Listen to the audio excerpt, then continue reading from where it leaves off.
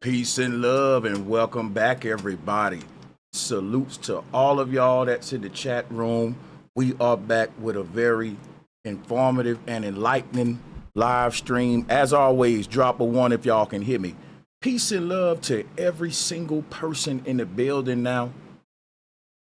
If we reach our goal of 1,000 viewers or over, I'm going to gift another 5 memberships this show. But I just want to say, welcome back, everybody.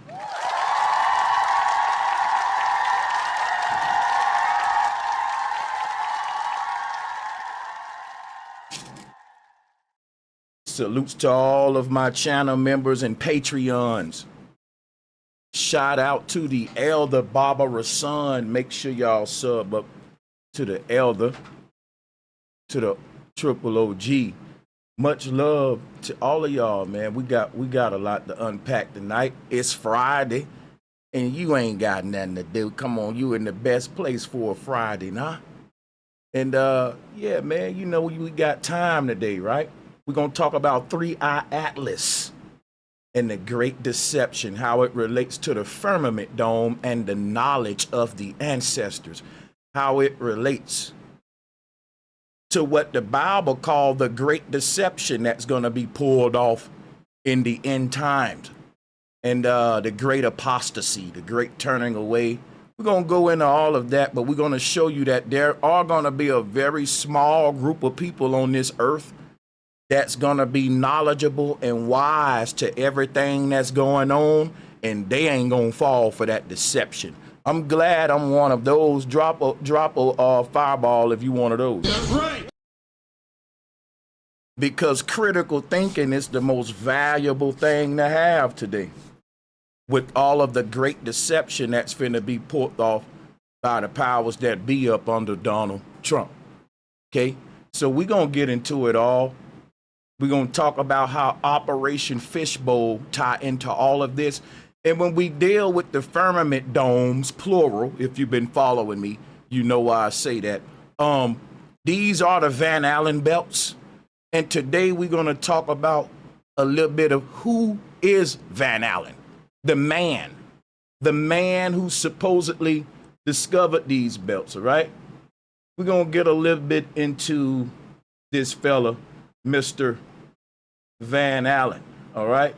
And talk a little bit about this guy and who he comes from as well. As well as we're going to be pointing out a whole lot of inconsistencies with what they say versus what the Bible say, and even how they just contradict themselves. Y'all know I'm surgical with the receipts and research. And since we got a lot to unpack, y'all, do me one quick favor. I know that my intro today is long as hell. We 20 minutes in, right? But I was supposed to have started at 5 o'clock. I fired up early just to get the people in the building. Now, what I do got to do is take one more minute and play our commercial to start with. And hey, man, after that, we finna get right into this thing. That's gonna let more people get in the building. And after that, and that's finna let me open up the super chats at my desk.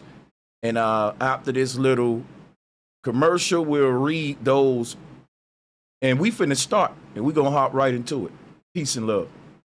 And make sure y'all hit the like and share button.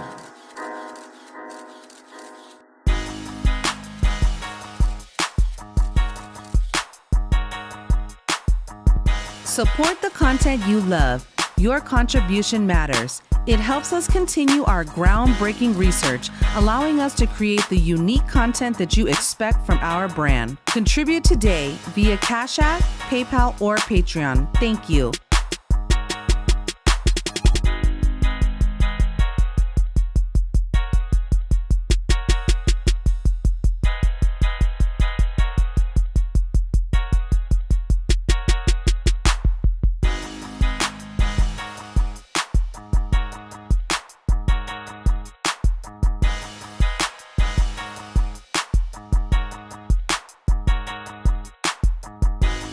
Show your support now. Your contribution matters. Send a donation today via Cash App, PayPal, or Patreon. Thank you.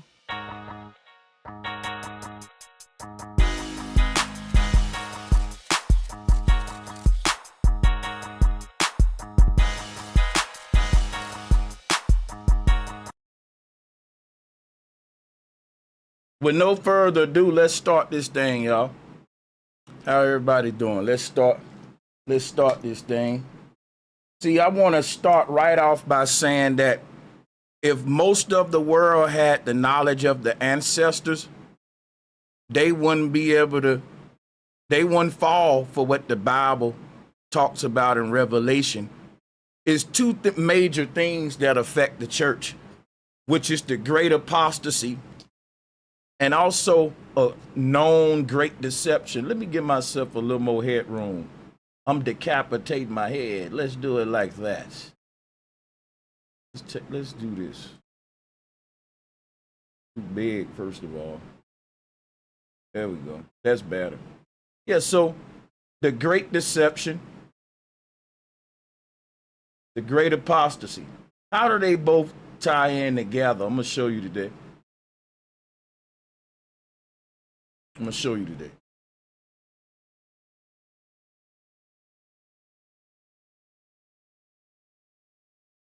Okay, so let's hop into this. So people, there's a lot of talk about 3i Atlas. Elon Musk has hopped in on the conversation. So let's start. Let me give y'all my introduction. Sorry for having taken so long to start here. But today we're going to break down the truth about the Firmament Dome once again. I hope you've been following my Firmament Dome videos.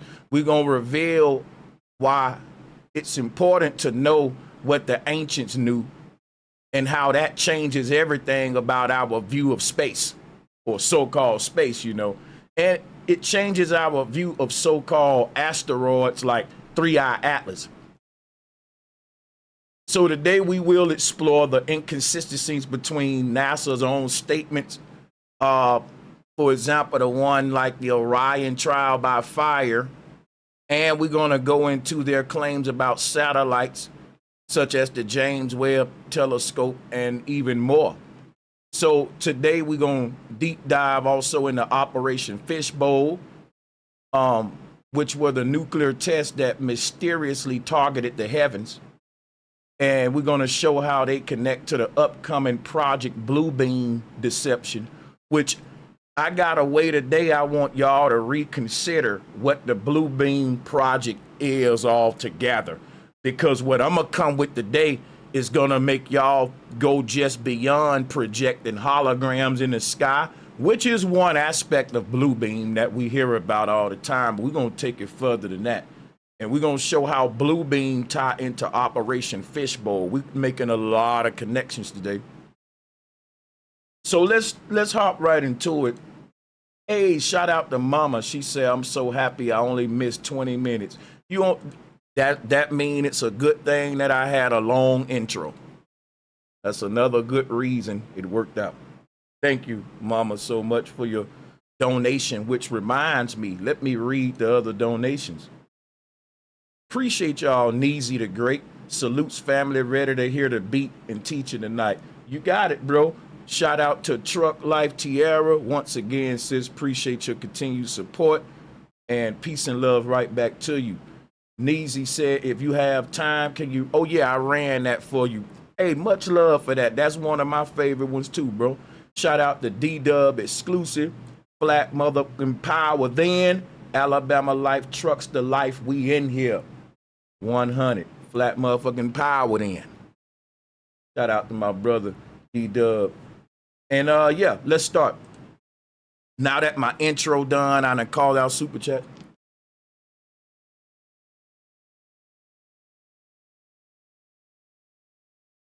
So let's play this clip by Elon making this warning, because they're trying to turn 3i Atlas into an alien object now. Don't y'all know when 3i Atlas was passing by Mars, the government went on a shutdown? While I was saying, why don't the government be paying attention to this thing? We got rovers on Mars. It's so convenient that during the time we should have been deeply involved in scientific research, they just said shut the government down while we sell them the 3i Atlas agenda. Just another weird. Shout out to 7. Much love, bro. Just tapping in. You've been cooking. Appreciate the love, Seven. Appreciate it. So they want to make this an alien agenda. Remember that the Vatican already said about aliens. You know what we're going to do? I want to be thorough today. I'm going to go to Chat GPT and I'm going to say, tell me everything, right, that the Vatican has spoke concerning aliens. I think that'll be fun too. Interesting to go into. But check this out. Remember that the Vatican is saying that aliens or UFOs are going to be hopefully our friends, or our the term that they used was our angelical brothers. And in 2014, Pope Francis said, if tomorrow, for example, an expedition of Martians arrives, and if one of them says, me, I want to be baptized, who are we to close doors? You know, so the whole thing, though, is that we're never going to see these little green men walking around Earth. What we're going to see is a lot of signs and wonders in the heavens. And that's why I want to talk about the firmament dome, how they're going to be manipulating the dome, and how they're going to be pulling off this deception that you call blue beam, and even different forms of upper atmospheric attacks with certain technology that Tesla spoke about and that many of you probably don't know about. We're gonna talk about it. And that goes into Fishbowl. Just scanning through all of the stuff that the Vatican said about aliens, and he said that the Vatican said that what there's a recurring theme is that the belief in God does not logically exclude other life. It does, because in the beginning talks about the beginning of the entire universe. And it only talked about humans being created, not another humanoid or other form. But we do have pre-Adamic races, which are mankind or non-player characters that are here right now trying to sell this alien agenda like there's an outer threat, because they know that the people today are so dumbed down to ancestral knowledge. We believe in space. We don't know about the fact that we're protected inside of a weather barrier. Remember what I told y'all earlier? Well, in the previous stream.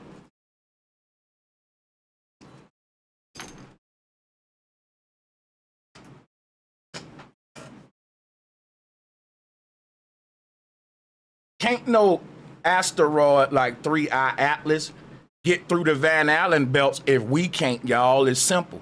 I'm going to show you a bunch of inconsistencies, and I'm going to debunk 3I Atlas and show you its deception and fear programming, and then I'm going to give you the agenda, the end goal behind it.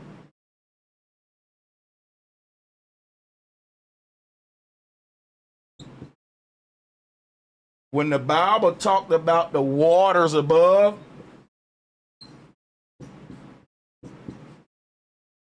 the Bible wasn't talking about liquid.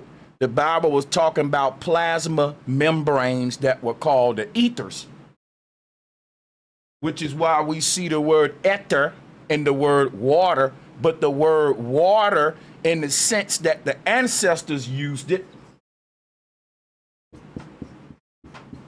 well, you really can't have weather without water.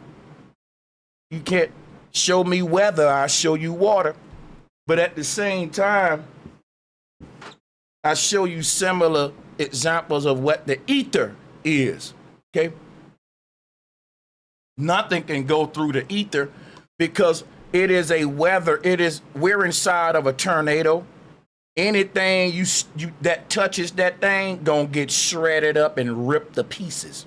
This is the strongest tornado you've ever seen. You can't even imagine.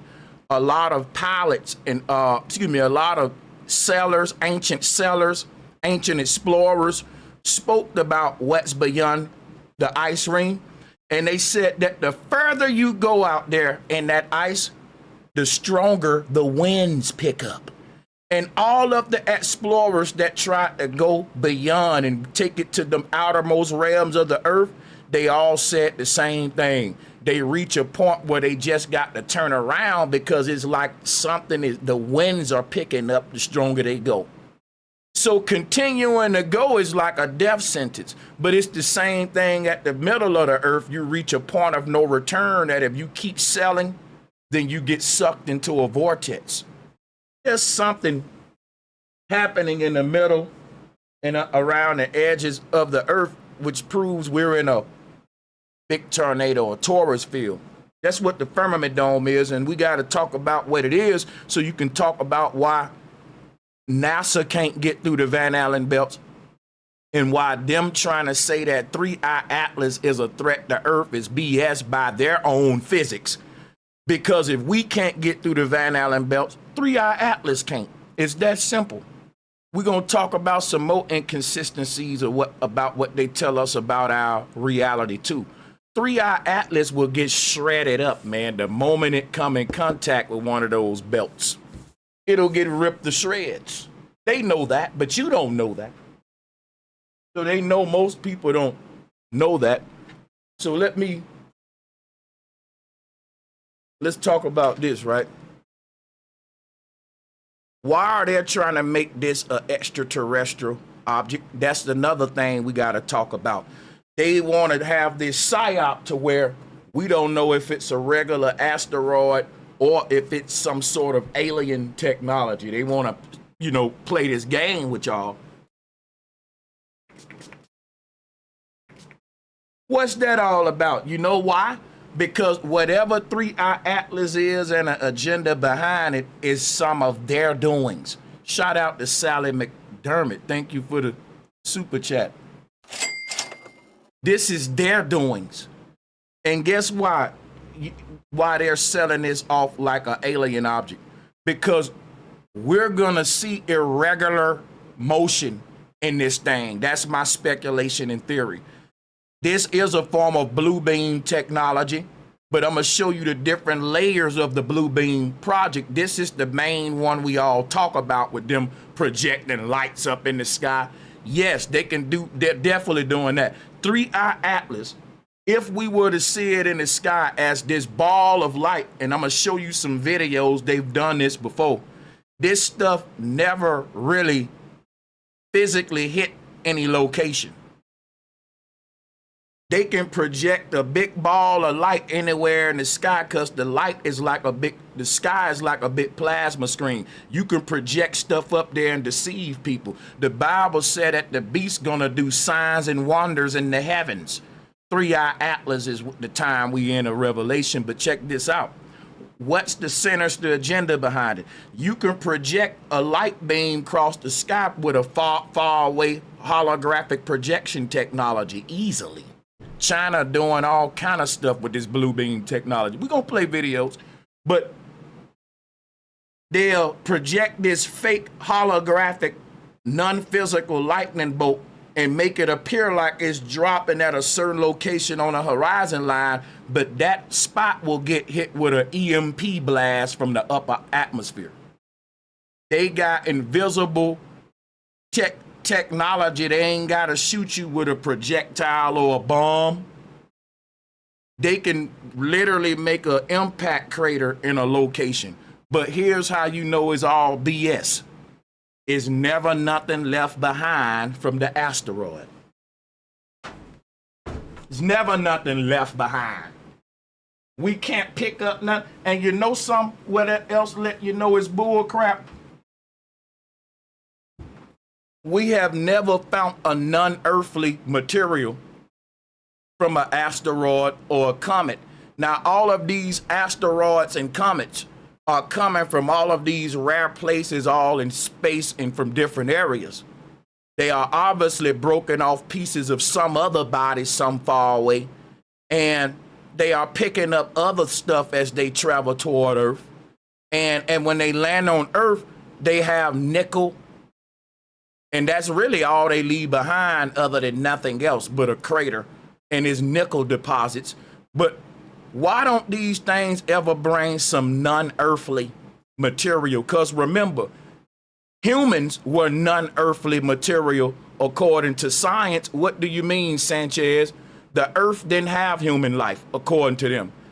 There was an asteroid that seeded the germ of human life in the ocean as a single cell organism, which then evolved to a monkey, which then evolved to a Flintstone dude with a chicken bone, which then evolved to a pimp saying, "Say, baby, can I get your phone number?"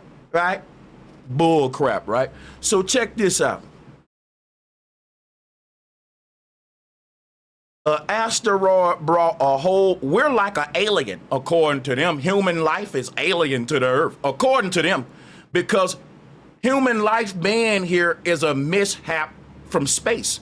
And it literally originated from somewhere else out there as a germ, and it landed in the ocean here and mutated. This is what they're telling us, people, when you go look at their evolutionary timeline, which is malarkey. But the idea that comets can leave stuff on Earth that was never here only happened one time, and that was when it left human life. Stupid. Let that sink in. What are the chances of that? What are the chances of all of these gazillions and trillions of years that the Earth been around and it's getting hit with so many objects, and only one of those objects in ever in history had human life on it? Every other object just left behind nickel deposits and nothing else. Stupid. Everything that ever crashed on Earth in our time ain't left shit behind. But when we weren't here, it left humans behind and all that when we ain't looking. When we ain't looking.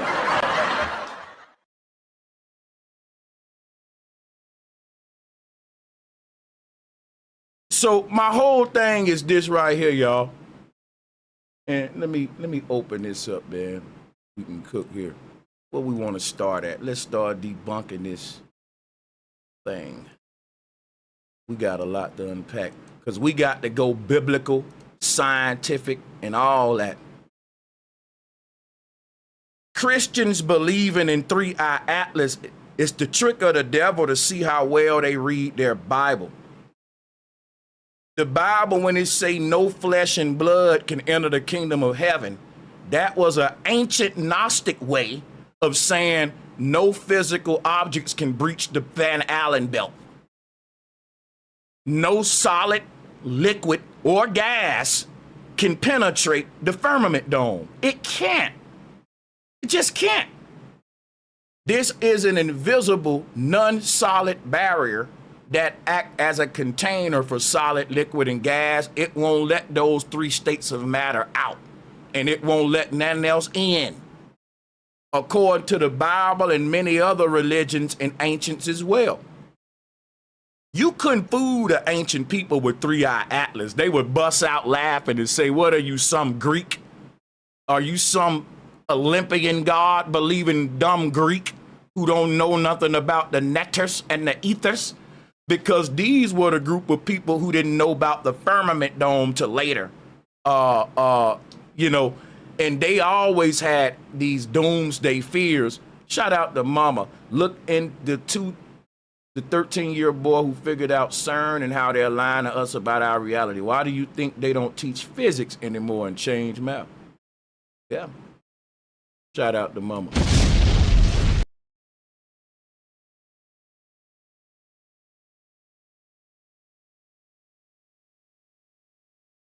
So,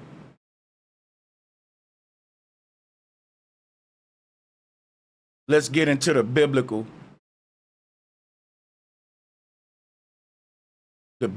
aspect, because we still want to go into the cosmology as well. See, all of the ancients talked about these neters, or what they call in the Van Allen belts, and the Hebrew word was shamayim, which means the skies or the waters above, or the divine realms. And this was plural, implying multiple layers or dimensions of heavens. And The Greeks talked about the aethers later because that was their Greek version of ether or nether in Egyptian. And when they learned in Egypt, then the Greeks they came with the aether. At some point, they started dumbing their people down. There was a big push at some point to hide all of this knowledge to get us the world of where we're at now, of course, when the church took over and went on crusades. And they still pushing to hide it today. I'm just scanning through my notes real quick.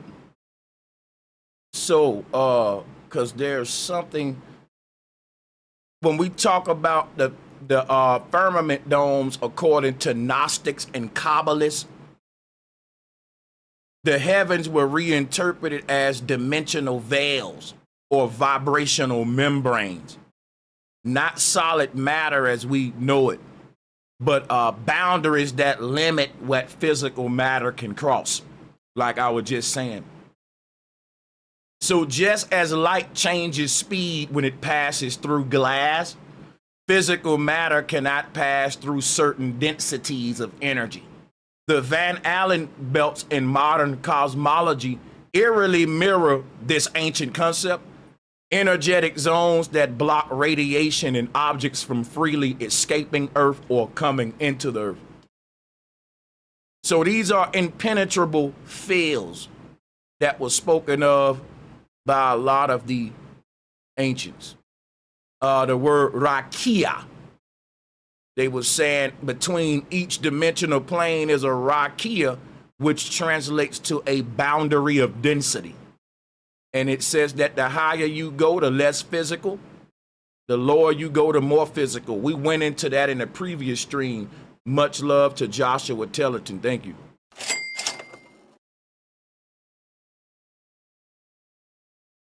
So the heavens in the Bible aren't empty space like what NASA have been teaching us.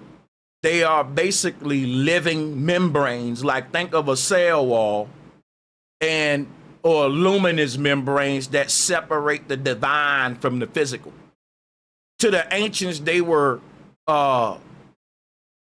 basically etheric barriers. I'm trying to give you a bunch of synonyms in hopes that one will click in a certain way, sort of type thing. But to physics, they may correspond to what y'all call the Van Allen belts and all that. But we finna go into how the ancestors didn't have concepts of comets and asteroids crashing into Earth. And I want to show you real quick before we go into any more of these notes, the ancient conception of the Earth. So you can see that there's absolutely no way you can have a comet coming into here. Look at here. Here is what the Egyptians said. Where will a comet come from? Just saying. The ancestors didn't have any concept of doomsday because their view of the universe was that there are people on other planes living out their life. What's above your head is their mycelium network.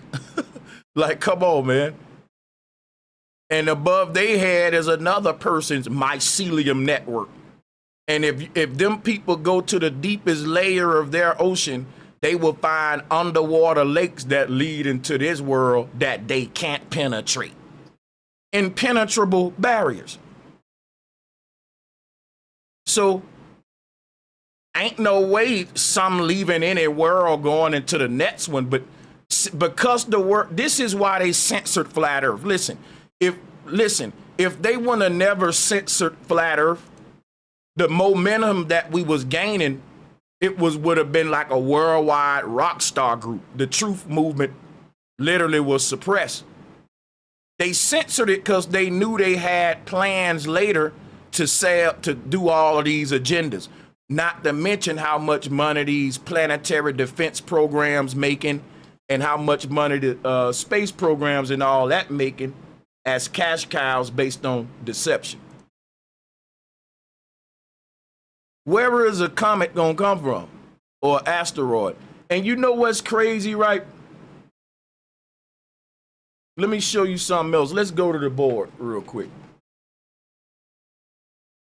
Here go the ground right here. Let's draw a ground. This the horizon. There go our horizon line. Now, we look up in the sky. We look up in the sky, right? And we see comets. According to them, right? We see these comets zipping in this direction. Comets never do this. You ever notice that? Look at this one. You will never see a comet do that. Why is this important? If we was on a ball Earth, let's draw a ball Earth real quick on my other board. Hold on a second.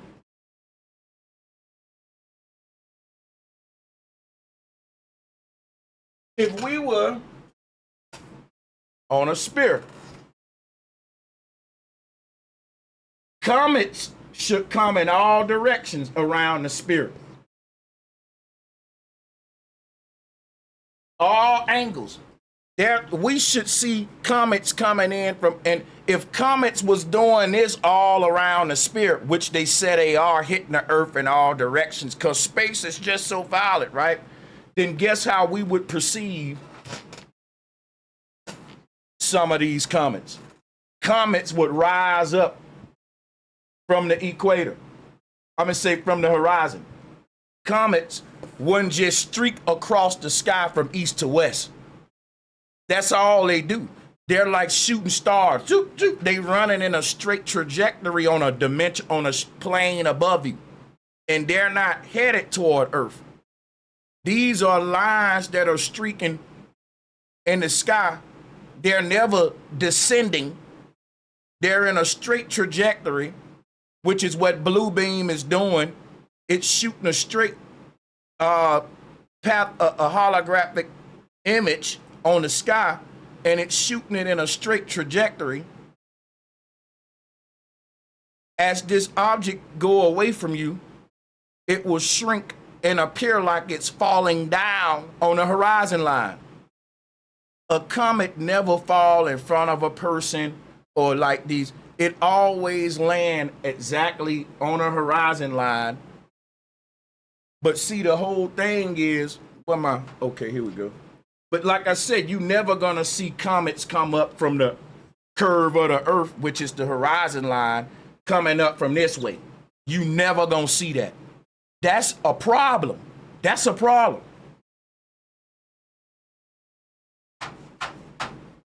We see these comets zipping across the sky in that direction, and at some point they're gonna vanish on the horizon line and shrink just like the sun, but they're gonna do it at a more rapid speed because it's supposed to be a comet, but it's blue beam. But at the moment that thing vanishes on, just say they want a certain area to be target with an EMP, them gonna be the only people see the blue beam object. And probably some surrounding areas probably see some little flashes or whatever. But them people gonna see this a local event happen in their sky in one area of the Earth, and they're gonna all witness this thing seem to descend and hit the Earth as it fades on the horizon line. And when they feel the impact, those few people are gonna be to give the testimony that this was indeed an object from space. But they are not gonna pick up no debris from it, no shards, nothing left behind. Just an impact crater and a bunch of people dead. And everyone in that area gonna say, listen, that was a comet because I saw something on the sky and it landed, but it didn't land. It zipped across the sky and faded and shrunk. And the moment that thing meet the horizon line in that area, they can time the EMP. Boom, they can time the technology to send off the wave that will make it feel like they ain't gotta hit us with physical missiles no more, right? They got technology that can just send a wave of energy that'll be like a big, like an EMP wave. And it'll never be nothing left behind from some object from space, which is weird because, again, these same asteroids left us behind, you humans. But we can't get one to ever leave. Now they so deadly that they can wipe out thousands of people. But yet they so weak. Listen, they think about this, right? They say that they can't make it through the Van Allen belts. But yet this object can make it through the belts and maintain all of these big pieces of itself without getting broken up more. Because they already talking about when 3i Atlas comes into Earth, how many satellites it's bringing. They got their numbers set. I'm hearing nobody say how many probably going to potentially be created given a shatter situation. This thing start breaking apart. It's a lot of stuff we got to point out that don't make sense. Give me a minute.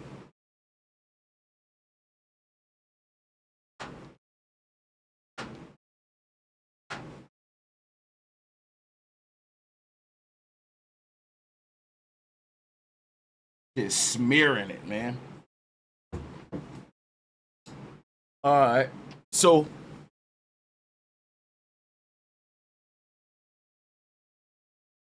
let me read something else to y'all and get back on track right here. So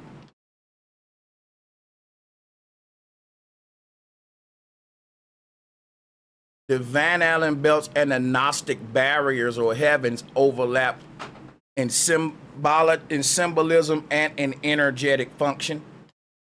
And what NASA say about the Van Allen belts is what the Gnostics say about the ethers. And in 1958, right? Pull this up for y'all. I'm going to give y'all something to look at other than me.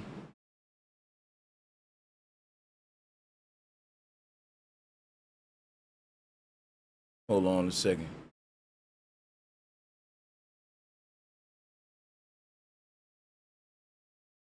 All right.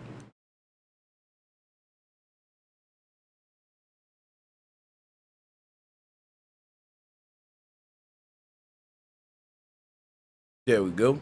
And we're going to break this video down too.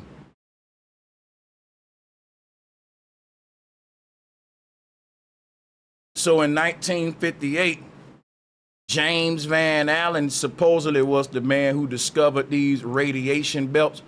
And he would have first want to talk about some invisible energetic zones composed of like charged particles and all of that. In today's time, bringing this back, but he was basically the one tasked to make the ethers fit the globe model, which it doesn't fit. I've got videos showing you that, and I'm gonna be revisiting that why it doesn't match. It can never match the model. In between these torus fields would be a plane. It can never be a sphere. It just goes against the nature of these things. But they say it's two main belts, the inner and the outer belt, but in that these belts block high energy cosmic rays and solar particles and all that, and they act like a protective shield. And it says that they are invisible yet impenetrable to physical life. This is what NASA actually teach. All right, so this is what James Van Allen taught when he discovered them. He taught that these were invisible, yet they were impenetrable to physical life. So he was going along with the Bible when it said no flesh and blood can enter the kingdom. It said any spacecraft was taught to avoid or to avoid these areas. But, you know, due to them basically vanishing and all that. But there may be independent puddles or ponds of this sort of plasma barrier that can act like a stargate. And this is why, you know, you can have ships vanishing at sea in the Bermuda. You can have, you know, stuff like that. So, you know, you could, you know, that's a whole nother stream, though, to go into that. But even NASA admits that nothing biological can survive long exposure inside of these belts, and that space travel would be finding innovative ways to pass through these belts. And that'll be like, you want to really be going at a very quick speed when you pass through. The longer you in that radiation belt, the more your cells mutate. The more, it's like being in a nuclear fallout zone. So nothing biological can survive. You just can't sit in the Van Allen belt. You know what I mean?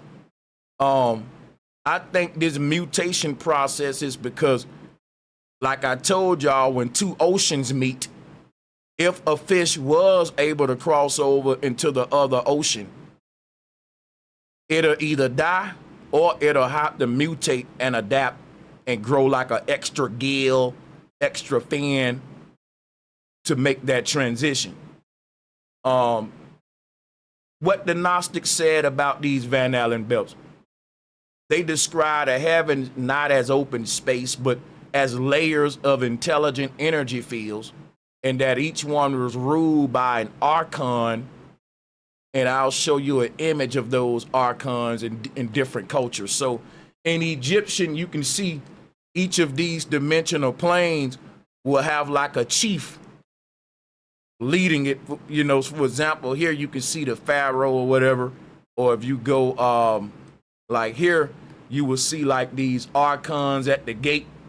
The Bible talk about the archangel Michelangelo, the archangel Raphael, and even in the ancient Hebrew, they give you the 7 archangels that we see in this collage from Mesopotamian cosmology. So everybody was on the same page, because if you look at the ancient Hebrew conception of the earth, they got the earth right here. And then they said when a person die, the soul will ascend up. And right here is like a pool. It'll research. If you can look at this artwork, let's zoom in. You can see these are like little lakes inside of lakes. It's very hard to make out if you can miss it. But this little rigid line right here is actually the surface of another whole ocean. And there's another ocean. These are oceans stacked on top of each other, like right what you see here in Egyptian and right here in Yoruban. And it goes back to this same concept over here. So these are oceans stacked on each other. And even with the Hiram Abiff ritual, which is the first baptism, getting dipped down and, you know, becoming new again. We ain't going to be redundant today. But right here is what I want to show you, these oceans separated from each other, so you can see he's ascending up, and then he got to land on the next layer and be born again in that realm, and then be when his soul is like a layering process of shedding bodies. Each body you shed, a lighter body resurrects out of that, which allow you to ascend higher. But you do it in steps by ascending and resurfacing up from these, you know, layered oceans. And the earth is our first step. So when we leave the earth, we will what's gonna exit our dead body is a creature that can ascend up here and resurface up here with our ancestors and loved ones and gods. And you gonna be debriefed. It's like a scuba diver. He finished his dive and now he go back to the mothership, and then, you know, you debrief and all of that, recollect, you know, in between your lifetime or whatever, continue your journey. But you see the casket right there, and then the souls rise up to the next levels. And you see the same thing over here in Mesopotamia with the casket, the grave site down here, that's a big coffin. And then the soul climbing Jacob's ladder through the black cube, and then he goes up here to worlds above. So everybody was saying that. And that's why NASA's full of crap. But what we will do is give you some more knowledge about these barriers and we'll keep it moving. So,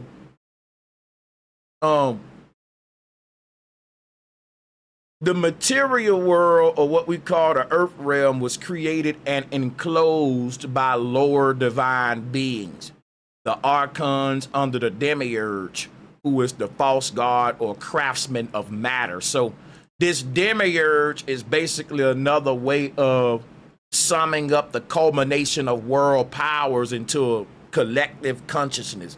I told you it's a hive mind. That's what Satan is. So this hive mind only wants humans to be trapped in what we call the material world. And the material world is governed by the Holy Trinity, Father, Son, Holy Ghost, solid, liquid, gas. Of course, the Holy Ghost would be your gas. Y'all can debate which one's solid, which one liquid when it come to Jesus versus the Father. I would love to hear that. I haven't decided, but I know they can be synced to 3 states of matter, and the Holy Ghost being the gas state, which why the Holy Ghost was able to ascend and be like this mediator in between the ethers, because the last layer before we get is like the atmosphere, the gas layer, then you get to the plasma layer, which is what y'all call the firmament dome. So all of the solid, liquid, and gas is held inside of a plasma barrier, and none of solid, liquid, and gas can escape that barrier. Shout out to Awakening Minds.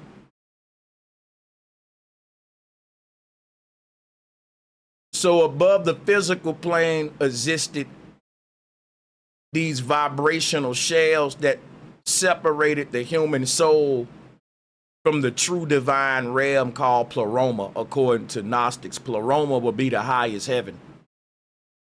But souls after death or in states of ascension had to pass through these barriers to return to the highest source, or what people say, well, I'm traveling the astral plane.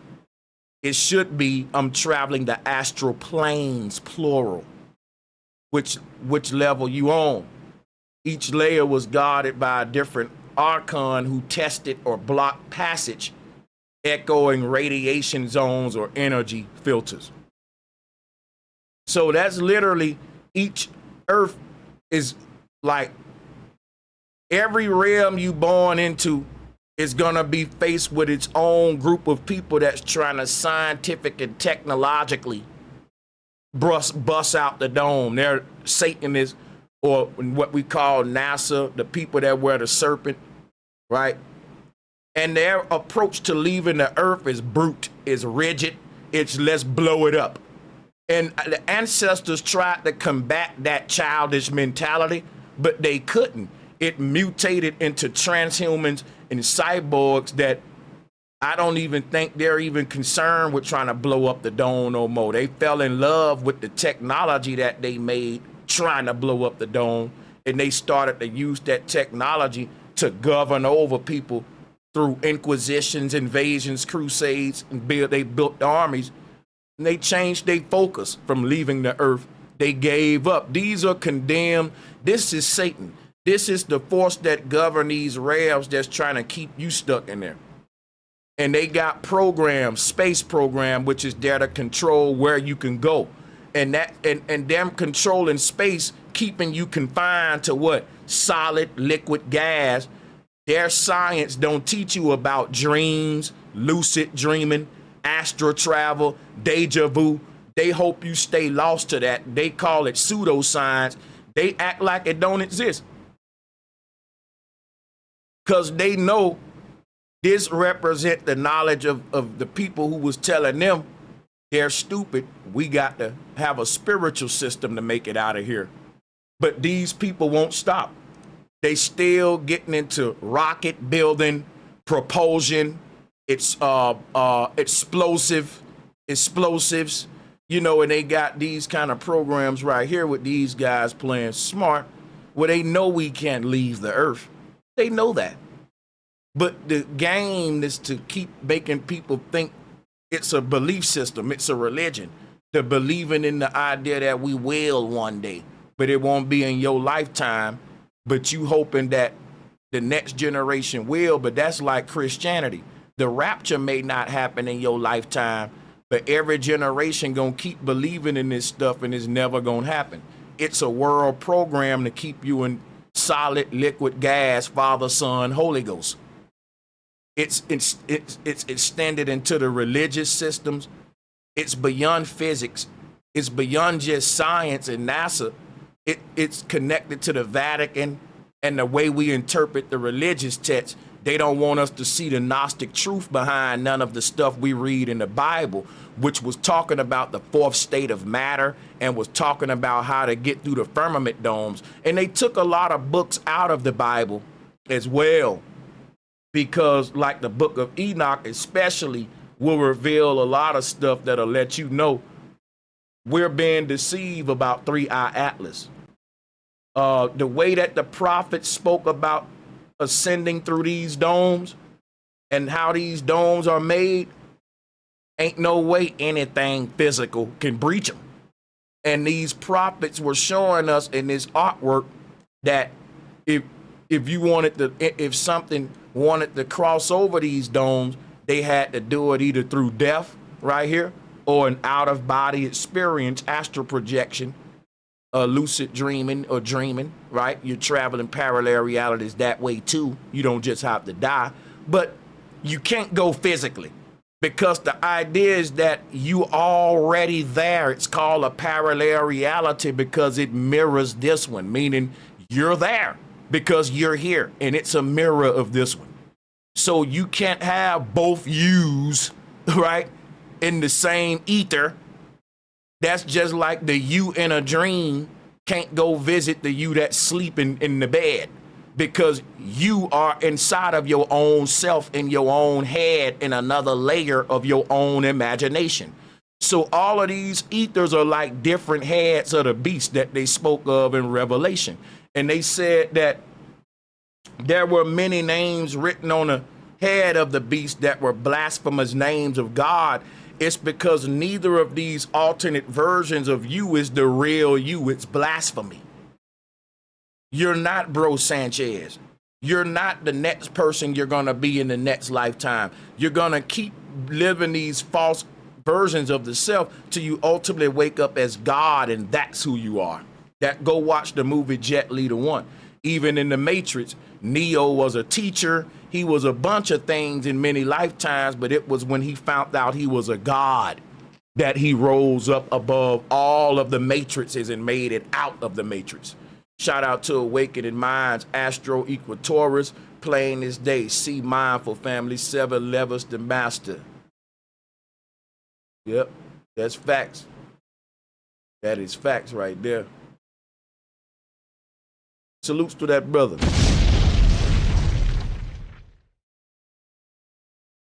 Seven levels to master self. Shout out to Johnny Cali Blaze. Salute and respect, Bro Sanchez. Keep up the work for sure. Shout out to Beloved of TMH. In Enoch, there are 12 portals where objects can enter and leave. 7, 12. That sound about right. So in a lot of cultures, they talk about 7 chakras. In a lot of cultures, they talk about 12 chakras. So the thing about these ethers, there's more than 12. Just like there's more than 7 days, but we count them by 7. So I won't really get caught up into how many it is. We just know that there are some ethers above us that we got to climb up, and that will eventually be a top one that we make it out of the whole Babel Tower. That's the idea. Whether it's 7, 12, right? So, but my thing is, according to the Hindu, it ain't the same for everybody. You know, some people may have 7 incarnations. Some people may have 12 reincarnations. It's actually how many times it take you to learn your God and to basically reveal the innermost layer of yourself. And I don't think everybody got to die and be reborn 7 to 12 times to figure it out, because I think there are just some advanced souls that probably ain't gotta reincarnate nothing but like 3-4 times and they rise to the top, just like some students get skipped ahead in school because they so advanced. But yeah, I don't think it's a concrete number though of actually how many exactly you gotta do to make it out, based on what I just said. But but I don't think that's what we need to know is that space ain't real and that there are parallel realities above us and below us. Now, we can debate among ourselves how many you think it is, how many ethers you think it is, but whether we find out that number or not, I don't think that's really, it ain't. It'll probably be good to know, but it ain't important. We know the most important thing, right? That they're there. So, but let me just give y'all some more of my notes while we look at some of this B-roll footage from the Orion tribe out fire, and then we'll unmute this and show you the inconsistencies as well. But I want to give you like an idea of how the ancients explain the Van Allen belts using different ways to explain it. So in mystical cosmologies, they were energy or consciousness, which makes sense because what did I tell you? They are basically many of your different heads. You sleep in many layers of reality and you will awaken in each layer. So the mystic system was spot on with how they spoke about these things. They are electromagnetic belts that basically prevent anything physical from coming in either way. They're separating different realities. But see, because people don't know this, they're going to pull off this great deception, what I'm about to explain in a minute.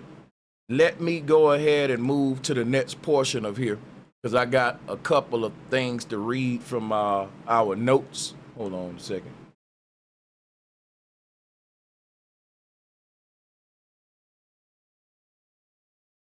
So,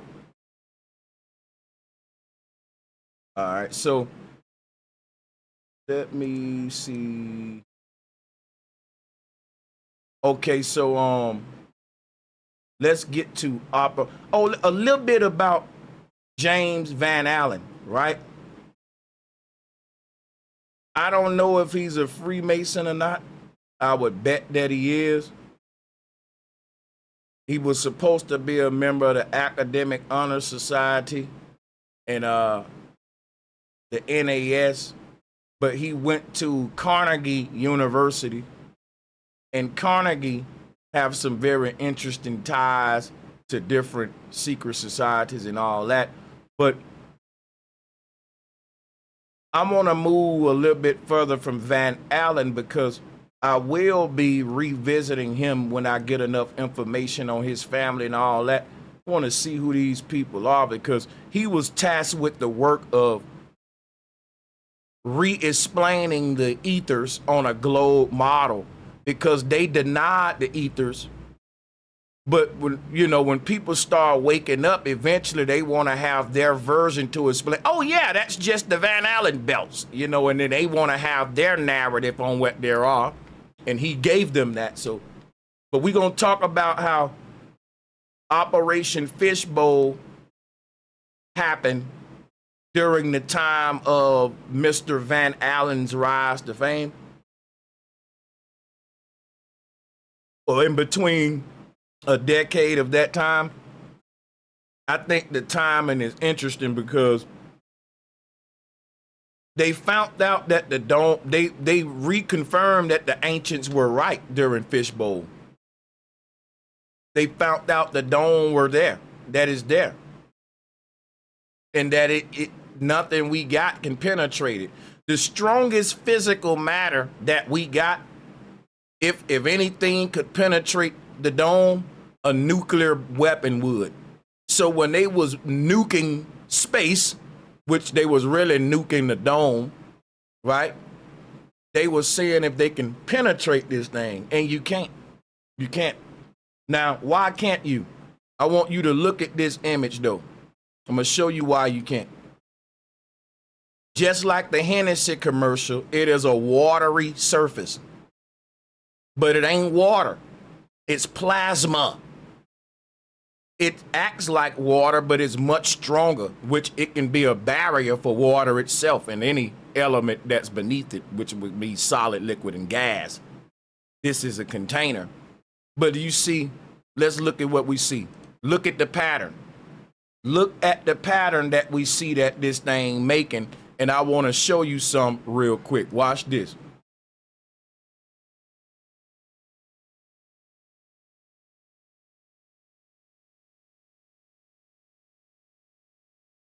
I want to show you something. Now, think about if someone drop a bomb in the ocean. I'm going to show y'all because everybody keep talking about a rocket hit the firmament dome. If a rocket hit the firmament dome, it's going to be like hitting the ocean surface. And it's going to be like a splash impact like the Hennessy commercial, not like glass. See, you got a lot of flat earthers that believe in a dumb ass glass dome, and I'm getting sick of it.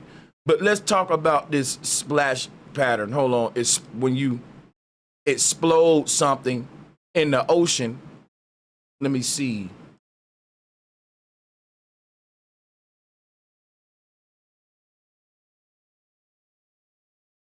Because as above, so below. When you explode something in the ocean, you get a very unique pattern, and I want you to see it from a top-down view. But so that means I got to do some digging. Give me a minute.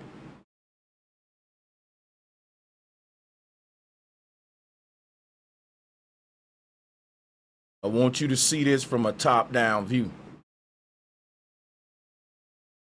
And it's going to be worth the dig. Here we go.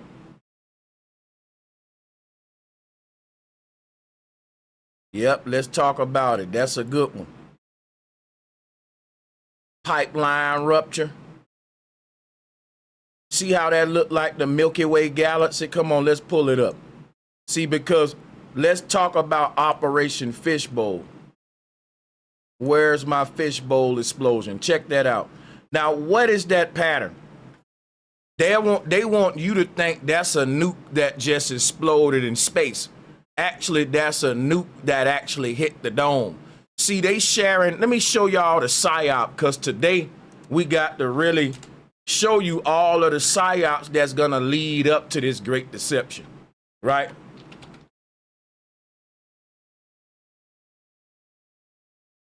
These videos are from like the Flat Earth Society. This is from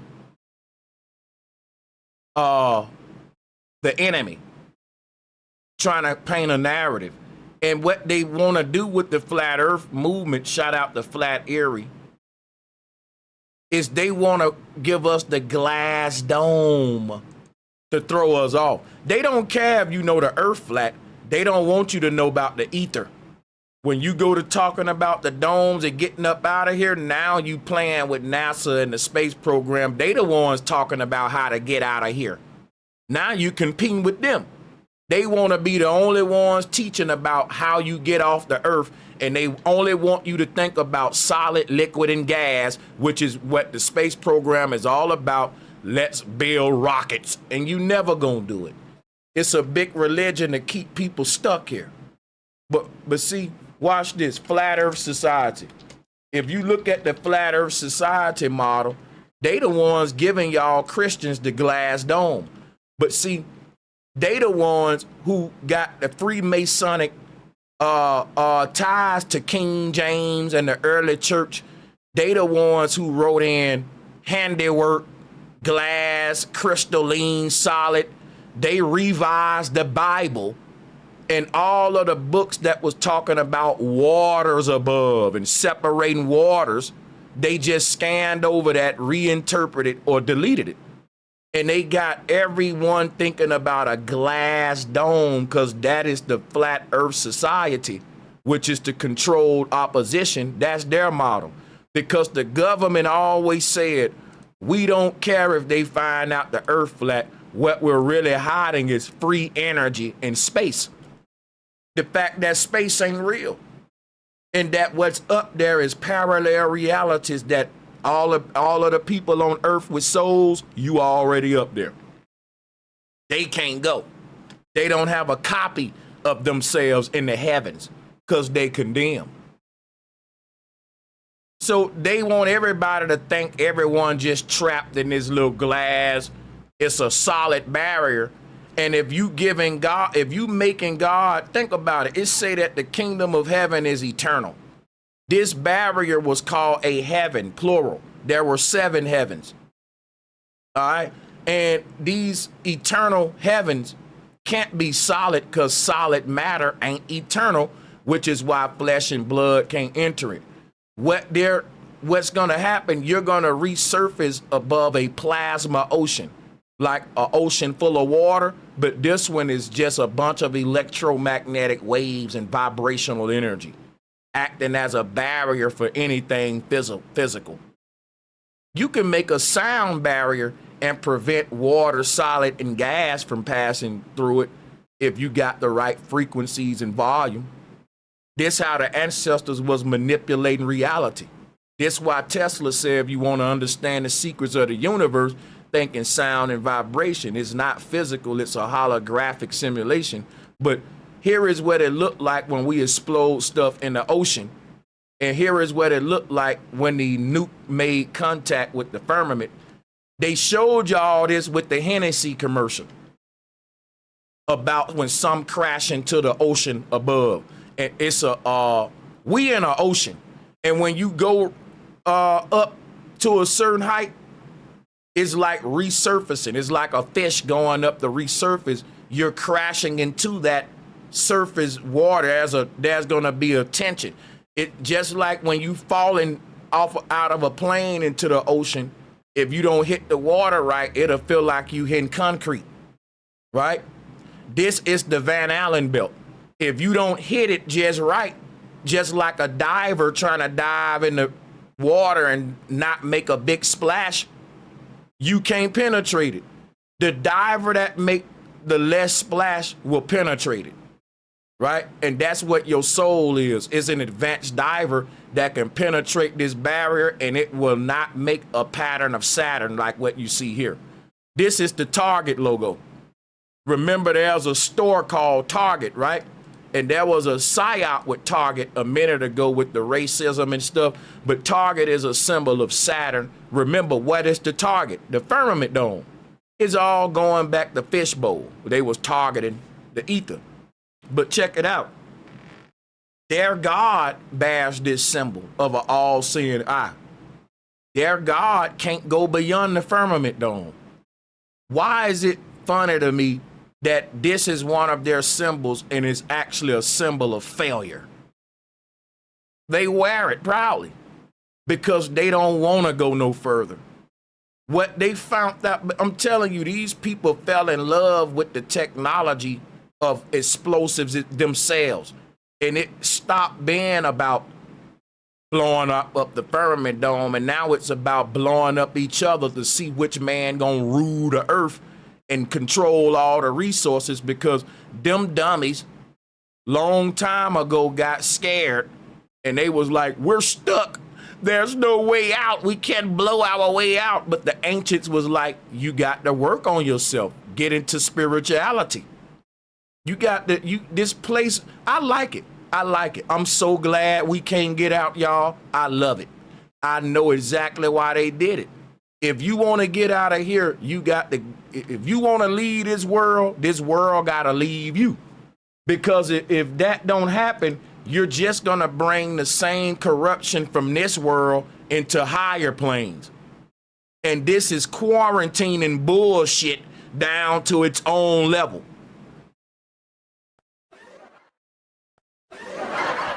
So look, this right here shows you that there's an ocean surface above us and that we're at the bottom of an ocean. And that when we shoot something up high enough, our object will make impact with the surface of that water, just like some falling into the ocean from top down gonna splash. Either way, as above, so below, you're gonna get the same thing, because it is a medium change. It is a sudden change in medium, And these things are vibrating at a certain frequency that if you don't hit it at the right way, I mean, listen, it ain't that we're stuck. It's like a diver trying to dive in the water, but not disturb the water that much. So it's more like your spirit trying to learn how it's everything you doing in your life is gonna dictate the projection and trajectory rate of your soul. And if you breach the threshold of the ether, you will be able to bypass it. This is why we said raise your vibration, protect your aura. Shout out to D-Dub exclusive. Bro Sanchez, can you show us the commercial with the dome example? Yeah, I can play that real quick. That Hennessy joint to show you what I'm talking about with the fishbowl, how it splashed into it.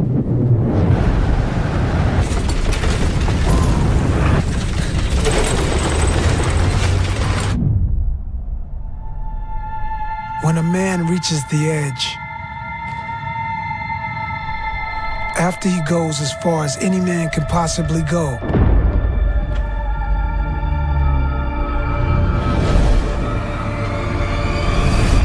how does his son continue? Look at that, see? They just showed you Operation Fishbowl. Look at the pattern. Look at the Target logo. I keep telling you the Target symbol, right? And Target got some good popcorn too, man. I don't know what it is, but yeah. And what was the propaganda behind Target not too long ago? But yeah, Operation Fishbowl.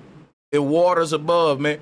And like, they fantasize about breaching this thing, but it's just a fantasy. They've never penetrated it. It's actually hilarious. Because all they got to do is get their heart right, man. That's right. I'm so glad they butts condemned. Because I agree. I like the way it is made. It make perfect sense. It's designed perfectly. And when you really think about what this place is, it ain't nothing to be scared of. It's a filtering system for souls who want to be right and those who want to stay wicked. But the great deception, I'm going to break it down. Don't you go nowhere. The great deception will be exposed before the end of this stream. But I'm taking my time. The great deception showing y'all the agenda behind them. And you know, because what they learned in Fishbowl, we can't leave here. So now they started focus on how to control everybody and get control over all the resources. It's like a situation where all of us stuck in a building and we think we gonna run out of food, run out of water. People go to panicking. That's the spirit they're in. That's what created capitalism. But that's a fear based upon what you don't understand. But their ego, their stubbornness will not let them understand it. It's like trying to preach to someone who deaf. They feel like technology is the only way. And at this point, even if they're convinced that technology will never be the answer, technology itself have mutated into a religion that they're so faithful to, it feel like they're turning away from their God if they abandon science and physics and blowing shit up and trying to break out of here by saying, boo! Dumbasses. Because this is all about subtle energy. And they are chaotic. That's why this place ain't gonna let them out. It ain't gonna let you bring all that shit to heaven, man. That's right. It's higher planes up there with calm, advanced, subtle beings. And down here, they own that war energy. But check this out, right? If you look at what the pattern that we see, look at what we see in the Hennessy commercial, and then look at, this is just a regular explosion in the ocean, right? A pipe exploded under the water, and the EMP wave breached all the way up to the surface. And look at the pattern that we get. Target, you get target. That red ball you see in the middle, that is the pineal gland, and the white little waves you see around it, that's your brain tissue. The secrets of the universe is that there are no random patterns. So let me show you what I mean, how this will show you what consciousness itself is. Let's pull up the pineal gland. Hold on. Because this is the secrets of the Big Bang and how consciousness expands for every one of us to recreate the simulation in our avatar within it. But here is what magnetism does. You see this symbol of target, you see it with Jesus over there, and I got a magnetic energy field revealing itself through interacting with shards of iron right there. You see that pattern that it make is a Big Bang. But if you compare that to a mosh pit, think about it. Everything is following the path of magnetism, just like the crowd is being moved by the people in the middle of the mosh pit. Those are the people rocking the crowd, controlling the crowd, right? So just like at a football game, the players is controlling what the all arena do, all the people around them. And in the middle of this magnetic energy field, that controls what all of the shards around it do. Just like in the middle of this epicenter of this explosion, that controls what the waves around it do. It pushes back that medium, and it does it in layers of intense to less intense, which goes back to relate to layers of luminosity and how light expands. And it shows you that the brightest light is at the middle of the epicenter. That right there is the pineal gland in the middle of the brain. This is how consciousness unfolds in this place.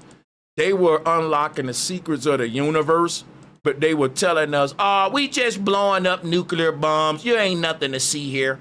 But what they was revealing was the sacred geometry associated with human consciousness, assuming that you are human, then you are what Jesus is, a God.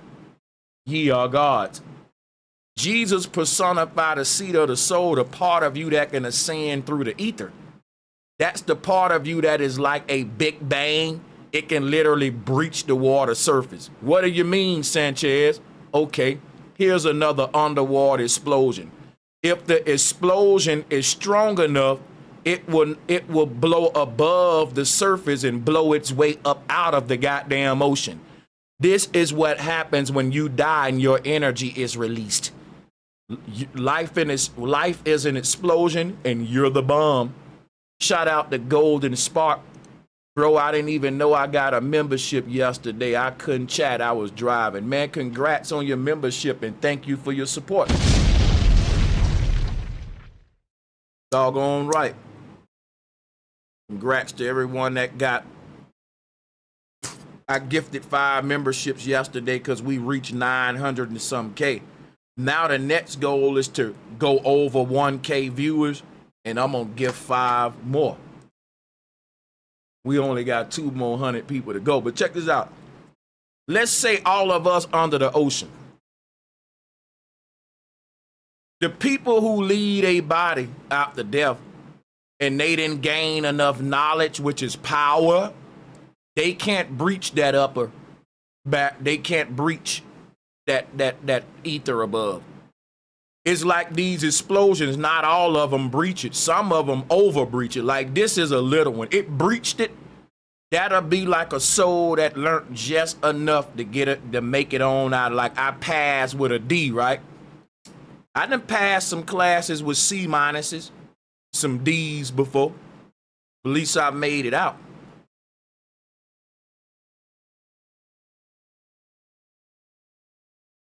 You got these underwater explosions. When a person say, raise your frequency, that's why they telling you that.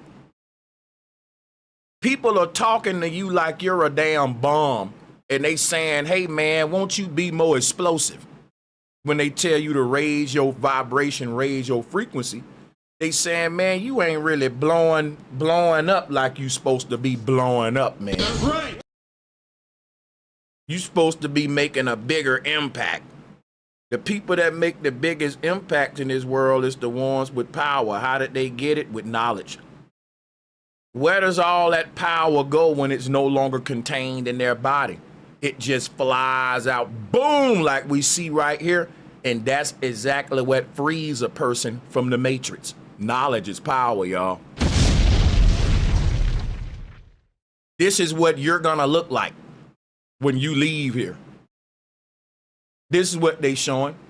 This is when the sperm hit the egg. This is what's happening right here. Boom! Your ball of consciousness is breaching that water. It's not really the egg ain't physical. Your mama's egg ain't physical. Let me share some with you, right? That little ball that you see in that Hennessy commercial that we all be binge watching, right? That's this. That's this right here breaching the waters above. That's your consciousness, which is a ball of light. That's gonna rise up and boom. When it make impact with that water, that's when they said a sperm hit the egg. But is it really hitting the egg? Or is it just in the middle of its own splash pattern? You see what I'm saying? It ain't that the sperm hitting the egg and then the water's gonna break later. Because think about it, the sperm gotta hit the egg and then the waters break and now a new life just entered this plane of existence. This is what we're gonna do when we die. We're all gonna ascend up. That's why y'all like to watch it so much. People be like, can you play it one more time? You know why? You remember this. It's in your DNA. This how we all got here. We did this on a spiritual level. We ascended from a lower plane and we breached the waters that was in this land, and that's how we got here. We're gonna do it again. We're gonna keep doing it till we get up the stairway to heaven. That's all of us.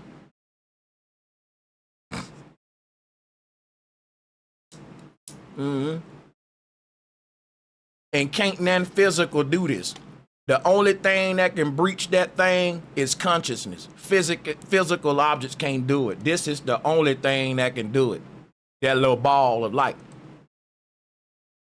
And see, you're gonna make this same pattern, but here go the thing what I'm telling y'all though.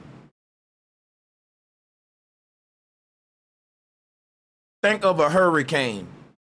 The stronger the hurricane is, the deeper the tail.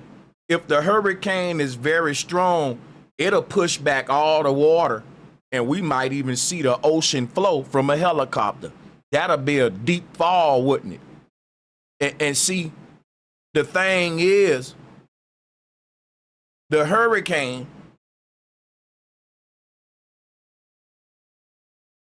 is like you pushing back the waters above. Your energy, when it leaves the body, your spirit is a spiral or vortex of energy, like a drill, like a hurricane breaking the water surface in the ocean. You see, and the more it stir up, the more the water move back. And the more violent and you raise your vibration, more water move back. And so you're piercing the veil when you do that. And so the people who can't penetrate that barrier is because they ain't gained enough power through knowledge to raise their vibration enough to push that shit all, the curtains all the way open to let me in to the other side. It's like someone trying to blow a hole in the ocean. And you can do it. If you got a big enough bomb, when you explode it, you can make make all that water move out the damn way. And it'll make a big ass little dry spot just for a minute. But then all the water gonna fill it back up. But just for a minute, right? If your bomb is strong enough, it'll move enough water back for us to see the ocean flow. If it's a little bitty weak bomb, it ain't gonna push that much water back, so we ain't gonna see the ocean flow. This dictates how far you can pierce through the veil based upon how explosive you are or your vibrational frequency. I got to teach y'all this with these whenever we dealing with this ancestral knowledge with the firmament dome. I want to show you how they line about objects that's physical coming into the earth and leaving the earth. But I also want to always teach about the knowledge of ascension and what the ancients were saying about the dome too, to edify this information. You know what I'm saying? So let's go back to my notes and stay on track. We doing pretty good. So let me see here. Let's read about, right? Let's read about exactly what they was claiming to be doing during Fishbowl. Now we have made it to our Operation Fishbowl section.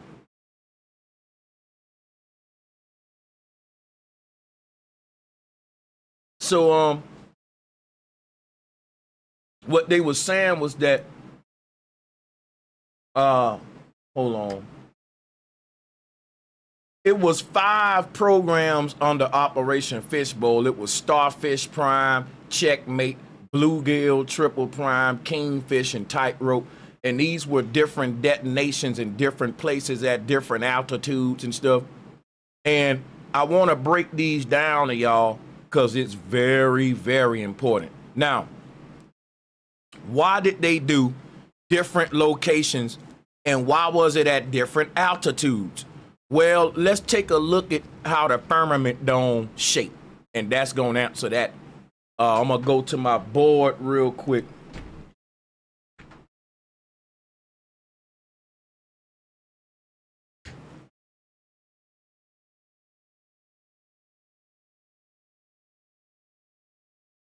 All right, flat Earth right here. Let's do another one. Let's try this again, because I want to exaggerate this to make my point about why they tested at different sites at different height levels. Remember now, what they was saying is that the reason that they wanted to basically test nuclear power for like military warfare and some more stuff, which I'm gonna read to y'all. They wanted to test their nuclear abilities. That ain't what they was doing though. The reason why wouldn't you set off these nukes in one place instead of have all of that radiation scattered all over the place? That's stupid. If I'm finna test explosions, I'm not gonna blow up every goddamn, I'm gonna be blowing up, what the hell? You see them all over the place? But why did they have different locations, different altitudes, and again, they want you to think they were setting off these bombs at different heights in space. But it ain't no space. And they wasn't detonating these bombs. They was letting the bombs go up as high as they go until they crash into the firmament dome. That's what they was doing. They told y'all what they told y'all, right? They said, listen, my bad, y'all. Let me switch the screen back. What happened? Oh, here we go. So what they told y'all, right? They said, look, we detonating these things at a certain height. They ain't detonating nothing. They gonna let it keep going till they hit the invisible barrier. And why? Because they wanted to test to see how big the firmament dome is. And what did they do?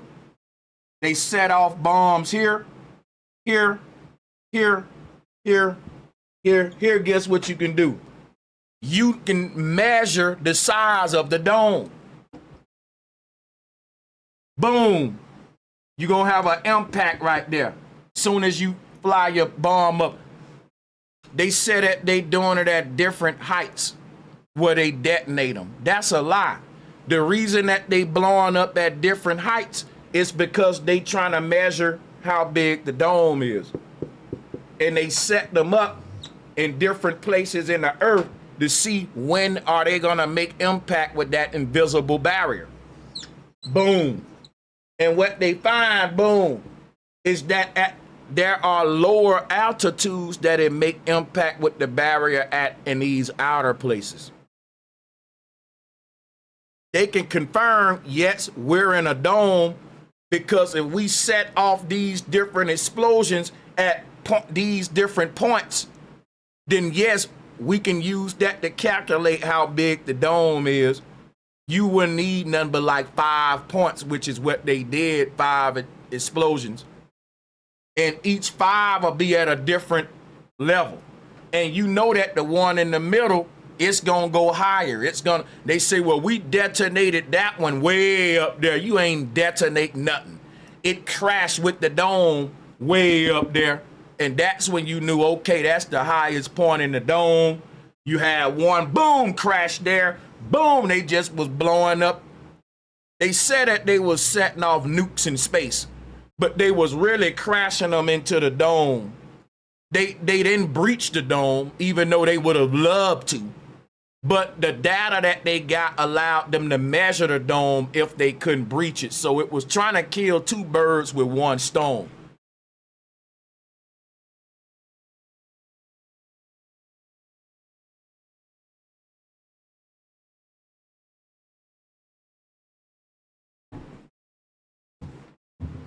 So that's why you got different altitudes of so-called detonations. Ain't detonating. Now, I want to see the nigga with the remote in his hand. And they say, 3, 2, 1, hit it now. Smooth, man. You was fucking 2 miles off. We wanted to blow it up specifically right here, and you blowed it up right there. No, ain't nothing like that. That's stupid. What would be the point? And who's choosing the altitude levels?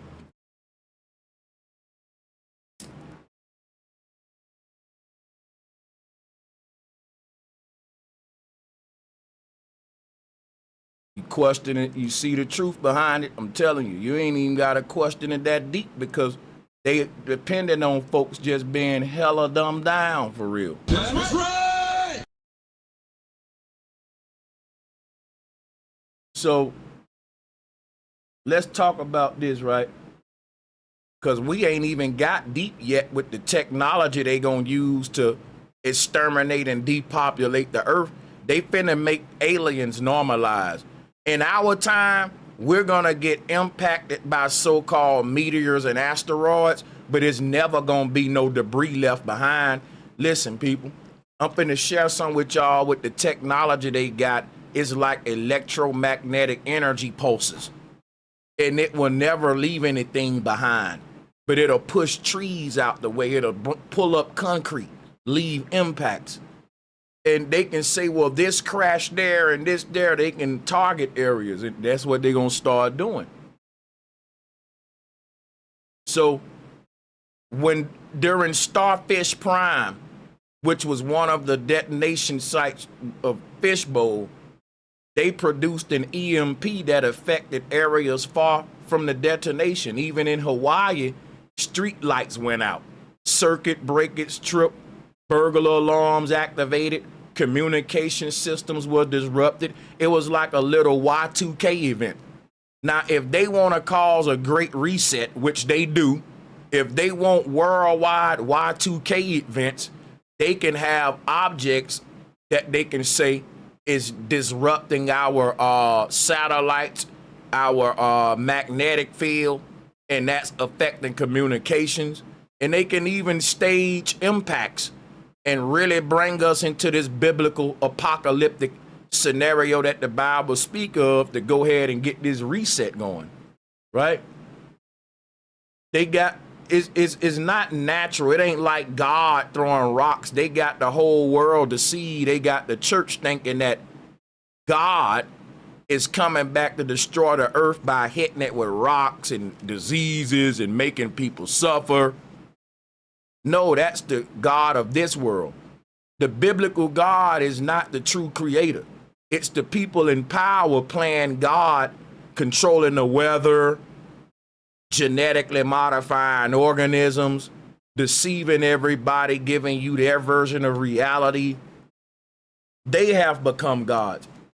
And they've created systems to maintain their authority and their ideologies to maintain their power. And the Bible said this knowledge that we got is going to threaten those systems, which is going to force the beast to reinforce his systems. And that's going to look like a new digital system, a new world order. Every reset is at the height of technology. And guess what? The height of technology is when you start seeing brain-computer interface technology resurface onto the earth. We there now. That's what Elon Musk. And Elon Musk is the one putting up all the scary posts about 3-Eye Atlas. Go figure. They're all in on this, man. So, what they found out, right? Let me go ahead and show y'all some real quick, because I ain't got to read all of these notes, but the Starfish Prime detonation in July 1962 produced an EMP so strong it knocked out streetlights in Hawaii, which was 900 miles away. So why is this important to know? They got technology now, people, that can be detonated in the upper atmosphere, and you won't even see the culprit, but your whole damn city will be wiped out with an EMP wave. And guess what they'll tell you? There's a solar storm that happened and showered the earth with radiation from the sun. Because you believe in space, they can make up all them lies. Can't nothing from the other side of the firmament mess with us. Anything messing with us is them doing it from inside. That's right. If they wanted to mess with you from inside based upon trickery in the atmosphere, then them fooling everybody about space would be perfect. If everybody believe in space, they already got you primed for the grand deception that they're going to manifest in the heavens, and they're going to be able to depopulate the earth tremendously, just like the Bible say, and people going to think it's God doing it when it's the false gods. But let me go to my next page of notes and keep this knowledge going. So the researchers in Starfish Prime thought that EMPs were local effects. Fishbowl proved that they could cover continental distances. And it also proved that man can actually dictate when an EMP occur by detonating bombs in the atmosphere. No, what they can do is this, right? The firmament dome is like an ocean. And if you disturb the ocean at any point of the dome, then as above, so below, any point you impact of that watery surface up here will have a corresponding grid point coordinate on the earth that will have an EMP blast. This can be military warfare technology, y'all. Oh my God! You can use this to target civilians in any damn where to pinpoint accuracy. All you got to know is as above, so below. Where do I got to detonate on the fucking dome to cause an EMP blast in any location? And they can have a formula. ChatGPT will help them with it. It'll tell them you would need to hit these coordinates right here specifically on the dome. They got the measurements of it. And they know exactly what place on the ground gonna get an EMP wave. You don't think they gonna use this to depopulate the earth because we so dumb and we think that it's gonna be an asteroid or a solar storm? Because people don't know about the firmament dome, the devil gonna pull off a great deception in our time and depopulate. Your ignorance gonna cause many people their life. And all we had to do was wake up, think outside the box, and actually research what the ancestors left us. That's right. Why would they lie, Sanchez? You ain't a physicist. That mentality is why the Bible say the world going to hell in a handbasket. That's right. Too many people think like that. It's too late. Ain't nothing. You can't reverse it at this point. And they'll fight for solid liquid gas. The way they think about reality, solid liquid gas. And so they don't understand the plasma barriers that prevent solid liquid and gas from even coming in here. Even if you're a Christian and you thought that the firmament was a glass dome, you still are being blasphemous by entertaining the idea that God is so damn dumb. He built the impenetrable barrier according to the Bible, but yet he gonna penetrate his own impenetrable barrier to throw bombs and rocks at his own people. Stupid. You know what that sound like? That sound like me being the owner of a mansion with a security fist around it. And one night I break in my own mansion and climb over and sneak over my own security gate to kill my own damn family that's in the house. Stupid. God is ignorant as hell, because when God come back to the earth, guess who gonna get punished the most? The people that love him the most and praying the most. The Antichrist and the people in power gonna be watching God fuck y'all up. And I'm like, wait a minute, I thought God was my savior. He coming back to do war with wickedness, and he waging war on the church first. Yeah, many saints gonna suffer, but the Bible says because y'all fell for the beast. It gives itself an excuse for God to come beat y'all up. They wrote that in the script to justify everything that's about to happen on the earth to the most righteous people. That's right.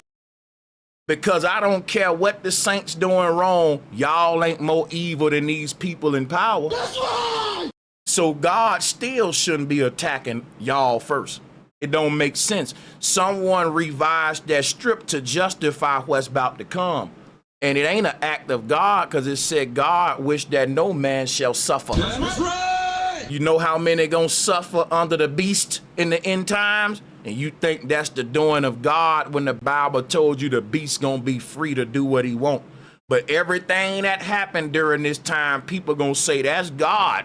Yeah, God killing a lot of innocent babies. Shout out to beloved of TMH. Don't confuse celestial substance, which can be touched and felt, with physical matter. Celestial versus physical. Messiah and Elijah ascended. 3i Atlas. Hey, appreciate the love, beloved.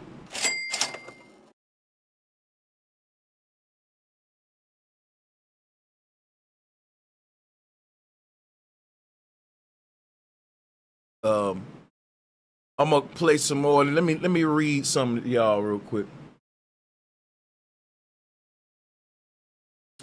What did they learn during Fishbowl?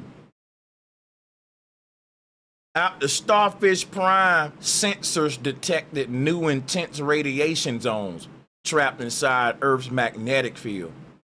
And these were artificial Van Allen belts created by the nuclear blast that they did. Did you hear me? They found out that you can temporarily make your own damn ether. How are you gonna do it, Sanchez? How does that make sense? Think about this, bro. If you strike the damn firmament dome like we see here, all of that energy that you see is like you standing near a damn hurricane. Let me show you, because this is no different than a hurricane. Like, if you were standing near this explosion, even though you ain't physically touching it or in the water, even if you was hovering anywhere near the area, you would feel a big wall of energy just hit you in your damn face. It'll be very intense. You will feel this invisible impact. If you ever threw a grenade, I threw a grenade in the military. I shot a grenade launcher several times. Check this out. You can feel the rumble and the little energy wave, and you will now get a new damn respect for explosive power, because it's some bombs out there, man, that will straight up rip the skin off your bones and then make your bones turn to dust within a few damn seconds. Anything in that wave, it is just horrendous. If you never felt the force of this stuff, you wouldn't know what I'm saying. In every video game, the boss is the power of magnetism, like Magneto. But imagine these big old magnets that's the size of cars. If you get smushed in between them, and you're gonna be like a sheet of paper. But this is the energy we dealing with. It's like an invisible force that can be manipulated. Because think about it, right? If all of us up under the water I can push the water at you and you will feel this invisible wave under the water. We used to do that when we was kids. Or if you just go up under the water and do like this, it'll be like me fanning myself with wind right now. I can feel wind. But under the water, it'll be like an underwater current or wind. We're in a medium. This medium and this wind can be manipulated. That wave can be intense to the point where the wind is so strong it blow my whole face off, decapitate me. You can make a fan that the blades are going so fast that if you put your hand in the path of the wind, it'll be like an air laser with air. It's certain air guns and tools that if you shoot a person with it, it'll pierce the skin. What is the point that I'm telling you? This is all about manipulating the atmosphere, creating pressure, creating magnetic pulse waves. And that's all it is energy expanding. That is warfare technology. And it's about harnessing that. And then creating a technology to be more efficient of targeting wider areas in more subtle ways when you perfect this. They've been perfecting this ever since Fishbowl. They don't want to lead the earth. They just want to kill everybody on it so they can depopulate it and control the rest of the people that's here more easier in a new world utopia for the rich.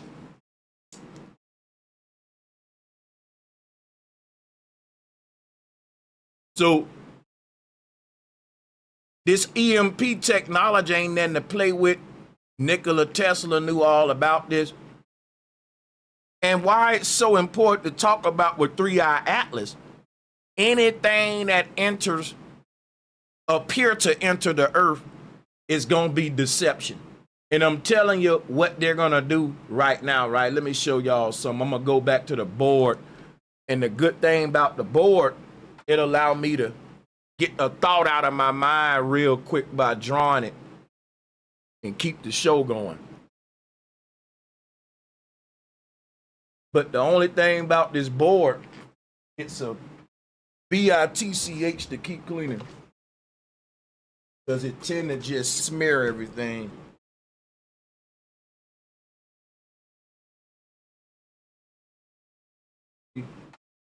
That looks horrible on my end. But guess it don't gotta be perfect. Now check this out. Blue beam technology. Blue beam technology, right? So check this out. Blue beam technology. I don't know like how exactly how the technology will look. I'm just fucking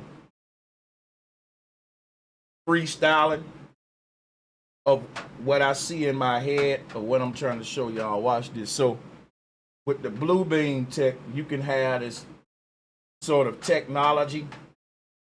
Say it's pointed this way. You know, you have a guy right here with this sort of projection technology. And this ain't to scale, it's just some rough stuff. Let's say this thing has it's like a lightsaber. It can shoot this advanced hologram like a real live animation that appear to be moving in real time. And it can project that image from like a projecting machine right here, right? Let's say it is a fake comet or something, right? Boom.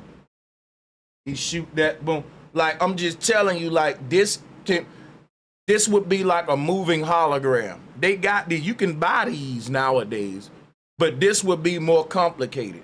And the sky will literally act like a projection screen. All they would have to do is find a way, like a laser, because blue beam technology is like the Batman symbol. They will find a way to project this in a certain area on the earth to make it look like a real object in the sky with the certain angling and all that. And of course they would have their math for that. and they can project this at a point, and they can actually have this thing to be moving and animating across the sky like a projection screen. It can advanced projector machine using the sky like a wall to put it on, and you can make that thing go from small to big. And the crazy thing about the sound, right? They're gonna have to sync the explosive, because think about this.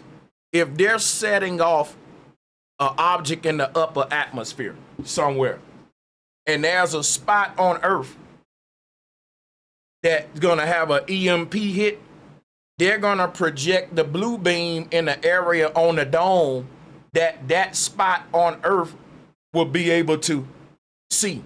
No one else will see it, and they'll say, well, it happened in that area. But once they get that thing to streak, because let me show you what I'm saying.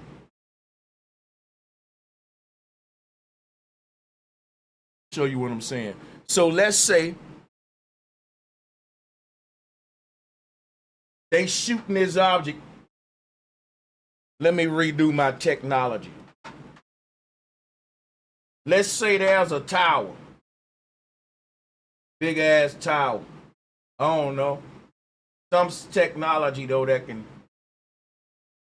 We got buildings, right? And you can like a back. That's probably too big. I don't want to exaggerate the height. That's probably a realistic height. So you got a building, right? Let's move this dude.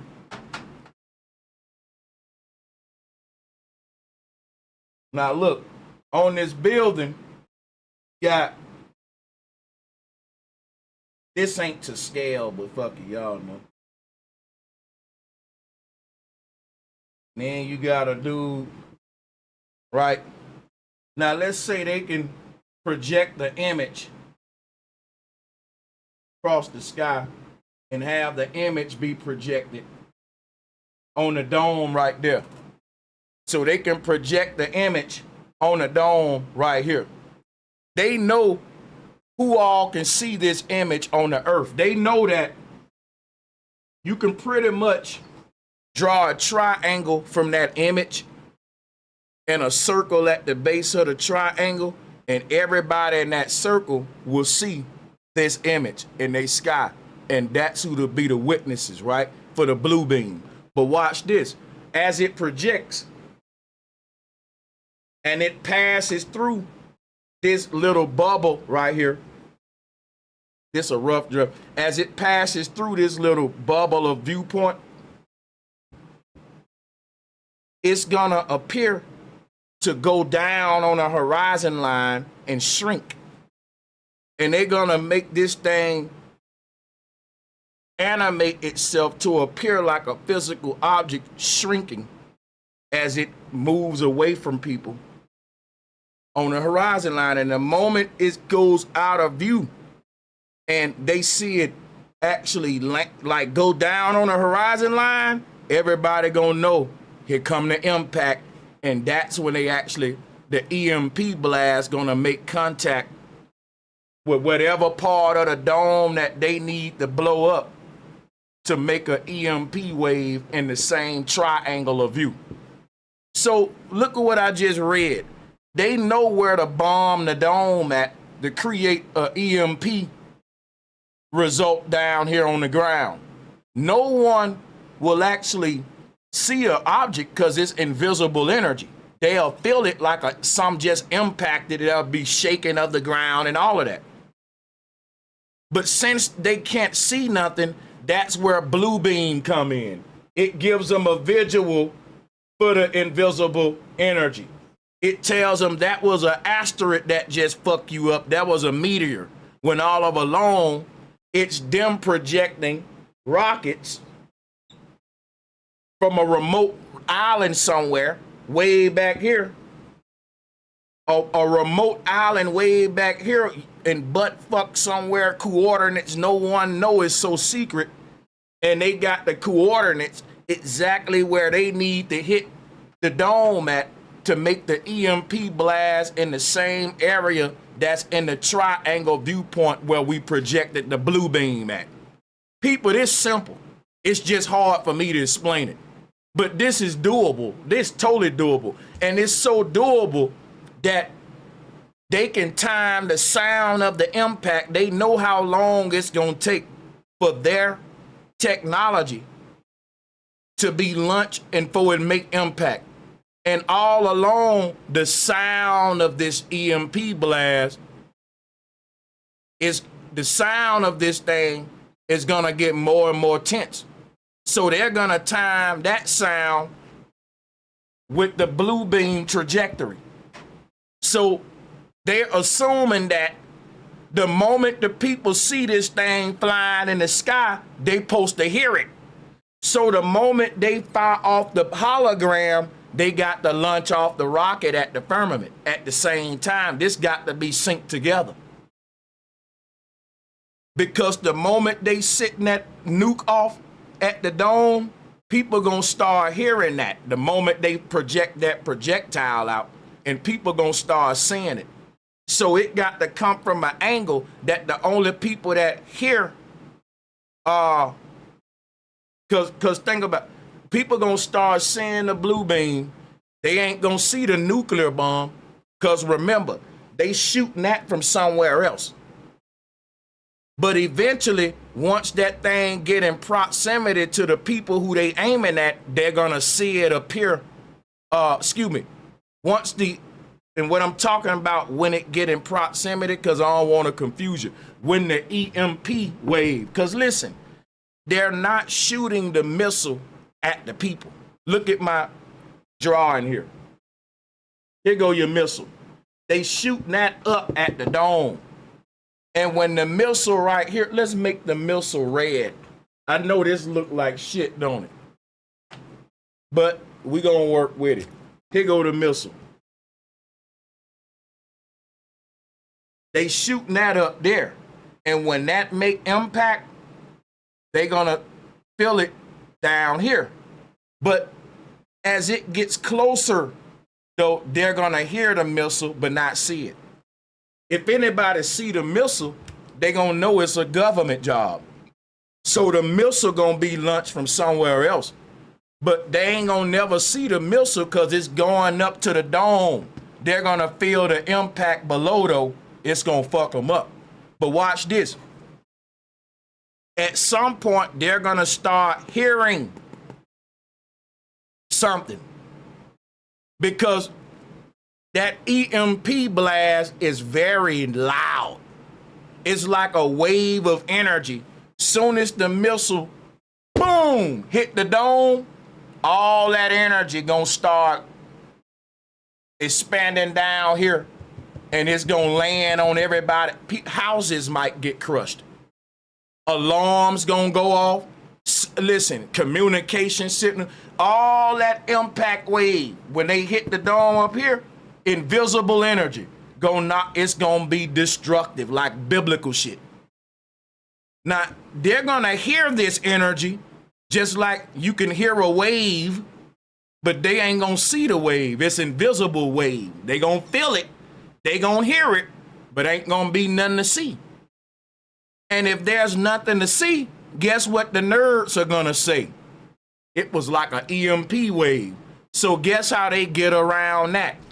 Again, blue beam. It gives you something to see. And at the same time that the bomb impact the dome, that's when they're gonna shoot off the blue beam object.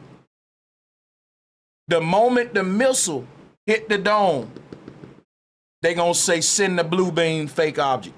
Because the blue beam fake object got to be timed with the impact noise from the explosion up here. You see? They're gonna be hearing a lot going on in the heavens with them bombing the firmament, and then with the EMP wave after it. They're gonna hear a lot and feel a lot and rumbling and crazy shit, but it's just ain't gonna see nothing. So blue beam gives them a way to hide this invisible EMP tech that they about to bring out. And it's gonna have to be synced just like with the Twin Tower planes to the explosions. They good at sinking. They've been doing this, y'all, but I can't talk about it because they're gonna take the video down. But at 911, there were no PLANES. It was holograms. And they timed them with the boom booms. Yeah, they timed them with the detonations. They've been doing this. This blue beam is very old. It's just that they're gonna bring it out commonly in the end of times when they dumb you down enough. And we at that point now where they can blame it out, bring it out, and dumb is gonna be like, see, space is real. How you explain that? I'm doing it now. Why would they do all that? Why would they destroy themselves? When do the rich people ever get hit with this shit? That's right. You know how many resets happen on Earth and the rich people always survive it? Wake up, man.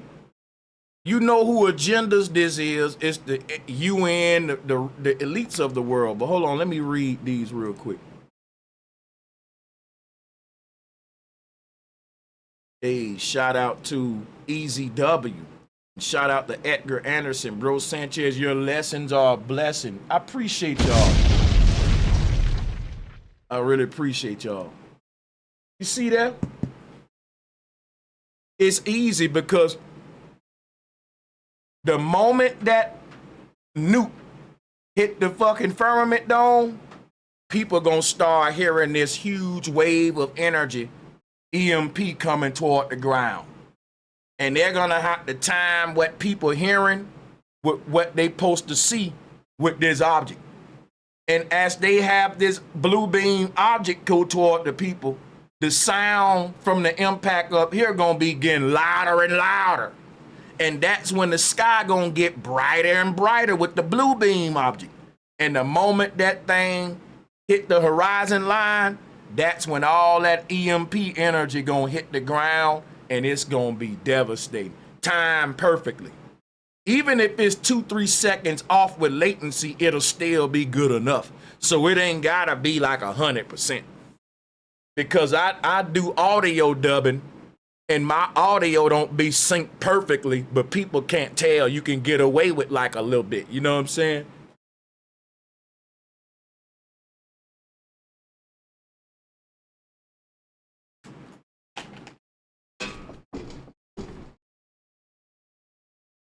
All right, we're going to go back to the notes and read some more while we check some of this B-roll footage.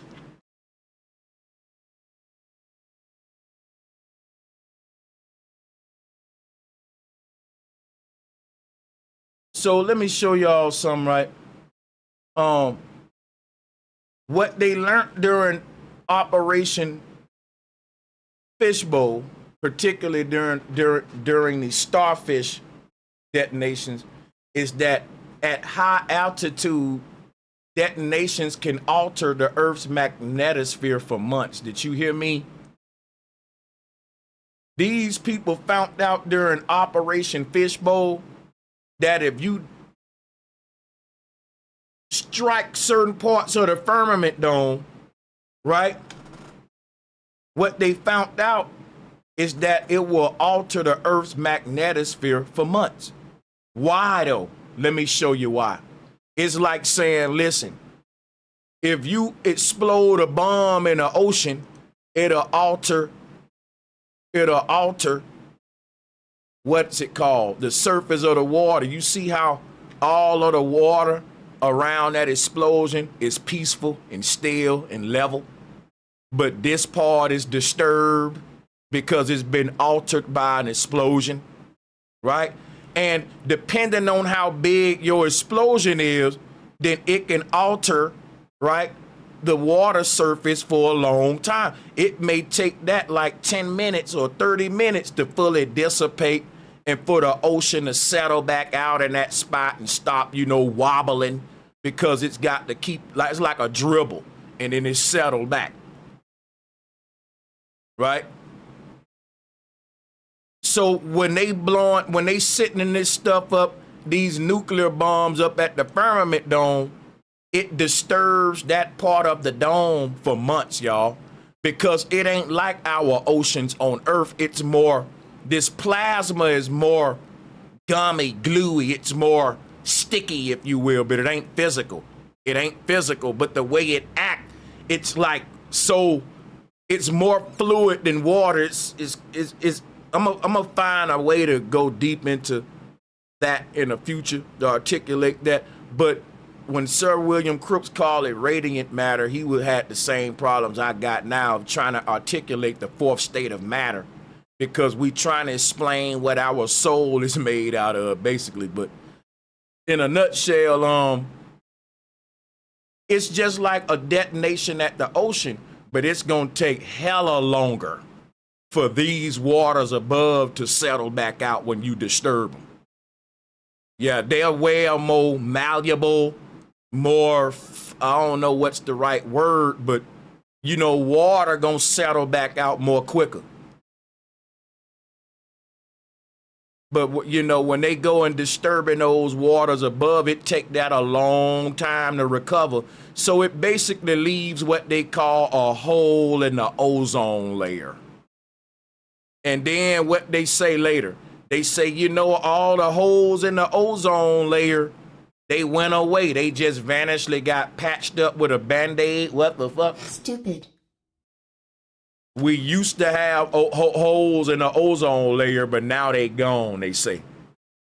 And I would like to know, when did we create the most holes in the ozone layer? And I want to know, was it during the years of Operation Fishbowl? Just a little gee whiz.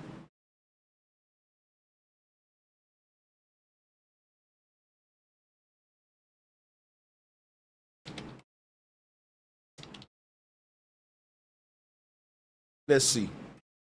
Yep, in the set, right in the set. Think about that now.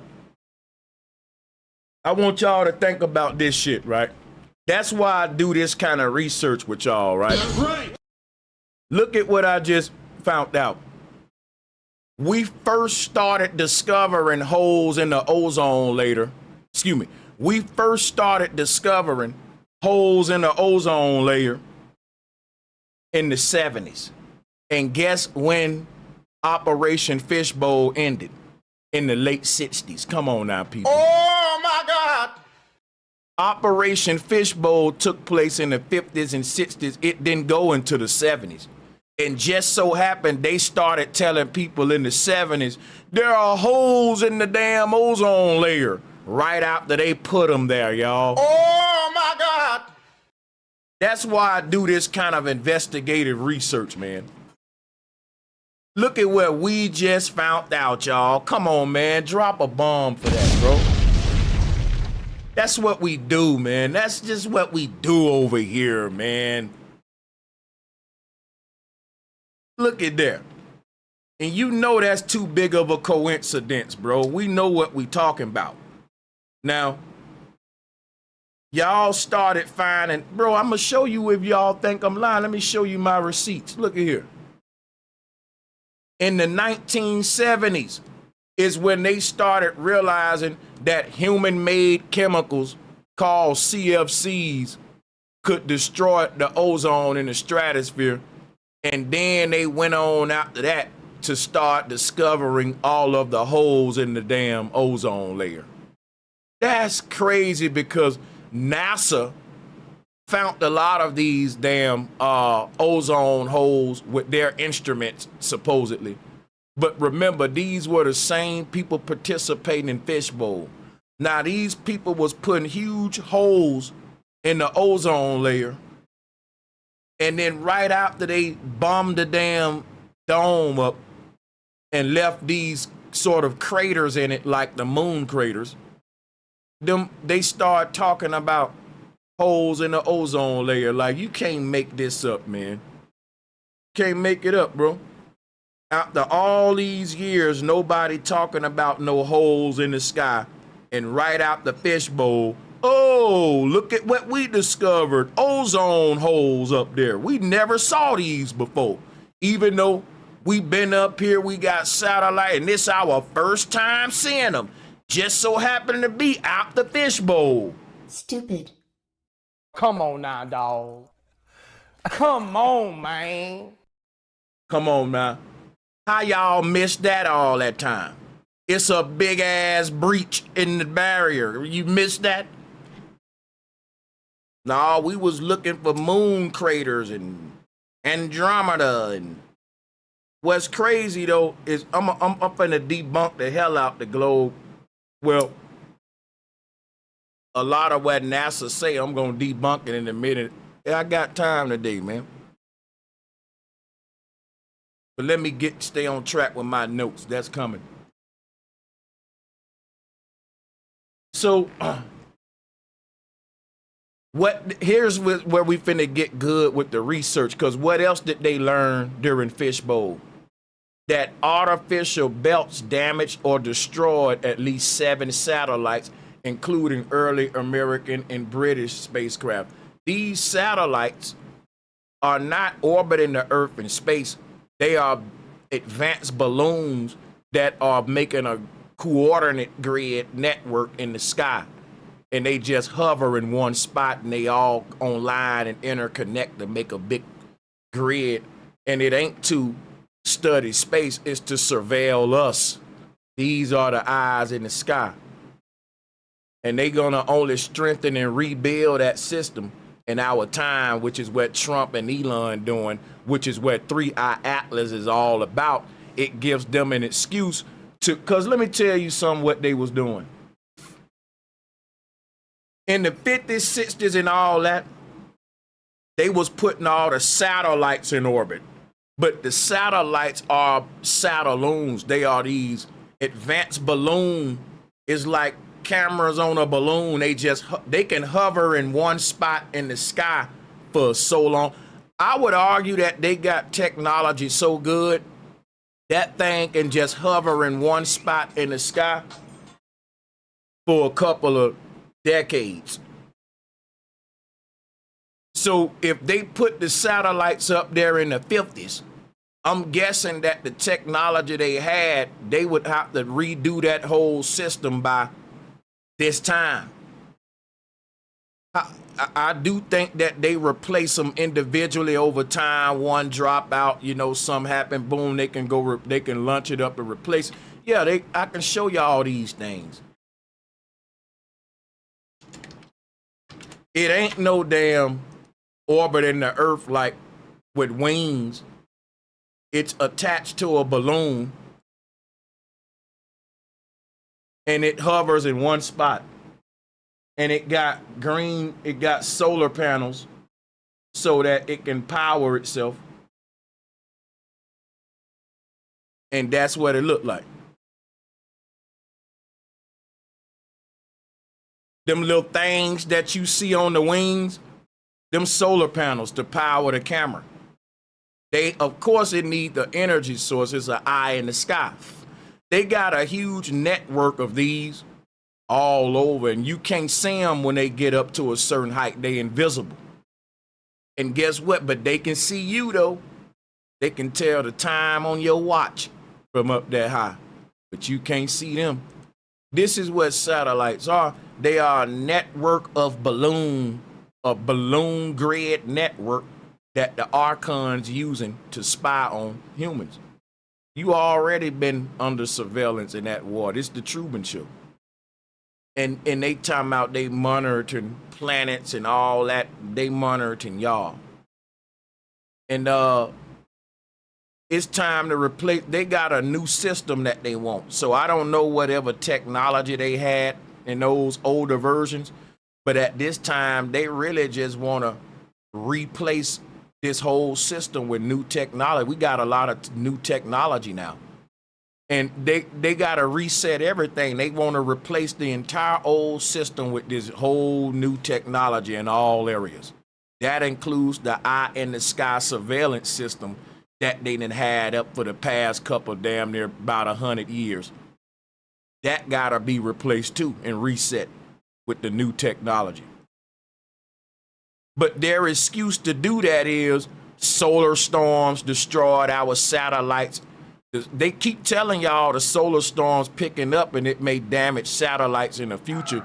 They saying it's guaranteed, right? They saying it's just when. But they keep telling you about with Atlas and all that, what's going on, you know?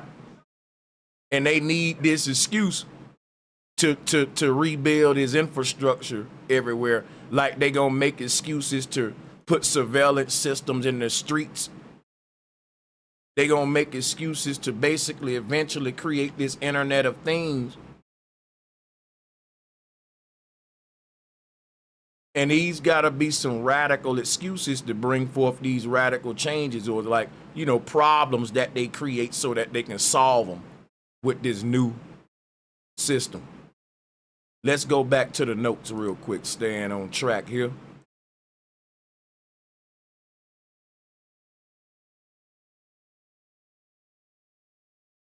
So they found out that space has these energy particles that persist and they can fry unshielded electronics. But let me just break down to you what they saying. When they was exploding these nuclear bombs against the Firmament dome, the EMP waves was going so far out from the epicenter of the explosion that they were damaging satellites that was hovering in other areas. You see what I'm saying? I told you they got these satellite balloons all over the place, and they was blowing up that certain parts of the firmament. It was destroying the invisible energy from the impact, was destroying a lot of these satellites that was happened to be in proximity to the impact.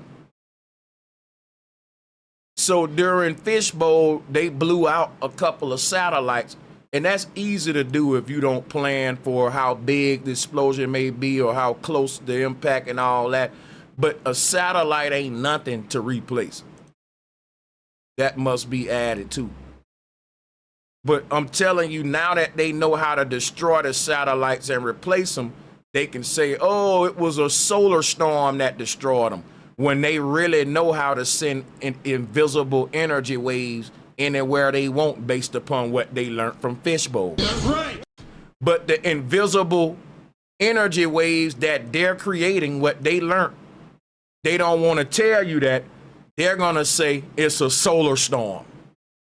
They're going to say it was a asteroid and use blue beam like I just showed you on a board. So they're going to have several ways to implement this stuff and then hide it behind these scientific explanations that I'm giving you now, or so-called scientific. Yeah.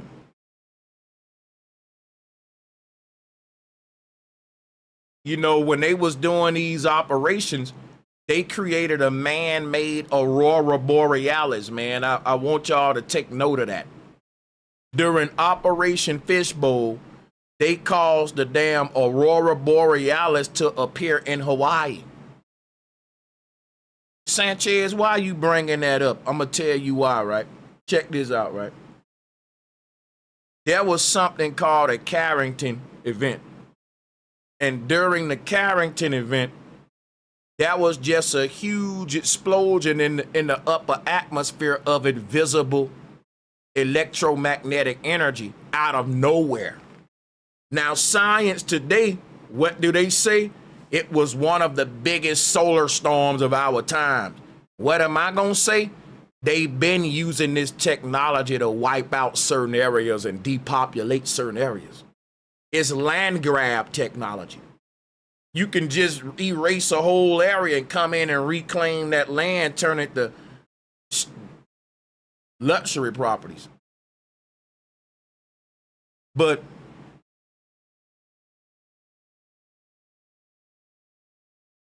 I believe a lot of the earth are deserts because of this old direct energy weapon technology, upper atmosphere EMP waves. This is Tartarian technology. This is the technology of the reset. This is the Star Wars shit. that they talk about during the end of days that come back around, and it came back around in our time. And what make our time different from the last time, the people in power are even more egotistical than they ever was. So they gonna do more destruction with it. But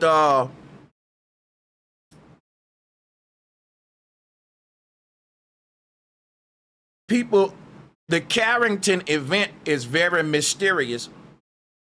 And there are several events like the Carrington event.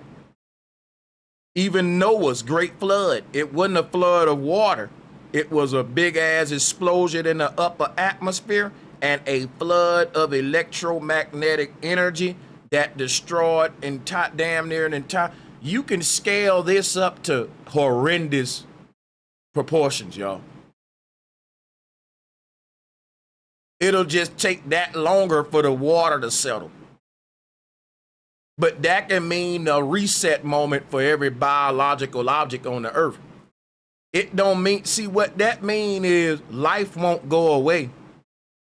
It'll mutate to like damn near what they try to explain like a single cell organism. It'll go to a simpler form.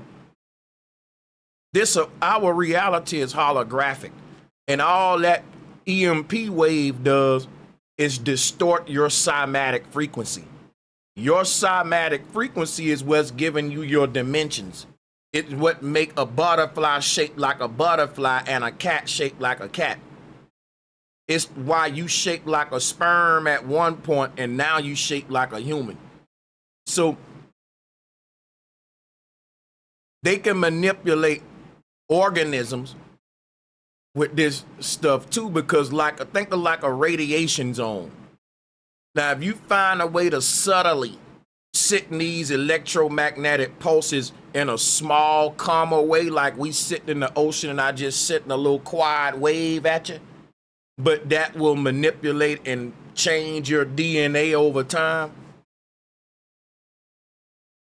then you can make people mutate like these animals in fallout areas, and they would call it evolution, though. I'm just showing you all the ways this can be implemented against us for the wrong purposes, to control us and to play God. This kind of stuff that I be, thinking about. Because the Bible tell you to watch what the trickster, what they doing, so you can know what's on the horizon line.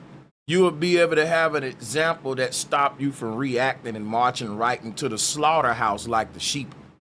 But let me go back to my notes once again and continue.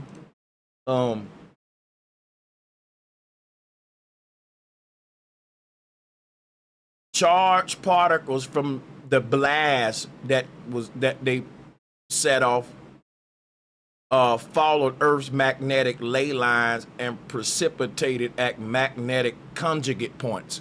I want you to really listen to that.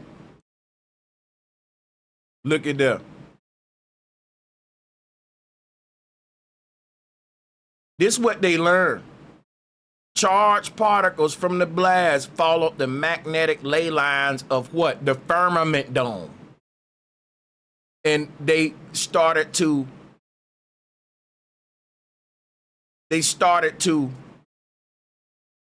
all of that energy started to accumulate at what they call magnetic conjugate points. So let me show you what these magnetic conjugate points is, because if you ever look at a Muslim mosque, they showing you how the firmament dome has these little ley lines and energy points where the lines intersect.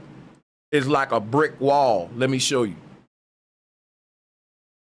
So whenever you release any energy like they did during Operation Fishbowl, that energy is gonna expand from anywhere on the dome and start to flow down these little highways like water that you poured out of a cup into a tic-tac-toe ditch system, so to speak.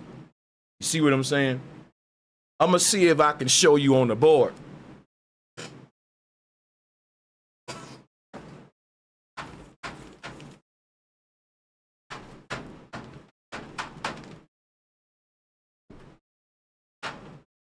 So it's like this.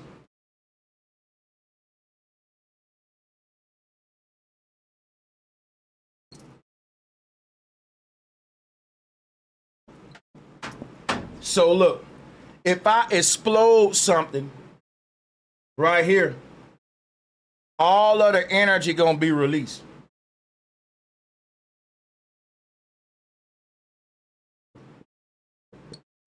And when the energy is released, it ain't gonna just release randomly. It's gonna follow these grooves in the firmament dome.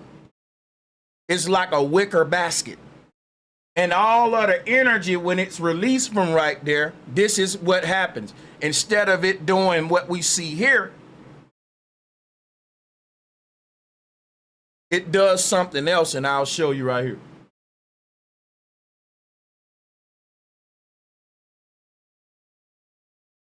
So here go the bomb.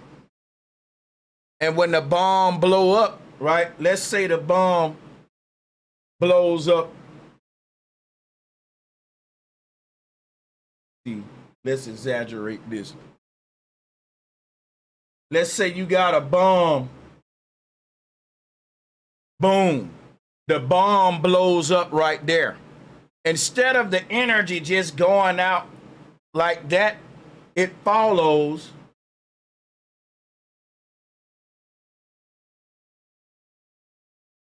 it don't have a random. Magnetism is ordering the energy to be dispersed in a ordered way based on Ma'at. So this is Ma'at. If you know Ma'at, the woman with her arms out, everything is based upon divine math of the firmament dome, which is why as above, so below, you can strike the dome at a certain grid port coordinate up here to make an earthquake happen down here. You can hit the dome. Let's say if I hit the dome with a nuke right here, I can cause a blast down here. As above, so below, there's a coordinate grid on the ground that corresponds to those exact same energy points on the firmament dome. In fact, this firmament dome is like a wicker framing with a bunch of sticks. And the earth would be like the shadow that they cast, and we get the magnetic ley lines. We get the magnetic ley lines for the AE map, but they also correspond to ley lines in the dome. Let me see if I can show you what I'm talking about over here.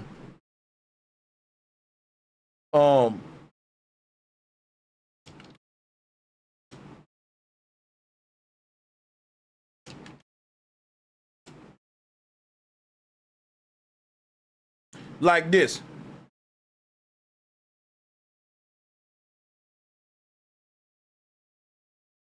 But see, I like that it got this shadow on the ground.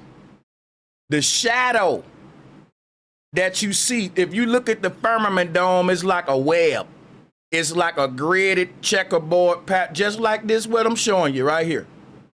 Let's go back to the Muslim mosque. This is what they teaching you right there. Right? Now, the AE map, it is showing you the magnetic ley lines on the ground, which are like a reflection of what's happening in the firmament dome. It's a reflection being casted down on the earth, but as above, so below.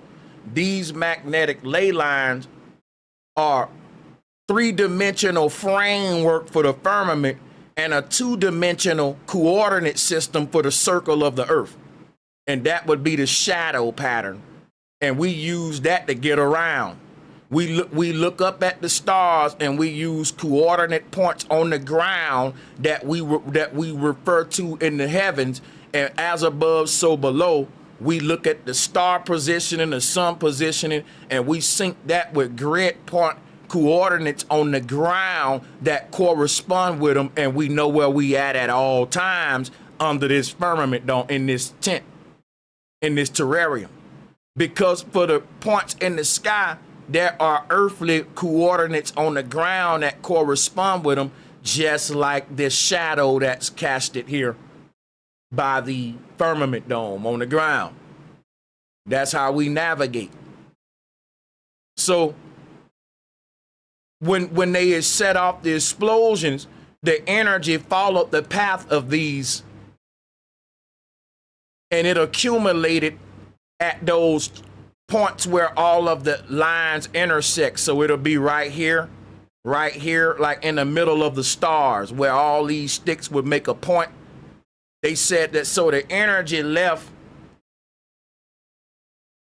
the epicenter and went that each one flowed in its own proximity of the vein next to it.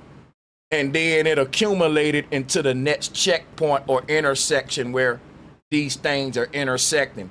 That's crazy. That's like a cell membrane. Because in a cell membrane, if you touch the membrane, it perfectly balances and fluctuates to even out your energy. That's what the firmament dome doing. That's why they can't penetrate it. It is very intelligent, guys.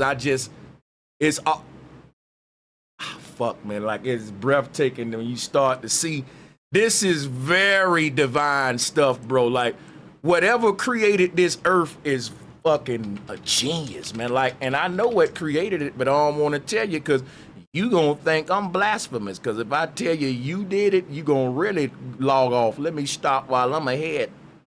But look at this cell membrane so you can see what I'm talking about. Look at the pattern that they show you of a cell membrane. Look at the wall of it. That's all we want to look at is the outer wall. Look at that pattern. It's like the Masonic checkerboard pattern. It got all them little grit-like grooves in it, like snake skin. But that pattern is what I'm telling you what the firmament dome is. Like, we're literally in a cell, and the walls of this cell is a membrane that fluctuates to any energy that touch it. I'm serious. Like,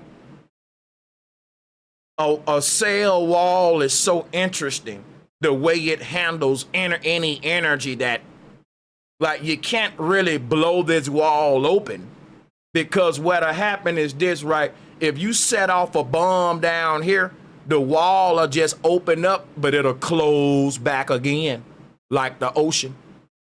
It's just like the ocean. And what's crazy about the ocean is it got the same pattern. It got the same pattern. Open up your eyes. Watch this. Watch this. You'll see that same cell membrane pattern. It's uniform, bro. Look at it. Look at the ocean surface. It is a cell Why? The ocean is a big cell. And the organisms within it are just like the organisms you see swimming in a cell membrane. Let's go back to it. Here go a cell. And inside of the cell are different little organisms that live in here. This is like their universe. So a fish in the ocean, their own little section is like a cell. And what they tell you, all of these cells are interconnected to make one big organism, just like all the oceans on Earth are interconnected to make one grand thing if you can zoom out and see it. But if you look at the pattern, look at that water pattern. It's uniform. It's consistent. It ain't abstract. It ain't random. It is literally math. It is literally math. And what's crazy, everything is showing us when we reach the surface of any medium, it is almost like a cell membrane. Look at how uniform this is. All your life, you've been taught to look at this as a random pattern. It's no different than a checkerboard, man. It has repeatable pattern. Like, ain't nothing random about this. It's literally proof of a simulation. It's damn near like copy and paste work. Look at it. Where are the inconsistencies? How is this any different? You see what I'm saying? Than this, than the waters above and waters below. That's why I'm telling you. Just like a cell. Look at the ocean. Look at how it looked. The surface of it, and then look at the walls of that cell. So very interesting stuff, because the cell walls act just like the ocean water. If anything, like if you poke something through here, it'll open up, but as soon as you take it out, it closes again. Just like the ocean. If I poke my finger in the ocean, it'll open up to let my finger in, but when I pull it out, all that water go and fill that space right back. That's how the cell wall act, y'all. And that's how the ether is. So that's what they was doing during Fishbowl. They was making a little opening in that thing, and then they was watching it close back up. And they said, look, in order for us to leave this bitch, we gonna have to get a big ass bomb that's gonna blow that cell wall open so far that it stays open long enough and wide enough to let us run in it real quick before it closes up again. Drop a 1 if y'all get what I'm saying. Drop a 1 right now if you understand what I'm saying about Fishbowl.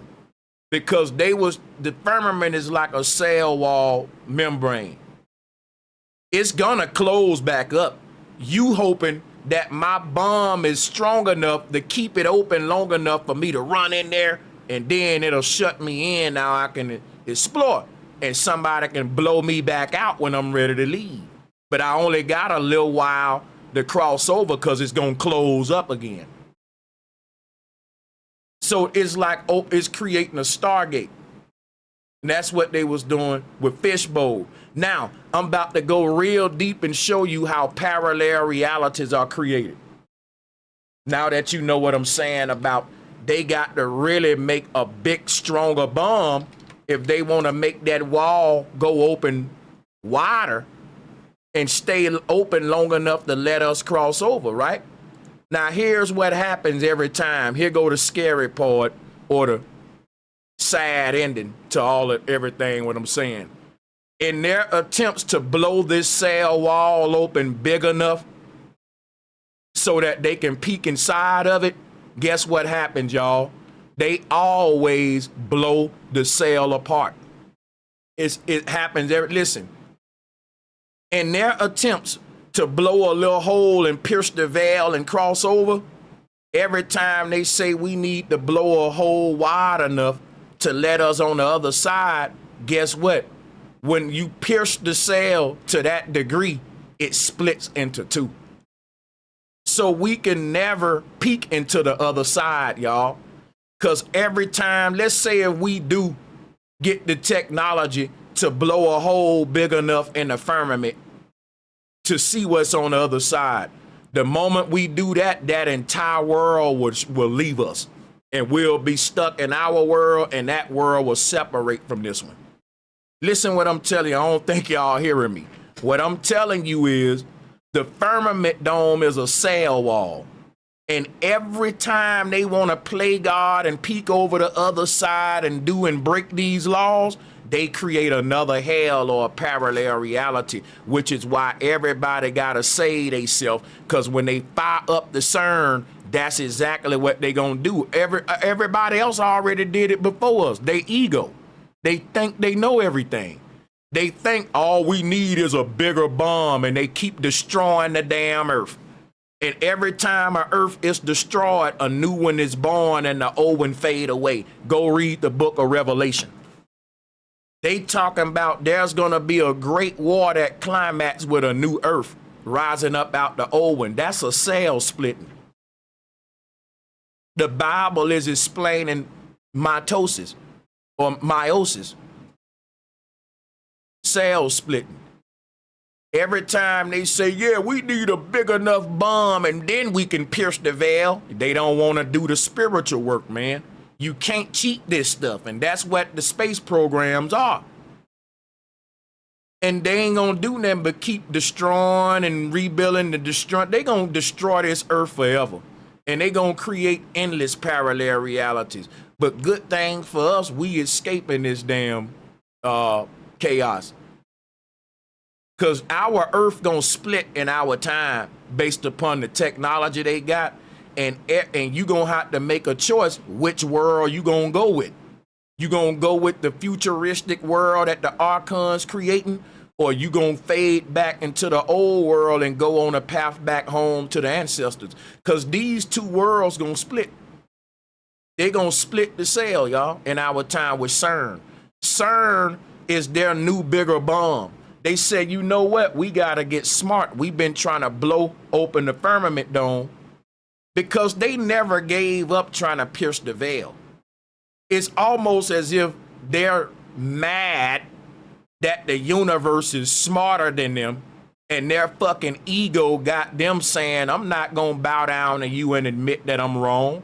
I'm gonna keep trying to build technology to cheat you. You can't win. Instead of them bowing down, saying, you know what, creator, whatever created this place, you made rules. You said that the only way out the world is to get the world out of me. You said that the only way out of this place is to be a better person, strive for positivity, for righteousness. And there's a group of people that say, fuck all that. I don't want to be good. I'm going to blow my way out this bitch. Stupid. Ego, that's Darth Vader. That's the Archons. They are violent, warlike creatures, and they eat full of ego, hate being wrong. They hate losing. They'll never admit you're right. And they cannot let nature win. But guess what? Nature ain't gonna lose. So guess what's gonna be the result? These people just gonna keep splitting the cell over and over again. They exist in this world that we was born in. But see, we was born in this world with them. And we was born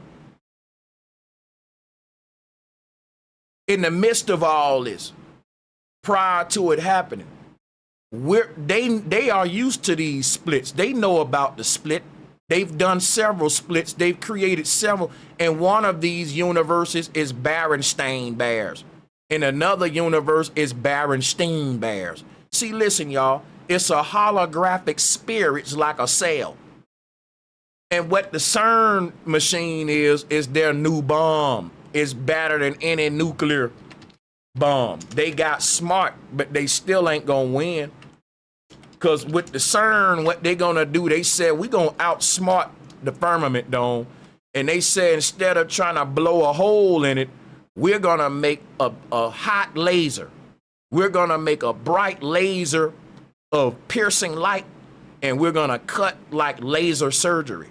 So CERN is their next, like Operation Fishbowl. And that's going to really crank up near 2045, 2050. If you go to CERN website, they'll tell you when they're biggest. But their scientists were saying around anywhere from 2050 to 2100 even, CERN is going to make the biggest breakthroughs that it ever made. And we may even go back in time travel. We may be old when it happened, but it's going to happen in this generation. That's why Jesus said what? Jesus was a time traveler. He said, this generation ain't gonna pass till I come back. And if you look at the CERN machine, and I show you this old Christian artwork of Jesus, you gonna get the chills if you never saw this before. Let me pull this up for you. Let me pull this up for y'all and be thorough, because it's Friday and we got time.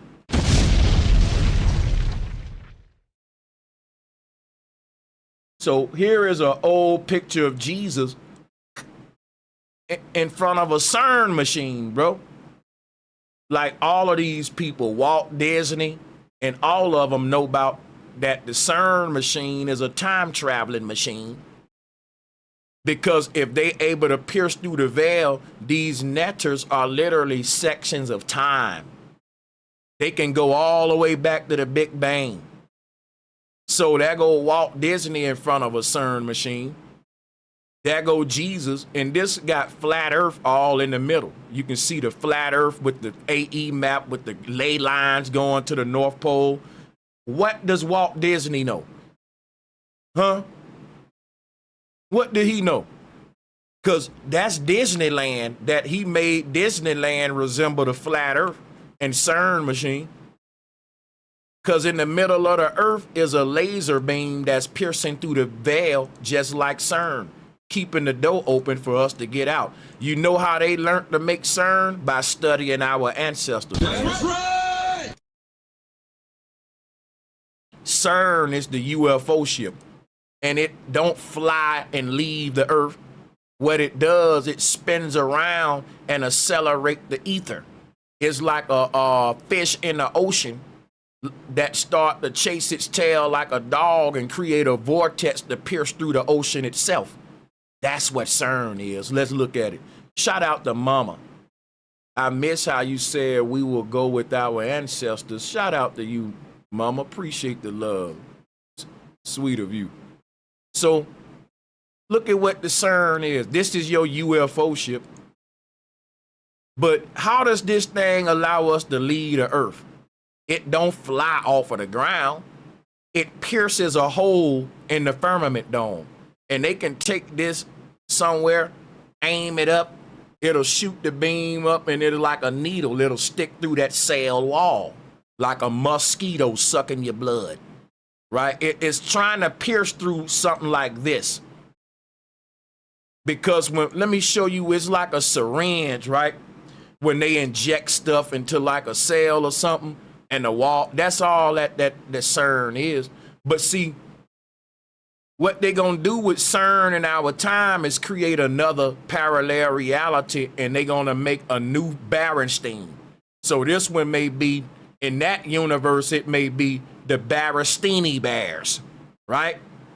But they keep on altering, making alternative realities out of ego, because they don't want to stop attempting to fight God, aim this technology at the heavens, and even though they know they wrong and it'll never work because they done split this cell so many times and made so many parallel realities, they'll never stop. It's like an infinite dumbass so bent on his ego and rage that he's wrong. You trying to correct him, and instead of him saying, you know what, you right, man, I was wrong, he just gonna keep getting it wrong for eternity. He ain't gonna never let you be right. He that full of ego, even if it costs him to lose, even if he lose his soul. Bro, the kind of ego that I'm explaining is satanic. If you think your ego is out of control, these people make you look like a saint. These people egos so big, they've literally trapped their soul, and they still going against this thing. They hate that the ancestors was right, because it started off as a debate and a race to see who was going to leave first. And the people who blew this, trying to go the destructive way, well, it would, of course, it's just like them to be sore losers too. That's Darth Vader versus Luke and his crew. It's like they are the losers, but they pride themselves in their rebellion against order. And they will say, you know what? I'd rather be a damn loser than follow your rules, God. That's Satan. And it ain't some dude in the sky saying, do what I do. It's the laws of the universe that's governing everybody based upon a spiritual moral code, if you want to make it out. They don't like that. I love it. I fucking love it. Right. Especially if they don't like it. I love it most. And I'ma just, cause I know how to be good. Them bastards don't. I got some ego, but I ain't got the kind of ego they got. That's why I love these laws, because it's going to make sure that I'm going to always rise above them. That's right. And you too. The kind of people we talking about are a whole nother level of evil and ego, y'all. You think you know what ego is until you really can see what we dealing with here. So these people will spend generations creating technology just to say, oh, we gonna get you this time, God, like that dude would inspect the gadget. Oh, I'm gonna get you next time, gadget, and you never get him, bro, because you're dumb and you full of ego. And inspect the gadget got the spirit of inquisition and asking questions, examining and exploring his environment. And so that's like Darth Vader versus Luke Skywalker with the Inspector Gadget. Same energy. That dude just like Darth Vader. He never gonna win. But he gonna pride himself in, well, we're rebelling against science, real science, which is what Inspector Gadget using.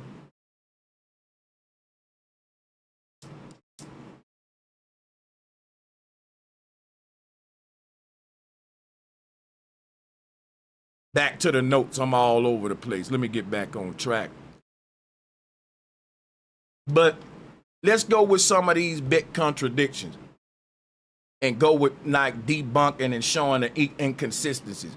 NASA say humans can't safely pass through the Van Allen belts because of deadly radiation levels, right? But spacecraft, satellites, and other objects can pass through it. 3-Eye Atlas can pass through it so much that we need a planetary defense system. See how they double talk? On one hand, the Van Allen belts are so strong and powerful, we can't safely pass through them. But on the other hand, right?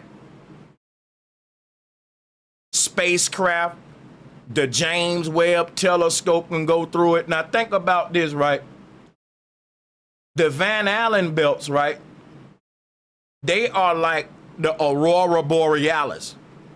It can wipe out communication system. You can't, like, let's say I had a Van Allen belt in front of me and you was on the other side of it. We couldn't send each other a text message.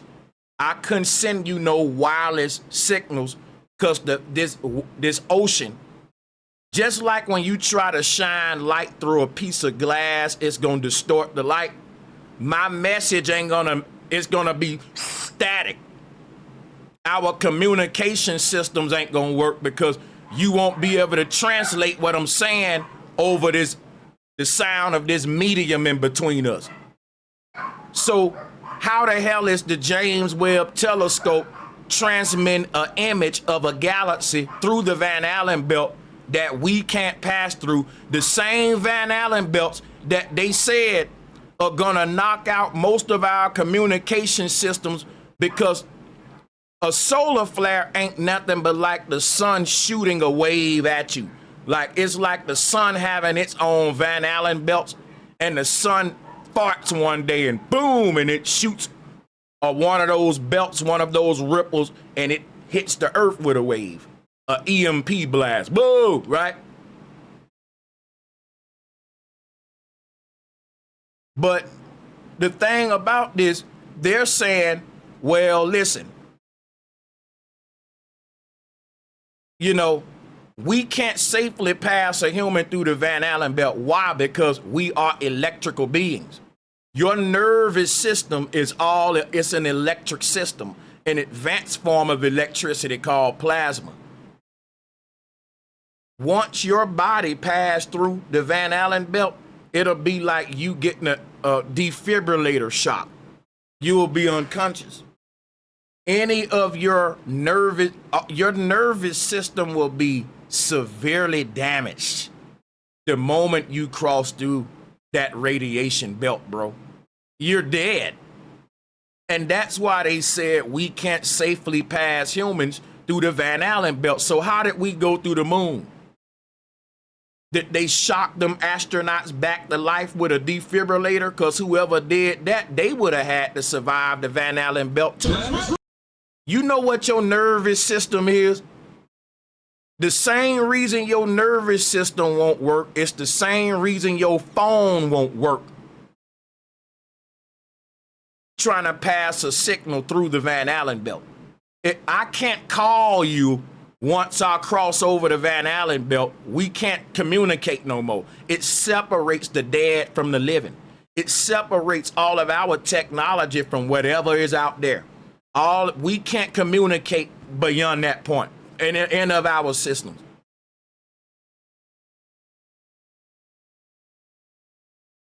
None can enter, none can leave, not even a damn text message. Your soul can, I take that back. We talking physical. But my whole thing is this, right? We can't safely pass through the Van Allen belts. Electronic signals can't safely pass through the belts. But yet we got satellites out there beyond the Van Allen belts. We got the James Webb Telescope still sending us pictures of beautiful ass galaxies, and they look crystal clear. Bro, impossible. These people got the world so dumbed down they can double talk. They can give you science with so many inconsistencies because no one gonna do the investigation we doing right here. Shout out the last uncut raw scene, the global status. Oh, what up, global status? Let's duel, bro, Sanchez. I tell you what, global status, don't you go nowhere. I'm tired, but I'm never too tired for some smoke and a debate on a Friday night. But the only thing is we gotta let the people extend the show. My people know what's up. They can do just what you did. Everybody right now can send in $1, $2, even, and yeah, I'm gonna give the people like an hour.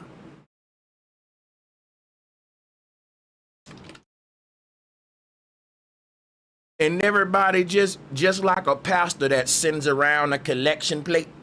I'm not telling you what to put in the plate, but you know, a little dollar or something. Everybody just put something in the plate. I've been here for 3 hours and I still got an hour worth teaching, and somebody want to debate me, and I know y'all want to see all of it. So, you know, I'm willing to do it, but yeah, just, you know, support me for my time, and I appreciate y'all. And salutes to all my channel members and everyone that already hit the Cash App. Appreciate that. Global status, I'm gonna end up taking you up on that, but I'm gonna try to wrap this up real quick. I got stuff. I don't want you to interrupt. I gotta give them this download. We'll just have to do it all. But think of the inconsistencies though. We shouldn't be getting no signal from nothing beyond those belts. This same radiation is what a solar storm is. And it's like a radiation barrier around the earth. And so all of our communication systems are within this barrier. So it works fine. Anything go beyond this radiation barrier and try to communicate with us, the signal gonna get distorted by that barrier. It's so simple. Hey, shout out to Jay Scaramella, to Naganiji, to Easy W, to Hydrogen, to Panama Jack, to Omar Little, to Willie Webb. Omar said, let's start that debate immediately. Willie Webb said, appreciate the teachings. Shout out to Nafisha Jackson. Thank all of y'all for the show extensions. Let's do a poll. Do I need to debate immediately? Like Omar said. Omar said, stop doing what you're doing and give them the smoke. I'm going to let y'all vote. Shout out to Kai. Shout out to Champ Nunez.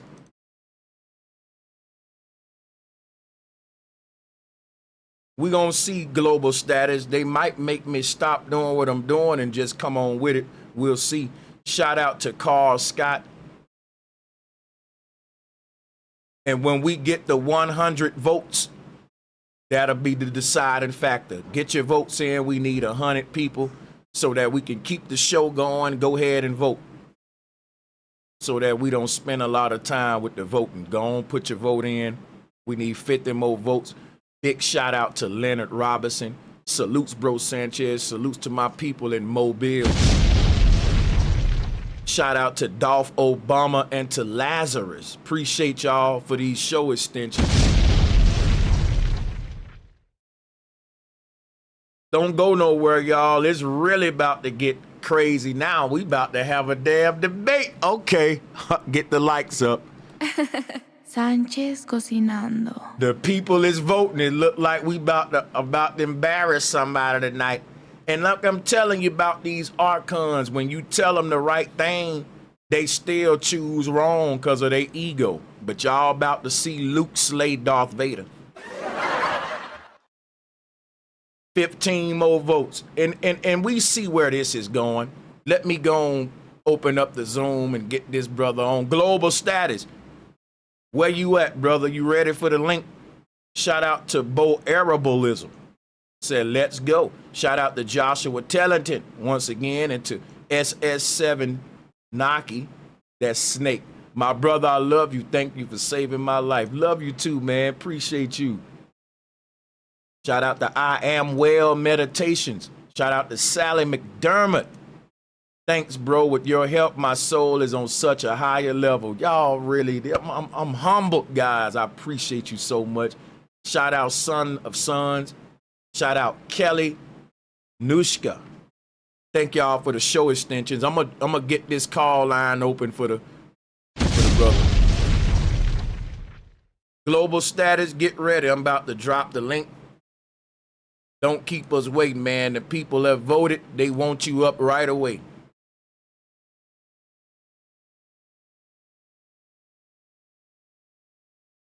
I was going to I'll save the rest of these teachings for part 3.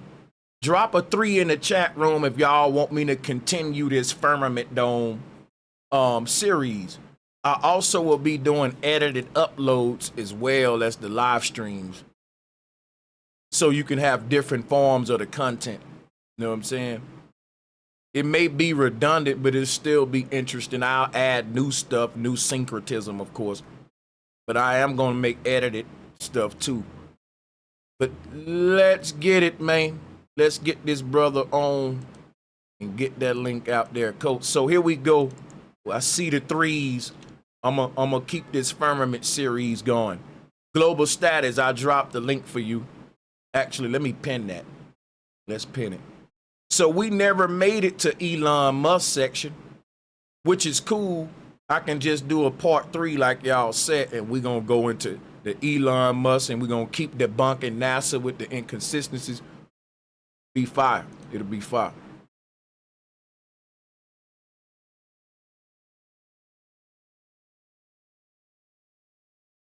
And we are going to our split screen mode so that we can have both of us on the joint.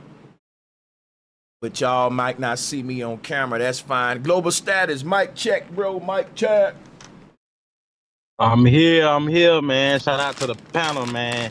Man, your people, hell. I told them to let you finish teaching.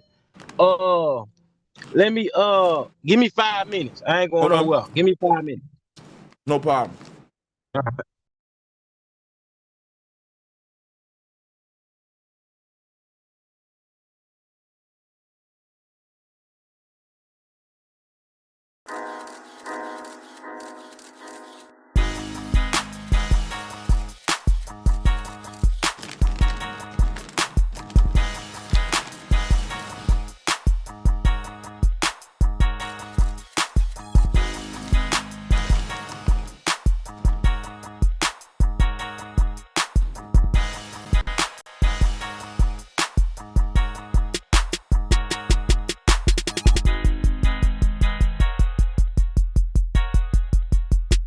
We ain't going nowhere, y'all.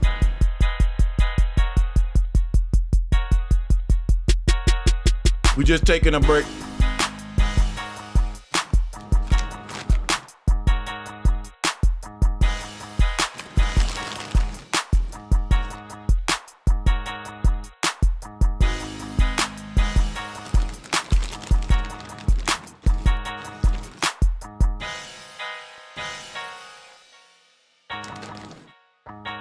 Sons of Sons. Son of Sons. Thank you. Thank you, bro. Von Hall. Thank you, Von Hall. Shout out to Von Hall. Shout out to Son of Sons. I appreciate y'all, man. Appreciate y'all.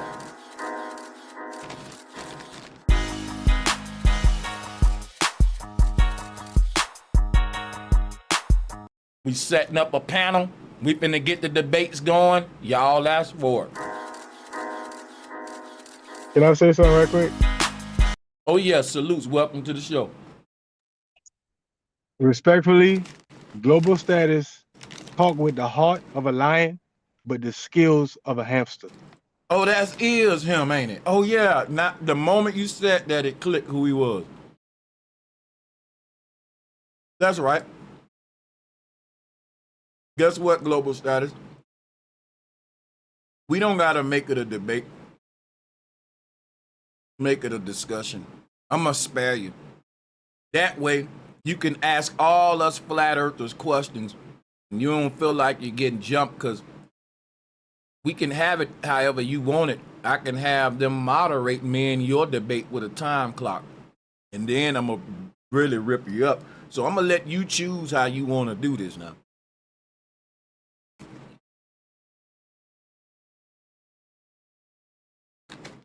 We just waiting on the brother to set up his stuff and all that.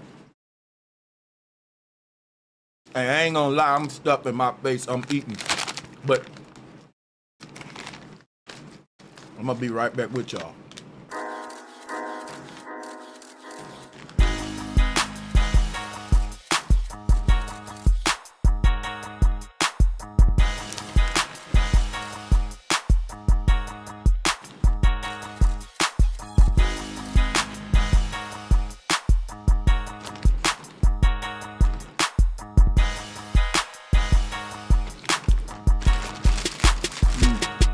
All right.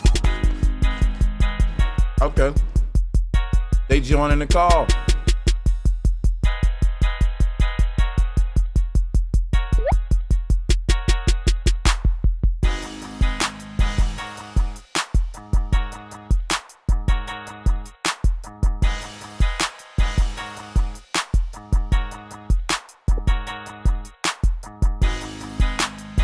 RG the artist. Chronic Roots was good. What's going on, guys? What's going on? Y'all can hear me okay? Mm-hmm. What's good, bro? Let's crank this motherfucker up. Flat power to everybody. Flat power, baby. Yes, Hell sir. yeah. Flat power. What's these Hell big yeah. joints you got on the screen here? Look like burn up blunts. Oh damn! Let me screen share. Oh yeah. Matter of fact, I don't know what you talking about. But I know one thing. It's the thumbnail. Yeah. If oh yeah, I see what. Yeah, Chronic Roots. My bad, bro. Yeah, man. Global Status is probably on Chat GPT right now, telling them to give him a little debate outline for how the Van Allen belts work and the firmament dome. I'm telling you, that's another reason, right? I'm so glad that my chat room was like, no, go ahead and get him up there right now. It don't give him no time to go and do nothing but come on if you know it, right? That's another good reason I'm glad because he got to go get his shit now. After you smoke him, Sanchez, his new name gonna be Gerbil Status. He gonna be a gerbil from here on out. That man is a gerbil. He talk like a lion. Gerbil Status. The name Gerbil Status. He a hamster. Bro, a hamster and gerbil family.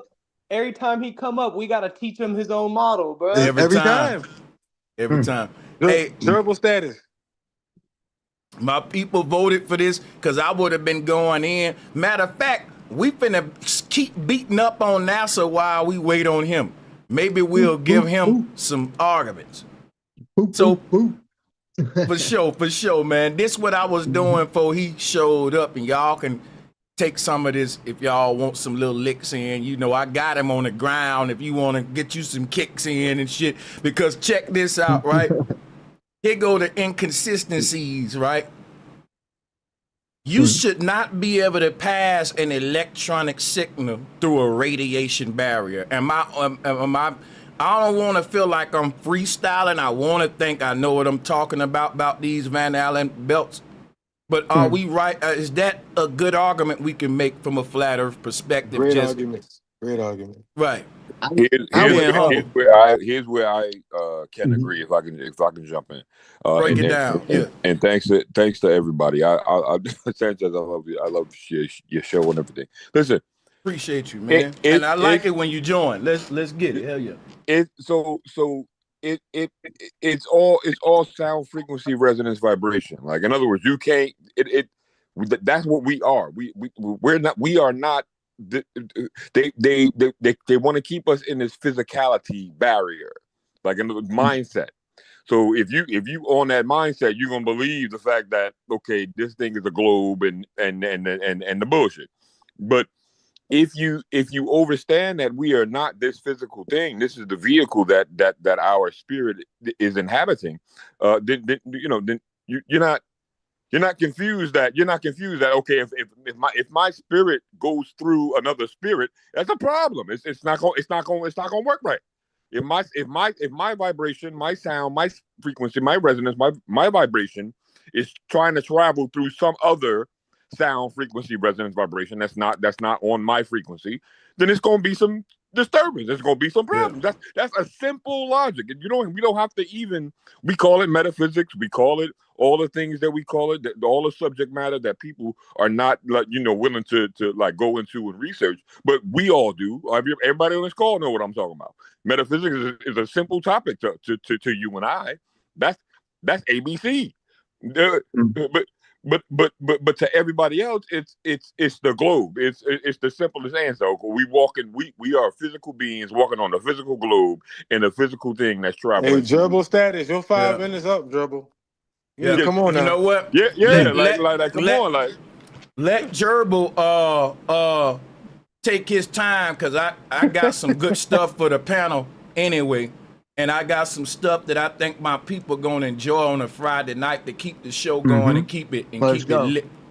So this a lit Friday night. This is lit as hell. Oh yeah, and I'm gonna be up a minute too. We gonna do a long one because, man, I got a bunch, bro. It's been so much stuff. Like, this gonna hurt a lot of people's feelings, but I gotta talk about Darius Wright, man, because people keep telling me, well, he saw the dome, right? And I hate to tell you all this, but the dome is your own damn skull that your consciousness is passing through your own sleeping body. Like, it's like, how are you? You're a ball of light. It starts at the base of the spine. Your consciousness starts extracting from your body, and it pulls itself out of the body, and at the same time it's doing that, it's going into either a higher you or a lower you. That's how you go to dreams, and you bleed out of this world basically into another. You fade into another. So okay. Yeah, so like when it's like me saying, hey man, last night when I started dreaming, and when my soul left my body to go to the dream, I saw my brains, my neck bone, my tongue. Like you're in your own body. Like the firmament dome ain't a glass thing the more you go up there, the more you fade out of this reality, like falling asleep, and you're waking up into another reality. There's a transition. Man, I like what you said. They probably take your sprites out of context, Sanchez. When you explain the sprites and you show the video showing the sprites and how the scientist was talking about sprites and talking about is a barrier. And they saw the glass dome. They probably got confused by you explaining the sprites, and they just don't know what you're talking about. That's probably what it is. Because in that example, and I got that video queued up, is that I used the glass dome is in this video right here.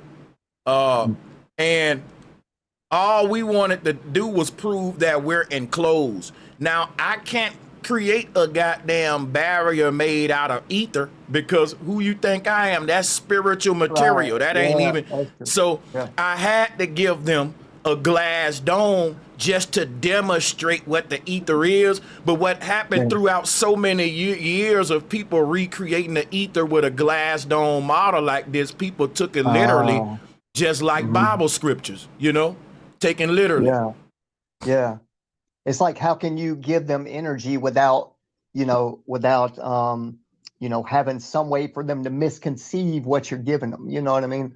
So it can happen like that. And to what the brother was saying about energy passing through other energy, in the dome or what it's made up of. I would say it's a good example like this too, is it depends on the resonancy, what strength of that, wave.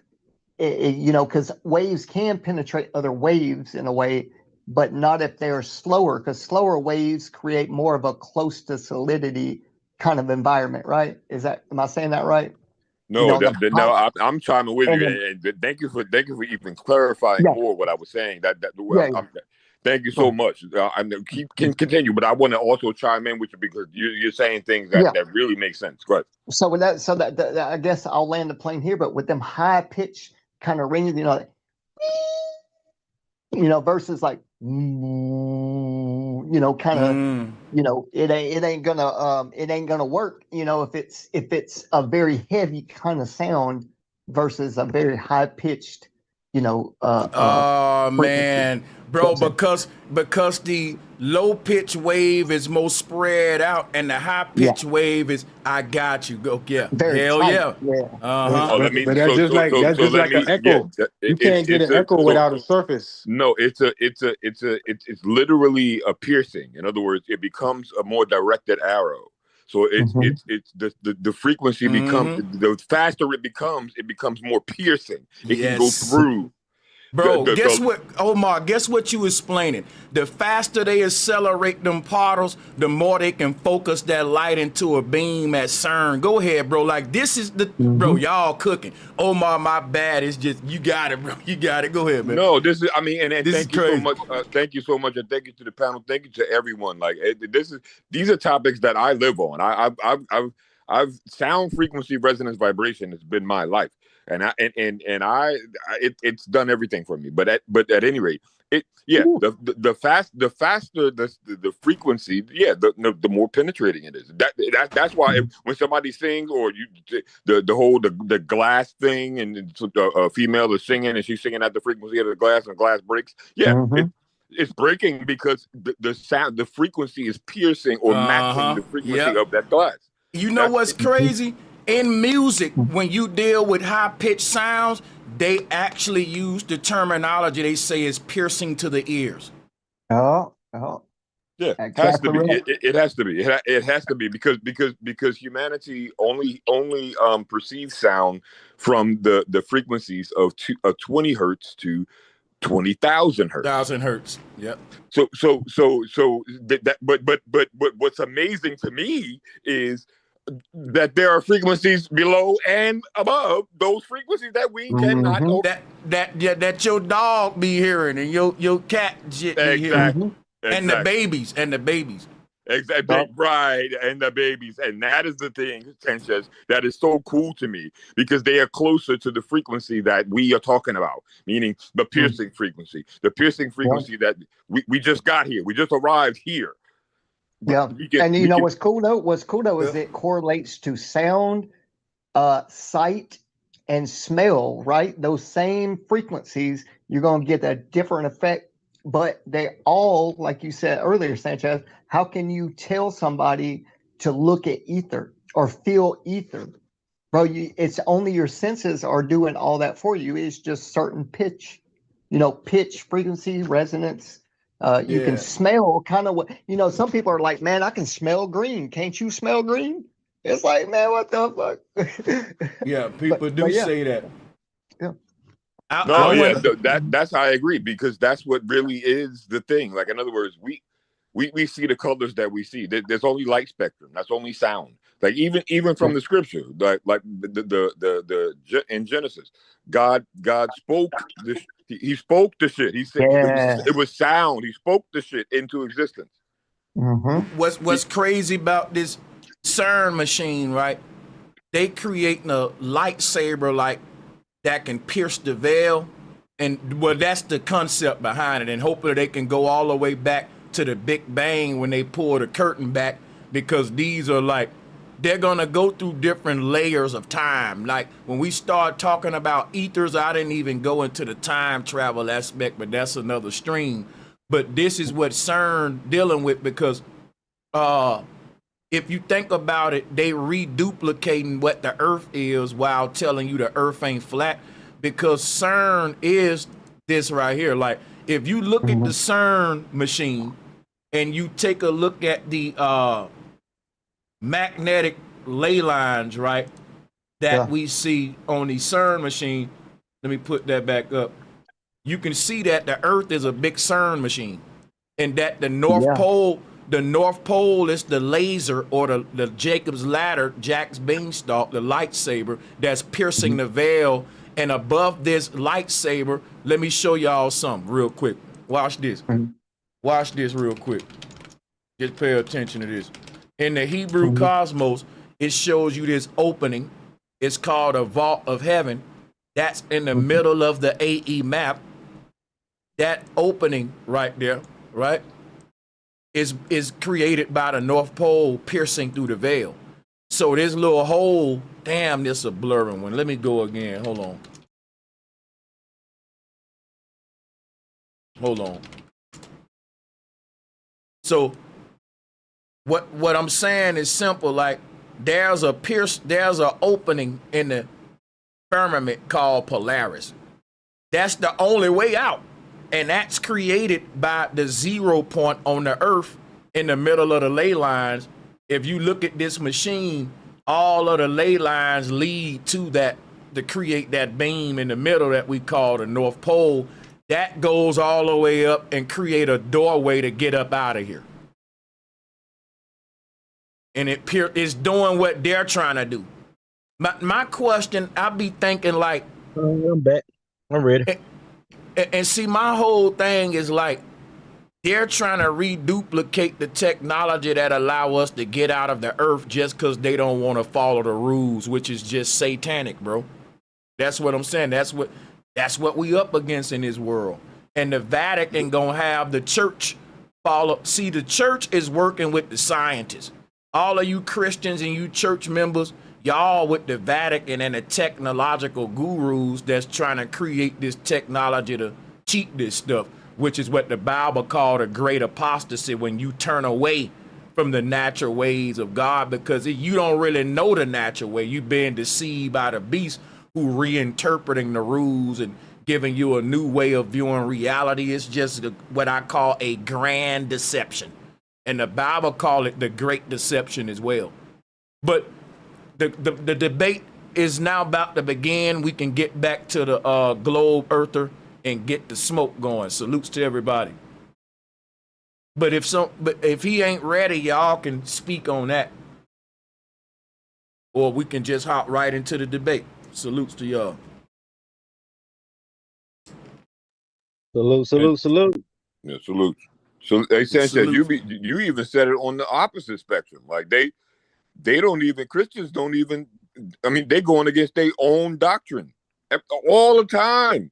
Like, okay, to support the government in any way, whether it be voting, whether it be vaccine, whether it be whatever, is against Christian everything. Mm-hmm. So you can't be like nothing. Like you're literally not supporting your own God that you talking about, something you worshiping every day, and but no, that don't work that way. But now go ahead. Okay, no, my bad. No, then now we give it to them on a different level. Again, a different frequency, right? It's okay. So we're gonna pull the Bible out of the picture, and we just gonna talk about sound frequency, resonance, vibration. Now to them, then you talking gibberish, or you talking magic, or you talking hocus pocus. Well, which way you go? How is it that we gonna come on the same page and be balanced so that all humanity can grow out of this shit? Like it's always it will always be a conflict. It always fucks me up when a Christian tell you ain't dealing with science and you talking hocus pocus when they are literally religious and believe in miracles. They God literally spoke the universe into existence, and they got a problem with these kind walked of walked on water. Like these are all miracles. And another thing that a Christian told me before, he was like, but Sanchez, I hear what you're saying, but a meteor crashing into the earth can kill kids and everybody. And I told the Christian, wait a minute, I thought it was your God. Then you say it was your God destroying the earth? So what? Now you gonna get mad at God because he want to kill people and fight against God? Now you're fighting against your God. Now, see, they can't win. They can't win. You see what I'm This should saying? be funny. They be funny. I mean, and the funniest thing is I came out of that. I came like I think all of us have some, like, it's just weird. It's like, yo, this is a mindset, and you can see it's a mindset. It's a mental disorder. It's Right. like, you can't. It's called cognitive dissonance. It's the same thing with the Christian Trump supporters. But Sanchez, this country is falling down. We need Trump, man. I'd be like, wait a minute. Didn't your God say that he was going to crumble Babylon? You messing with your God now. Because the people that's saying they want to make this shit great again, when your God saying, nope, I'm going to destroy it, who team you on? I always ask them that. You got to remind them that they on the ops team, because they don't know it till you point that out. Like, bro, you ain't even on the side of righteousness.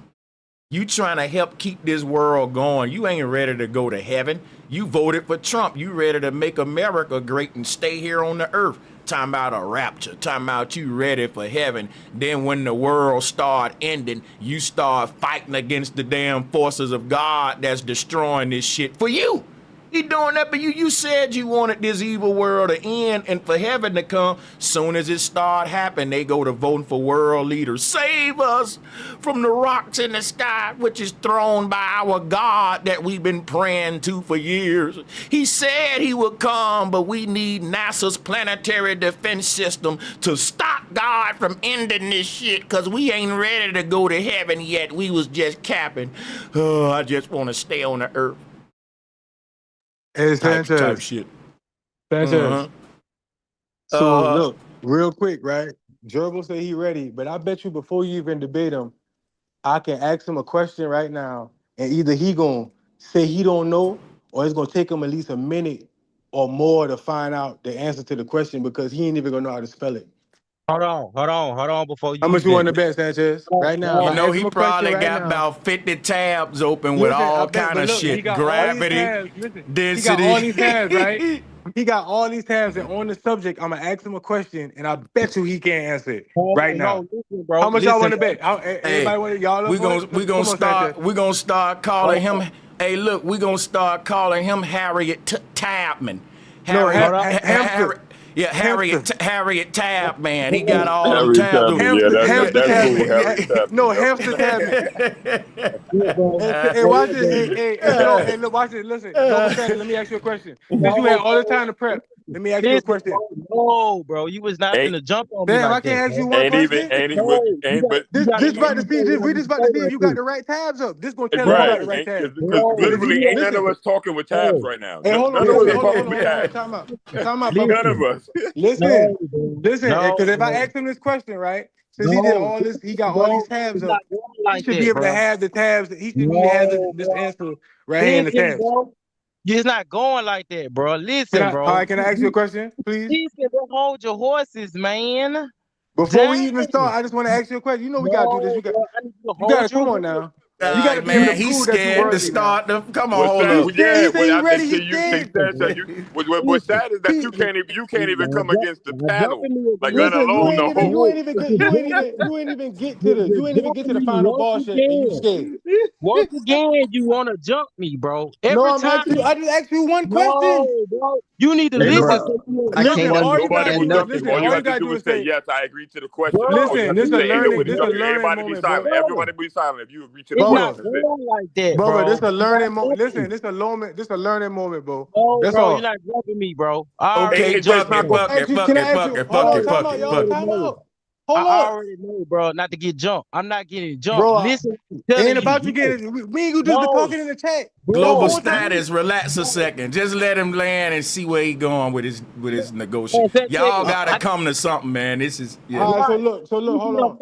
Hey, this is what I'm saying though. Listen, this is what I'm saying. I ain't got no tabs open.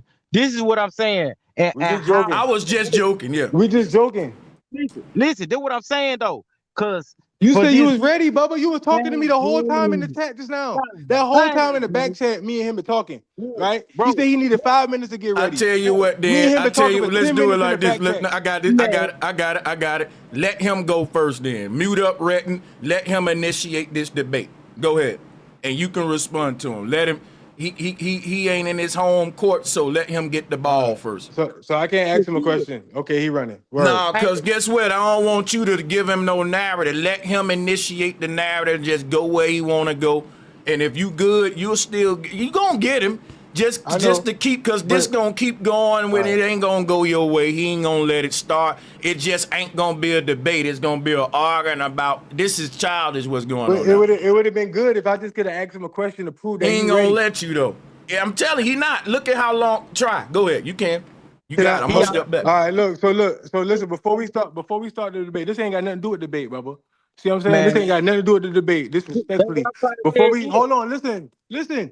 Before we start the debate, so we could get that out the way. Before we start the debate, can I ask you one question? That's it.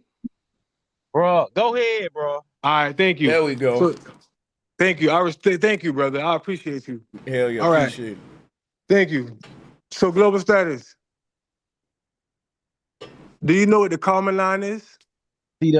Look, bro. Listen, bro. This is what I'm talking about. This is exactly what I'm talking about. Now listen, bro. This Yes, is what it's a yes or no question. Do Yes, you know all what the you Kármán gotta line do is? is say yes or no. Guess what? I ain't even get nowhere yet. All you gotta do is answer the question. It's and then I'm okay gonna to get say one. no if you don't know. You ain't gotta know everything. I know that, but listen what I'm telling you. Just because I don't know the term don't mean I don't know. It don't mean you lose any points, right? It don't mean nothing. If you could be like, all you gotta do is say, look, bro, it don't even matter. Maybe I know it, maybe I don't. Go ahead and school me on it though. You can get away out like that. That'll help your ego. All right, No, bro. listen, Sanchez, do what I'm saying, brother Sanchez. Because it's things in the universe, and it's things that I know, and I know how they operate, but I don't know the names for them. So, because you got to understand. Then just say that. Say, no, well, I don't know, and he'll go. And then cool, we'll move it. Let's keep going. No one, I don't think he's trying to put you on the spot. I think he's trying to go somewhere, but just seeing if you know it first. I don't want to speak for him, but yeah, y'all, let's work through this. So I don't think he know it, Red, and go ahead and go from there. How you spell it?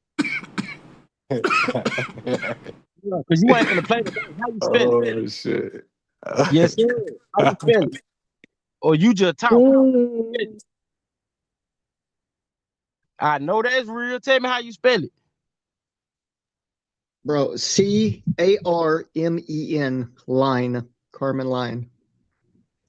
CARME Kármán line. Okay.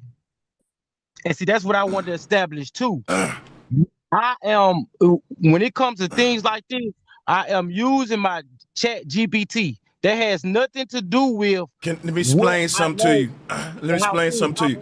I gotta explain something to you. If you're using chat GPT, keep this in mind. I'm not debating global status. I'm debating chat GPT. And then you gotta keep this in mind.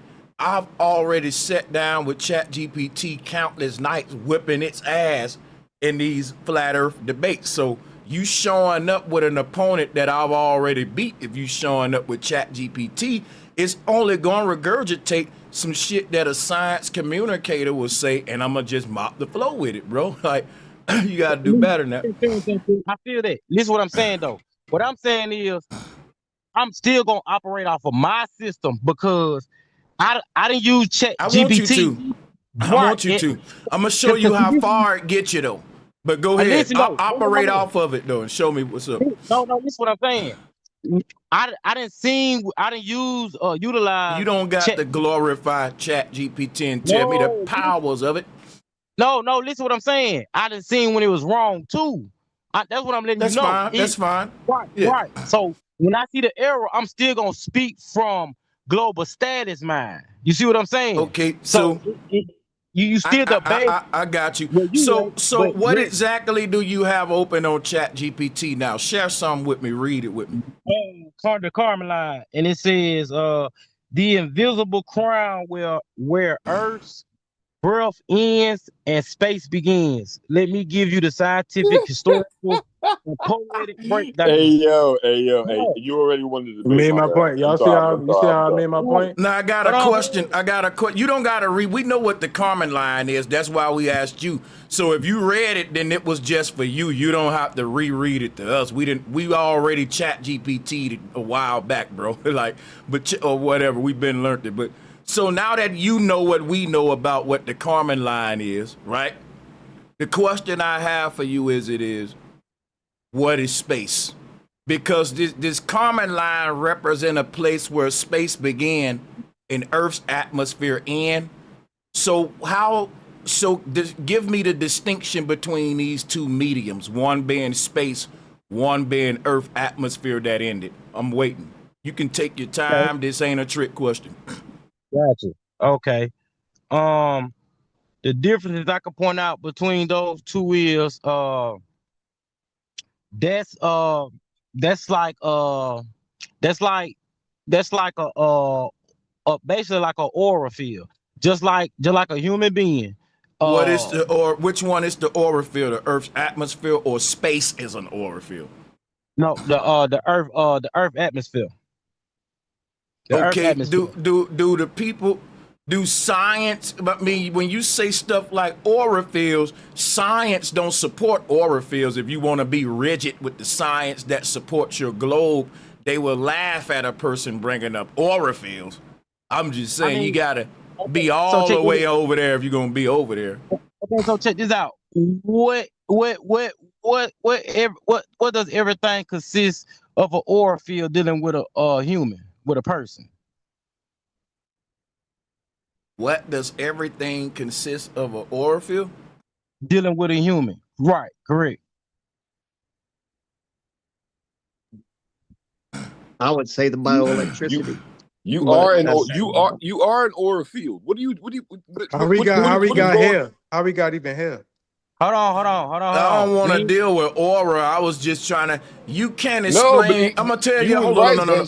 But you know what's going on? He can't explain what space is, y'all. I ain't got to that yet. Okay, well listen. No. This is what I need you to do. Don't tell me about the Earth atmosphere, because I'm not a kid, bro. I know about every layer. I can articulate it well. I want to know where space is, though. I'm talking about retina, because see, that's what I'm saying. I'm taking my time. You first. No. I ain't got a lot of time, so I want you to get right telling me what space is. Okay, space. From me doing my research, space is like a form of water. It's a form of water. Is it water or is it not? Yes, it's a form of water. You got so different forms of water. No. Water is water. Any other form of water would be like ice, and at that point, it'll be a solid, not a liquid. I'm asking you, what state of matter is space in? A solid state, a gaseous state, a liquid state, or a liquid, or a hybrid of or three of them? Give me somewhere that's more specific other than it's a form of water. Yeah. Okay, so check this out. So for one, we can't talk like global status been in space. That we can't do that. Now, what I'm gonna tell you is, for my conclusion, I believe it's a hybrid where they haven't it got its own little category, but it's like it's hybrid of its own. That's why I said a different form of water, just like you could have a different form of fire. Okay. So that's what I'm saying. I can't use the terms that you want me to use. No, I got you. I ain't telling you to do that, bro. You did fine. Okay. Now I got something else for you. So space is something we can say is similar to liquid. We'll go with that. And you're saying that the atmosphere where Earth is, we know that that's gas. Now my thing is this right here, right? What stops the liquid from space from just pouring into the gaseous atmosphere of Earth? There's not a physical barrier. So if I have a container full of smoke, but then I fill it with water, the water will push the smoke out of the container. The water won't stop because gas anyway. So you just told me gas, right? It's No, hold on, wait, fucking wait. Yes, sir. Listen, brother. We ain't finna go into this. This ain't even an argument. We not finna let you miss the point because the atmosphere is gaseous and is not a solid. So we ain't finna even debate that. The last layer of the globe atmosphere is a gas layer, and next to that will be space, which, as you said, is liquid. Tell me, because I know when I'm finna get you to saying that G word. Anybody know what the magic G word is? Because I want to know, why don't this liquid just pour in? I never saw gas stop water. How a gas barrier to stop this water from coming in? Seriously? So now I'm making you articulate the science behind how these two things won't mix. What's stopping them from not mixing? Just tell me that. That's all I want to know. Okay. All right. So now we gotta understand what did read this. See, I'm going back to my first question when I'm gonna break this down. I'm gonna answer your question. Now, one of your men said it, because that's why I asked. One of your men already said it. That's why I asked what all consists of an aura of a human, because with the gas, hold on, listen. With the gas that you say, it ain't just gas in the over the earth. You got electromagnetics and all of that, and that's everything that consists that make up the atmosphere. It ain't just gas, and that's what's stopping it, because that's what protects us. Wow. So, and that's what I mean. How you gonna use? They always do the Sanchez. They always do the. Like he just made himself. Guess what he just did, Omar? This man just made his damn self a firmament. He looks like a fucking fool. I think he just been watching a video. This man just shielded the earth with an ether and an electromagnetic invisible barrier. But guess what he shielded it from? Waters above. Are you a flat earther, nigga? So you telling me? Hold on. Listen, bro. Because y'all be so quick to jump off the cliff with me. So you telling me that electricity ain't in the atmosphere? I ain't say none of that. I told you. Let me tell. No. Stop talking, bro. Because I asked you a damn question. I said, what's causing the two not to mix? And I'm telling you right now, bro, electricity don't stop water. It actually moves through it. If you drop an object in the pool that's hooked up in the wall, you might get shocked. I never saw. No, you gotta let me finish. Go ahead. You gotta let me finish. I'm not gonna let you simply say there's an electric barrier stopping the water. I'm gonna make you explain how. That's what I'm doing, because you think you slick, but I'm good at this, bro. Explain how. Okay, so when you dealing with, and see this probably why it's hard for y'all to see where I'm coming from, because the simple fact y'all are flat earthers. But when you dealing with the numbers 360, when you dealing with them numbers, bro, what are you, bro? This is ridiculous right here. And I can explain my way. Now listen, because just like when you arrange elements in certain ways, it does things. It does. Come on, bro. Come on. I'm listening. You don't keep going, man. All right. So this is what I'm telling you.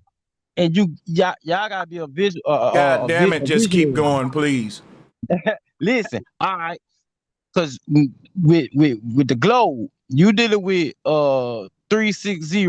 So you dealing with perfection. All right. So when you arrange, what is called, man? What's them things called? First of all, 369. Just let him go. Let him go. He hanging himself. Just let him. Let's let him do this, y'all. Just let him do this, y'all. Please. Okay. So y'all know he look horrible.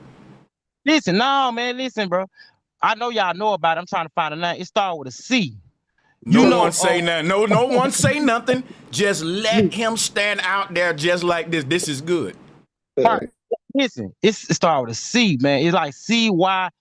You are snowflakes. Y'all know how snowflakes they when they arrange themselves in the pattern like the flower of life. I think they call bro, CYBAIL, something like that. But No, people, please don't cut him off. listen, but you know what I'm talking about, right? Do You y'all know don't what know I'm what you're talking talking about. C-word. I With the want to give snowflake. him, bro. I'm giving him all his rope, and he's hanging himself so good. He's scrambling. He just rambling, y'all. He just just let him do that, y'all. Just let him do it. Go ahead. Listen, man. I just need y'all to acknowledge that y'all know what I'm talking about the when the Yeah, snowflakes are raining. we know what you're talking about. Go ahead. When you talking about the sound and the vibration, how Yes, they we got you. We got you. Go ahead. okay. So Earth has its own sound, frequency, and vibration. So you also dealing with the 365 degrees, right? Okay. So when you talking about gas and electricity, like all the stuff that's in the atmosphere and the way it's arranged, that what creates your magnetic field, and we got like a shield over us. So when you talking about space intertwining with Earth, it wasn't designed to. So the way it's set up is not finna enter our atmosphere. Like it's gonna have to be. Okay. Do Okay. you see what I'm coming from? So right, because in the flat Earth model, we're like a bubble in the ocean, right? And so we're inside the bubble, and the atmosphere is spherical around us, and it's full of gas, just like a bubble is full of air, which is why the flat Earth is spherical. But we don't live on the surface of the bubble. Of course, we live in it. Like you teach, you live under or within your atmosphere. Same with you. But you teach that you're walking on a big ass rock that has this gaseous atmosphere conforming to its solid core, and they're stuck together that way in synchronicity, and that the only thing that's keeping this rock from not falling through the gaseous atmosphere is what? Because if you picture the globe, you have a rock. This rock is surrounded by gas on all sides. I asked you what caused space from pouring into the gaseous atmosphere. Now I want to ask you what's causing the rocky Earth from falling right through his own atmosphere out into space. Just some dumb questions a flat earther want to ask you just to see how you articulate them. Nothing here tricky. I don't think it's with the type of global I am, I believe in I know of inner Earth. So with inner Earth, What's inner Earth? Inner Earth is what they call the core. What they call Why you they call say, it inner Earth? I'm confused. because me doing my research, that this is what I came to my conclusion. So if you had the mindset of me, the Earth is living. So to me, the core, I believe that the core it is a supreme being in the core. That's what I came to my conclusion. You think there's a supreme being in the core of the Earth? Correct. And it's making it just levitate and not fall through the atmosphere because of this supreme being's will. Yes. You know what? You know what? I just want to say something right now. No. You got to let me talk now. I'll let you give your answer. You said a supreme being. Here's what I want to say to y'all. This is why I'm going to scream flat power for life. Now, I'm not going to entertain this no further. I think y'all heard enough to know what it is. I ain't going to declare myself no winner. But if I stop right now, if I just stop this debate right now with the answer he just gave, I would say the point's looking real. Like, in fact, I'm through. I'm going to stop right here. I'm going to just stop right here. I'm going to let somebody else go. Yeah. You see, that's why y'all see what I did to him in warm-ups. When we was warming up doing layups, that's why I did that to him. Because when you can beat the supreme being out of a motherfucker, you need to go there. Now I'm doing too much. The man said he be studying, but he don't even know what cymatics is. The C word, I don't know y'all. Like, come on, man. You say you be studying, but you don't know simple stuff. Man, listen, bro. I got a whole life, bro. I be doing a lot, bro. You can't Okay. tell I me understand. I right, understand. right. You can't tell me how God made my mind, bro. This shit work, Yeah. bro. But my Okay. shit is everywhere, bro. You feel me? For real. Like I I'm in the get, hood with hey, this shit, bro. So you gotta hey, understand, bro. that Hey, supreme real. being might be Chat GPT, bro. That Nah, supreme bro. See, being. listen, bro. See, listen. I see you throwing insult. So check this out. No, it ain't insult. Yes, it is. Cause guess what? Do you think it's a joke that Durable status. do you think it's a joke? Hold on. Do you think it's a joke that the Earth is living or it's just a rock? No, it's a Durable. joke that all this technology is making people think supreme beings Listen, float the bro. earth around. It's Is the sad, bro. Earth But you know living what or I is don't, the you know Earth what I don't non-living? get. Man, Simple Sanchez made you question. sound like a What flat what earther, what man. what I Simple don't get question. about these globalists though is when you bring up the creator during creationism and the Big Bang, they laugh, but yet they need the creator to help them keep their phony model from getting beat the hell up on. They need Point. divine intervention. That's And true. just Yeah, real you quick, can't this do fool both. made a point about electromagnetism, bro. When you bring up electromagnetism, you're speaking flat Earth, bro. Electromagnetic fields have a dielectric inertial plane, which is what we teach, and the dome is the top, bro. Like you literally bringing up flat Earth That concepts, was trying to Sanchez make made them him Hey, float expose and him. shit. hey, Bro, He hey, was listen, using and, flat bro. earth shit. and Bro, that's just like My saying, brother Waring got a question for your global status. He said, "Can we okay. have globals?" He said, "Can we have global status explain the sun in the clouds video?" Oh, okay, Josh, give me a minute. I'm gonna pull that up for him after I get through eating my little food here. Y'all go ahead. I'm gonna cue that up though at But some point for him. I'm gonna it's put it's I got you. it's Okay. clear to see that he really can't answer no questions. Like, What you that's why mean, I bro? asked him about the Kármán in the beginning, because I know he couldn't Listen, spell bro. it. I know Listen, he bro. ain't know what it meant, but But guess what, bro? that's Guess your what? I motto. know That's the what your structure. motto say. How you gonna No, how you gonna say you a globe? Hold on. listen, bro. Hold on, You bro. can't Hold on. listen, Hold bro. on. You can't hold Listen, on, bro. You can't bro, do me give like me this, bro. When I know the Dang, can I functions finish of things, talking? bro. Hold on, Bro, bro. They're just like, hold on. They're just like saying, bro, I don't know the name of this gun, but I know how to shoot better than you, though. See, I understand that, but this is what I'm watch, trying to tell bro. you. You gotta Listen, talk with logic with me, bro. You can't tear me down in that way, bro. Because you can know the name of all these guns, bro. But that shit ain't gonna do you no good, bro. If we get in a gunfight, bro, and you ain't got no aim, you don't know how it works. So I understand analogies, bro. I understand semantics, bro. I Just think we're because I trying to don't know help you, the but name, bro. bro. look, We're bro. just trying Look, to hold help on, you, bro. hold on, bro. Look, Which one more valuable? bro, Me listen, knowing how to shoot or listen, you know the name of the listen, hold gun? up. Hold on, Right. bro. Listen. Right, right. I just show you more value, bro, because I know how You to ain't shoot let the me gun talk. better You than ain't let you. me talk, bro. You just talk But about you know, guns but you and know the okay, name I of the got your gun, analogy. You say you don't do analogy, but you just use an analogy with guns. bro. So That's you one. understand? Hold So you on. Can I understand which talk? one more Can I valuable, right? talk? You understand which more valuable, right? Because you gonna end up dead just knowing the name of the gun. I'ma still be alive because I know how to operate it. Okay, now you're using another analogy, but that's cool. Yes, sir. But Yes, look though, sir. you call yourself I gerbil. I hold my weight. mean, you call yourself gerbil. I mean, global status, right? So you think that you live on a globe. But I ask you things Oh, about I do. the science that teach that the globe that you believe in about, and you don't even know it. So how you Bro, don't even know what shape it, bro, like listen, how you say listen. it's a globe, but then when I ask you Let me stuff answer about the your question. globe, you don't know. Let me answer your question. Let me answer your question, right? See, first, you do what you were first was saying in our first debates. I'm taking all the information and I'm regurgitating it. When really, bro, I'm thinking for myself. I don't believe them all the way. So you can't even put me in that So box. change your name to gerbil instead of global. No, bro. No, it's global, bro. Global But I status, ask bro. you every time I ask you globe questions, you don't know none of them.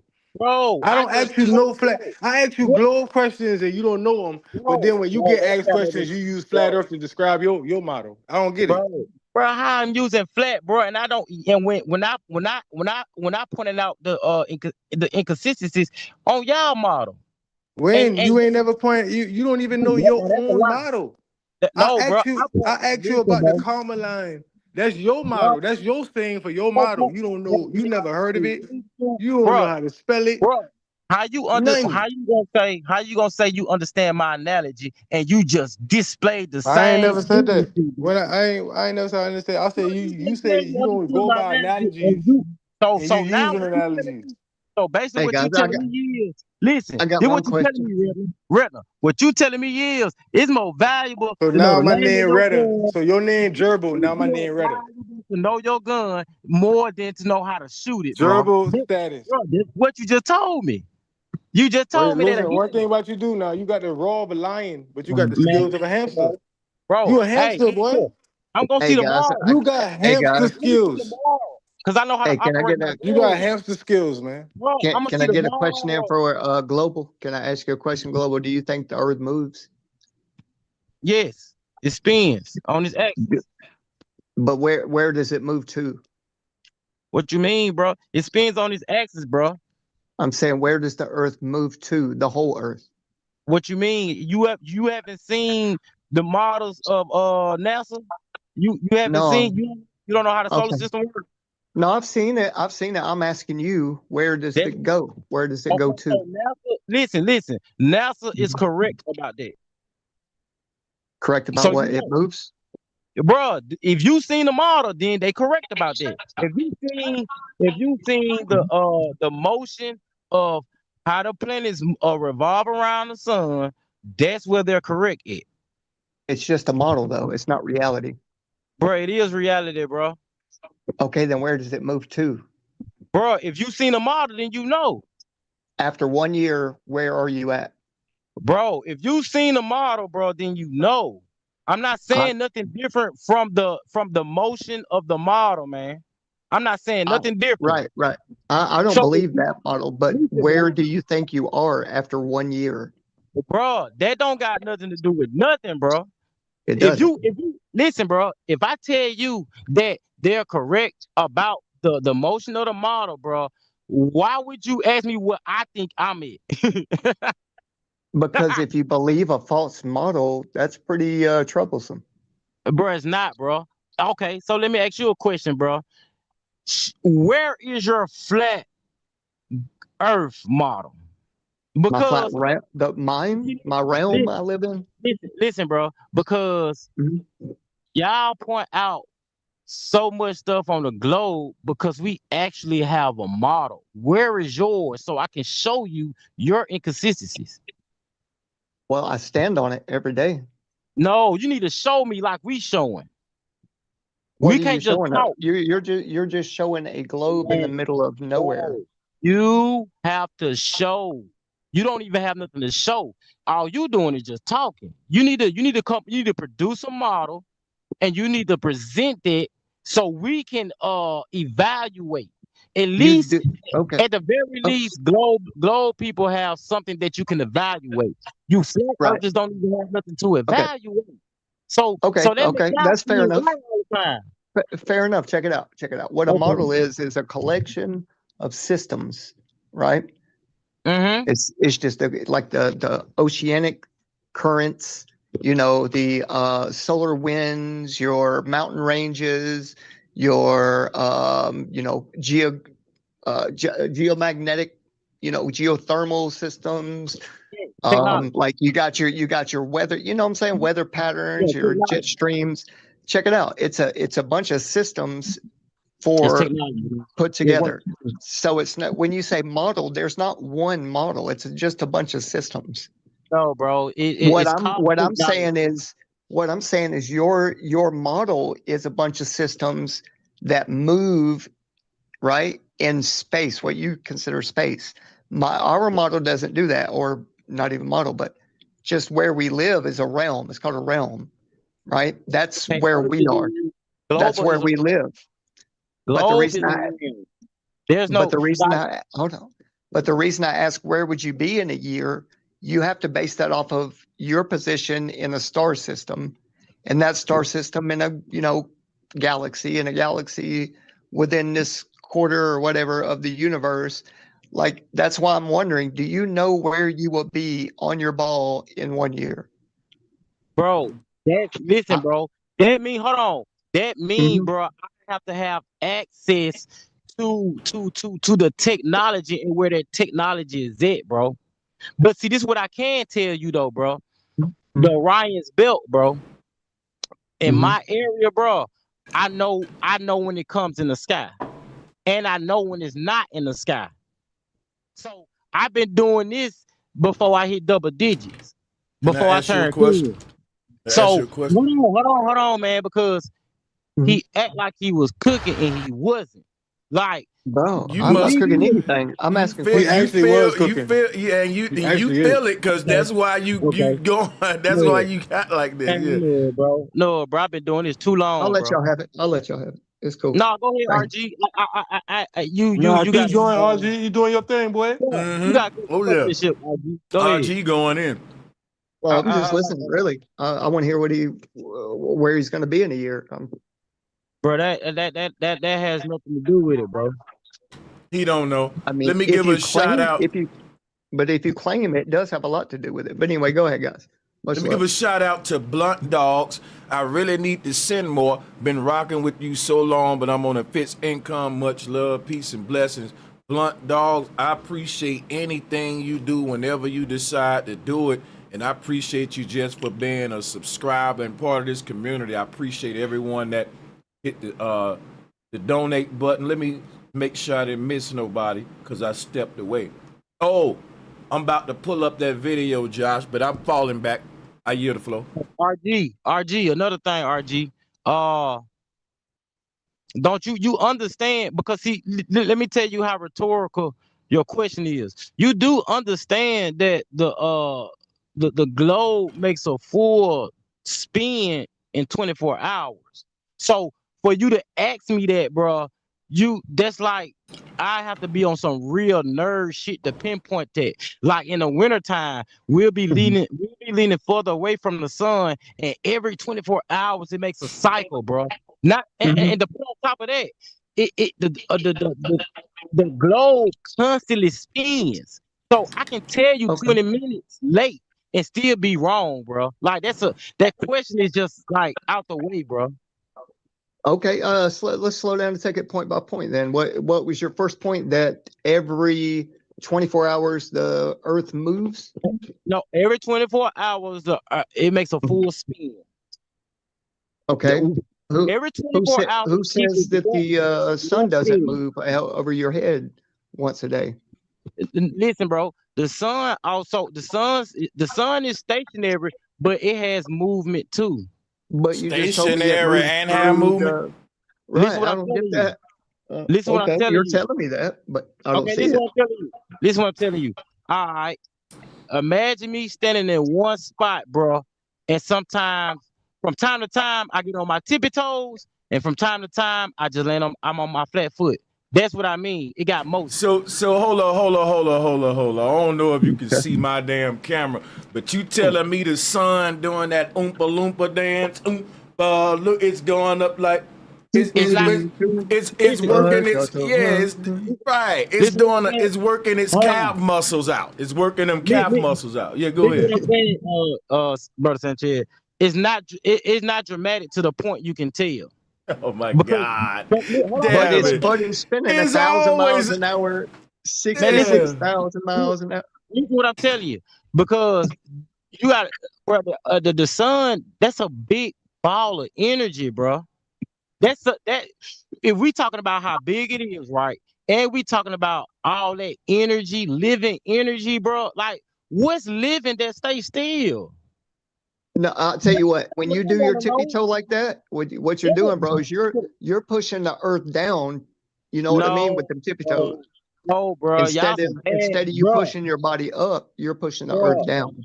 listen, bro. When it come to visionary, y'all suck right now. Bro, Okay. I just said, bro, it's not dramatic to the point anybody can tell. Delusional.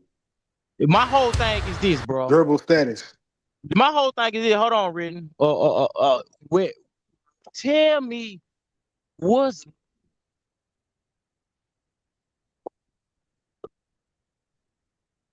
uh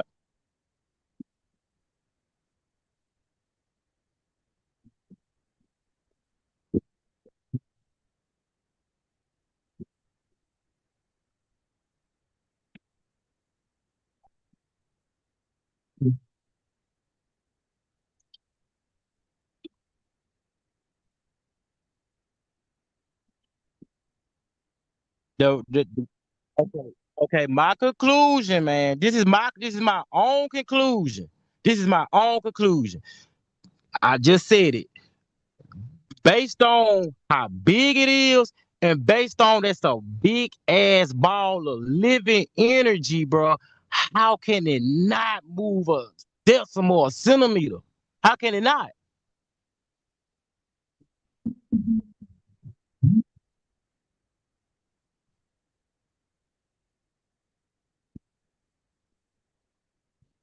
Well, see, I know what scientists can't do. As far as common sense, common sense. Okay, so can I know what science? scientists can't do. Is that what he just now said? Oh, I'm just come making on, sure I bro. heard that. Okay, so guess what? Technology then. Is that better for you? I mean, damn, bro. Can we think? You can't think of the technology that's gonna help you perceive Hold on, something hold that's on. Go not ahead, Sanchez. that's Ask him. Go ahead. imperceivable. Hold on. You can't.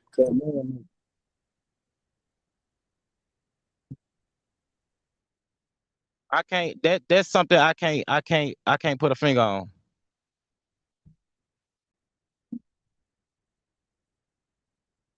Hmm.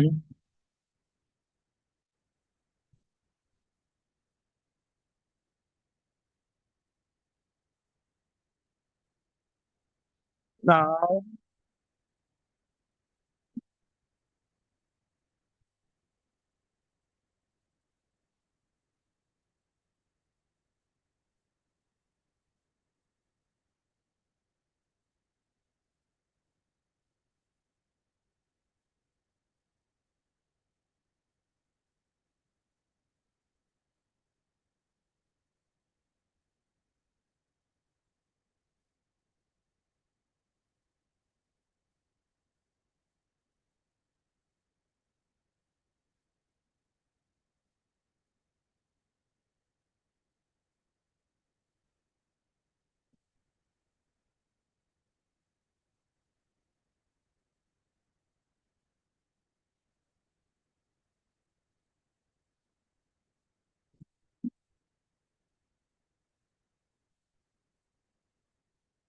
no. I said that. No, what I said is I don't deal with it because that don't stop. That don't stop. Hold on. Everything I said, I was on mute, and I apologize. Basically, I'm gonna sum up everything I was telling him. He said he don't want to deal with. I was asking him, is the sun 93 million miles away on his globe model? Cause I'm ready to segue to this sunrise under the clouds. I'm ready to segue to the close sun for my brother Josh. And he was I heard. basically I heard everything you right. said, Sanchez. I'm I sorry. know, I but heard. they Yeah, I didn't heard though. you, too. They Read the didn't. chat. Can Let him y'all go. stop? I don't mean to do that, but yeah, I know y'all did. They didn't. I got two mute buttons. Let me just get this out real quick. I'm gonna sum it up. Hold on real quick. So check this out, y'all. I'm trying to get him to see where the sun at. He don't want to deal with the 93 million miles that they set. And I'm telling him if he's a globe earther, there's literally no other distance he can put the sun and make it work on a globe, and we still get day and night the way we get it. And we still get, you know, the positioning of the stars, all that. See, once you become a globe earther, you can edit the model to some degree, but you can't start editing it drastically saying, well, I don't think the sun right there, because now you got to explain how day and night work in your way with your new distance. But see, did what I said, Sanchez. So okay, for instance, it could be 98, it could be 90, it could be 94. That my thing is that whatever the number is, that don't stop the 24 hours that I witnessed down here. Like that's my thing. Like that's the reason why I be hands off trying to be accurate with them I don't numbers. think, do you understand how the distance of the sun will change how we experience day and night on a globe model, man? I understand that. That's why I said I don't that my hands be off in that area. I Brother, understand it. okay, so if you understand that, that's what I'm ready to go into now in this debate. That's what I want to talk about. So Okay, so now I this is how want you to, do it. yeah, Okay, go ahead. and I'm asking you before I can go into that conversation. Do you agree with the 93 million miles away? And the answer should be, Sanchez, I don't have a choice. Because on a globe model, there's literally they already figured it out over thousands of years that the sun got to be right here in order for us to get night and day and the stars to be where they at. Even though it ain't a globe, they figured out how that would work on a globe model. And if anybody move anything, got to refigure it out how it work on their new positions. If you don't want to do that in this debate, by default, I would recommend you just go on with the numbers that they already got for the model you're trying to debate. Okay, so this is how I take my take on it, because I know one way. I know they got multiple ways. Okay, I know one way they measure it from the solar flares that come off the sun, and then they count the days when the solar flare, when we have a geomagnetic storm.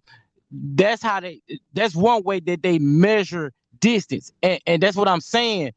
Even though they measure it like that, like who, like I don't like 93 million miles. Can like, I ask you a question, bro? Come on, bro. Does it matter? Does it matter how they measured it once we know that the numbers they came out with indeed must be so in order for the seasons, the stars, and day and night to work?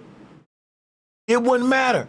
If I tell you it's 100 miles from here to the next city, and you drive 100 miles from the here to the next city, would it matter how I measured that shit if it still turned out to be 100 miles? Would that matter? Why do you like to spend time with a lot of stuff that don't matter, global status? Let me ask you that, man. Is it dancing, bro? You do that. You love to go on about stuff that's irrelevant to the debate. Or make yourself sound super smart about it. Yeah, man. Oh, and hey, how big are them solar Ask him flares? about pull up the picture and watch what he say about the picture now. Okay. Watch what he said about the picture. Cause this is ridiculous. He ridiculous, man. Delusional, I think. I think he's just delusional. And while we wait for him to chat GPT his way up out of this shit, I'm gonna get a mic check from Ricardo. Welcome to the round table, Ricardo. Just a mic check from you whenever you want to build, you can. Yeah, man. Bro, Sanchez, man. It's yeah, nice to be in the building here, man. Coming from the UK. Yeah, I've been listening to the show for a long time, and yeah, man, this is a lot of the stuff is being revealed right now. You covered a lot of stuff in the past week, and so coming from the biblical side as well, you put a lot of stuff to pinpoint exactly what it is, you know, and where we are right now. Because a lot of people believe we're on this globe, and I know we definitely are not. We're on this flat plane within this firmament. There's so much information out there, you know, going back to the old maps and everything, and it's all there. So you just have to look and find it, you know. There's some things even about Admiral Byrd as well. Well, I found some information on that, and it's, yeah, man, it's deep. It's deep. Salute to the mandem. Hey, and salutes to the UK and to Flat Power UK. Big salutes.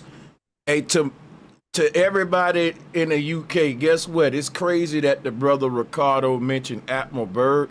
I got a series coming up, and I was just thinking to myself, should I do it in an edited joint or a live stream? But I think I'm going to do his edited, but I'm going to really do an Admiral Byrd series and go into the whole operation with why his name is even, it's going to be thorough. Yeah, for real, salutes to that. That's gonna go into Hollow Earth or Gotha. But you got a lot of globe earthers that they'll mess with the Hollow Earth theory, but flat Earth is just laughable. But you being on top of a globe Earth with a hollow inside is very funny, sir. Like that's crazy. That hollow Earth thing. But global status, we trying to get you to commit to a distance because I can't get to this photo until you tell me where the sun at on your model. Where is it, man? How far is it? Put like this: it's in the middle of the solar system, and we gonna go with 93. Go ahead, man. Okay, there we go. And I don't want you to say that in a down with Ray. That's what you yeah. Why, man? Why, bro? Why? Man, I understand. This is what I know. This is why I say that, right? Okay. Until this day, it's still things that scientists are still figuring out that defies the laws of gravity. But you got to realize some things they can't be still trying to figure out. Like if they still trying to figure out the distance of the sun between the Earth, that's a dagger for their model. Cause now it's like, well then y'all don't really know how day and night work on your model till you get the distance of the sun right. Flat earthers have an explanation for this. And we ain't still trying to figure it out. We giving answers that ancient people been given for eons, and it works. Hey, you know what's crazy, bro, is that they still got to do the leap year, to get things to balance out. You know what I mean? And then they got the sidereal time, and you know what I'm saying? It's all, yeah. And I'm so glad. And he said gravity. Like everything is gravity at this point. Everything is that's the. No, listen, you're talking about one day, and you're talking about tell me when summer been late. Tell me when the last time. But see, that's what I'm about to get to because you really daggering yourself. What I was about to say is y'all got leap year and all this other stuff, sidereal time, all this, and honestly, the seasons ain't just 100% accurately on, bro. Quit capping. Is not 100% accurately on because the winter keep coming later and later, man. That got something to do with you talking global about warming. Come on, bring up climate change now. See, listen what I'm finna tell you, because you still talking about one season that be late, but the other three be on time. That's what I'm talking about. That's exactly what I'm talking about. And that's what I'm talking about. Like when you talking about 365. How is that possible? How is that possible? How is that? If one late, then it's gonna throw off all the other ones. Listen, bro. Let me tell you, bro. Listen, is you gonna receive this? Listen, what I'm telling you, bro. These folks know. It's crazy, bro. Y'all be thinking these white people be wrong, and these white people be wrong about it. Let me tell you. Oh, come on. It ain't gotta be a white boy. Right, man. And he thought the white people was wrong about the distance of the sun. Now he want to put the color in it. Yeah. No, bro. Listen, sometimes technology fail you. Listen, though. And this brother man, white ain't right, man. White ain't right. Listen, man. This is really good. Right, listen, bro. Cause do y'all realize, bro? We just got a Category 6 for hurricane, bro. The planet is really warming up, bro. It's really doing it. I'm telling you, it is, because you got to think about it. Okay, if y'all got decent common sense, y'all know about since we deep thinkers. With these spaceships or airplanes. But here go the crazy part though. Now they explain global warming as a greenhouse effect, and a greenhouse is an enclosed system. Once again, now it goes back to a firmament dome. Like, come on, bro. Yeah, they have no clue. It's the same thing, but they don't realize that it's electromagnetism. It's not a solid structure. It's literally a sound, frequency, resonance, vibration, energy. It's what it is. I already said that. We agree, bro. Now listen, let's just say the firmament don't start to expand and blow up. It will increase the pressure of the atmosphere, which will give a warming effect even in the flat earth terrarium. But this is just a theory of mine of how you can make a global warming concept in the flat earth model, right? Which I still got my arguments for global warming, because I don't think let's say the Earth heating up, and that's it's arguments for it. I don't think it's nothing natural about it. I think it's terraforming, and what they're doing is so much technology they got and stuff like that, you know. So we can go into that global warming shit too. That's another one we can go into. I actually think it's both. I think it's natural, and I think it's because of us too. Because when you look at because the sun got cycles, and the sun supposed to have 11-year cycles, and so through them 11 years, it supposed to the temperature's supposed to reach a climax, then it's supposed to go down. So You talking about eclipses, right? No, bro, I ain't talking about no man. God, listen. I said the sun has 11-year cycles. You have like 2 eclipses a year. I'm talking about the sun cycle, bro. The sun individually. Okay, so the sun has 11-year cycles, right? At least this is what they try to they categorize it through data. Okay, so through these 11-year cycles, dealing with the sun's temperature, it reaches a climax, like real hot. Then it reaches a low, and so it was doing it every 11 years. So recently, what has happened? The sun has broken the 11-year cycle. Can I ask you a question? What's real hot and what's real low? I don't know, fool. Okay, my bad. I was just asking. Yeah. But no, look at the low. video. You're not gonna be able to be flying next to something that's hot, and you're right there. Look there, they're right there, sitting on top of the goddamn thing. Man, look here, man. Hey, shout out to you, brother Sanchez, man. Yeah, but brother, I'll say this with your 93 million miles that you went with, right? I never heard you explain this particular video. My brother Josh, he donated. He wanted to hear you explain why is the sun right there within the clouds if it's 93 million miles away? Because you have your own unique explanations, even that's beyond what they teach. So he was, I'm interested in hearing your explanation too, man. Go ahead. All right. What this look like to me, the physics don't even look right in this video. Like the physics, it's a lot of things that's off in it. Yes, bro. Like look so recorded to me. Let's get into the physics. What's the physics?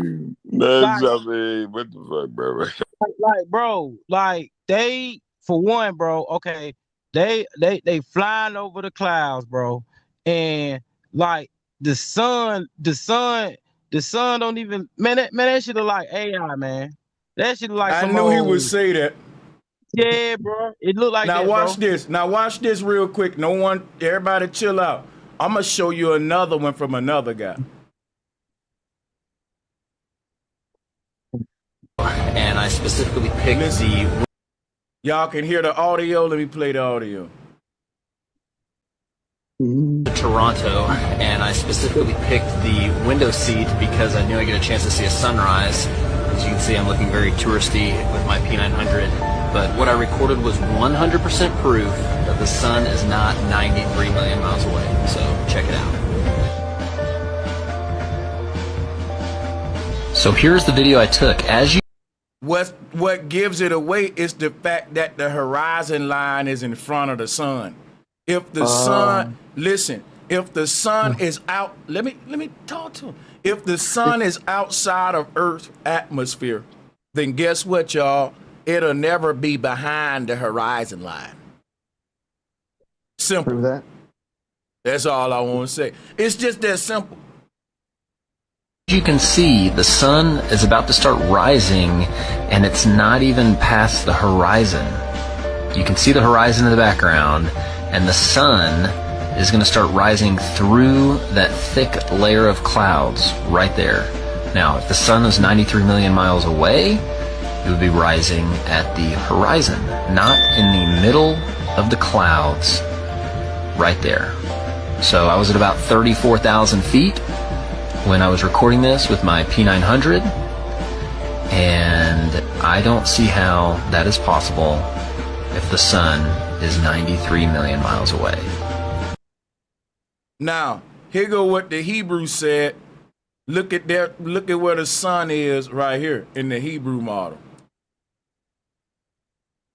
It's right there on the same level as the clouds. So when the ancients was flying in the sky and blimps and shit and airships, they was saying exactly what we see.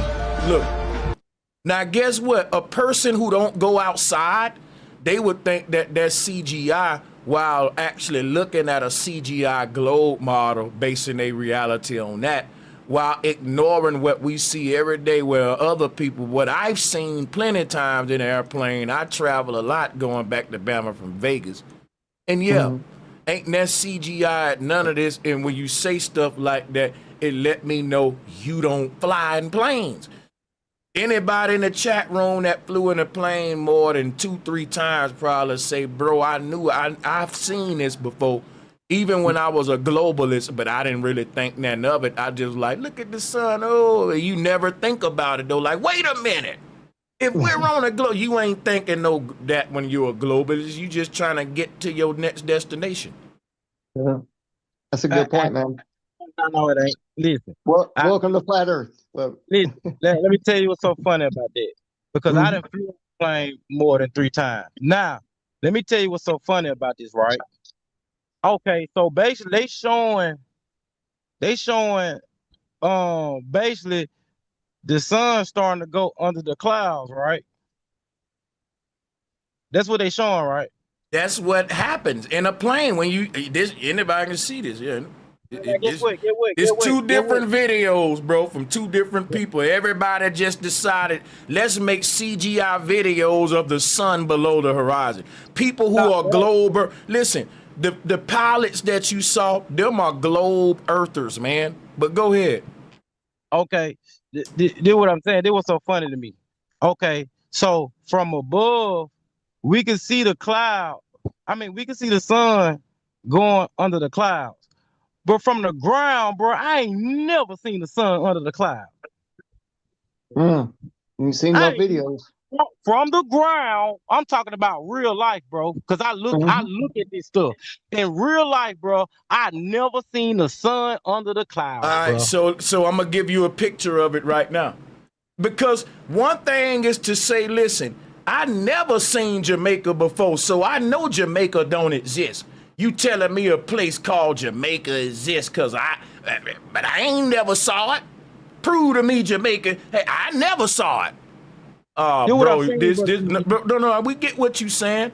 Gorillas don't exist. You never saw one. But let me go ahead. I'm gonna show it to you though. That ain't what I'm saying though. This is what I'm saying. I'm saying is, but I've always seen the sun over the clouds. It don't matter what you've always seen.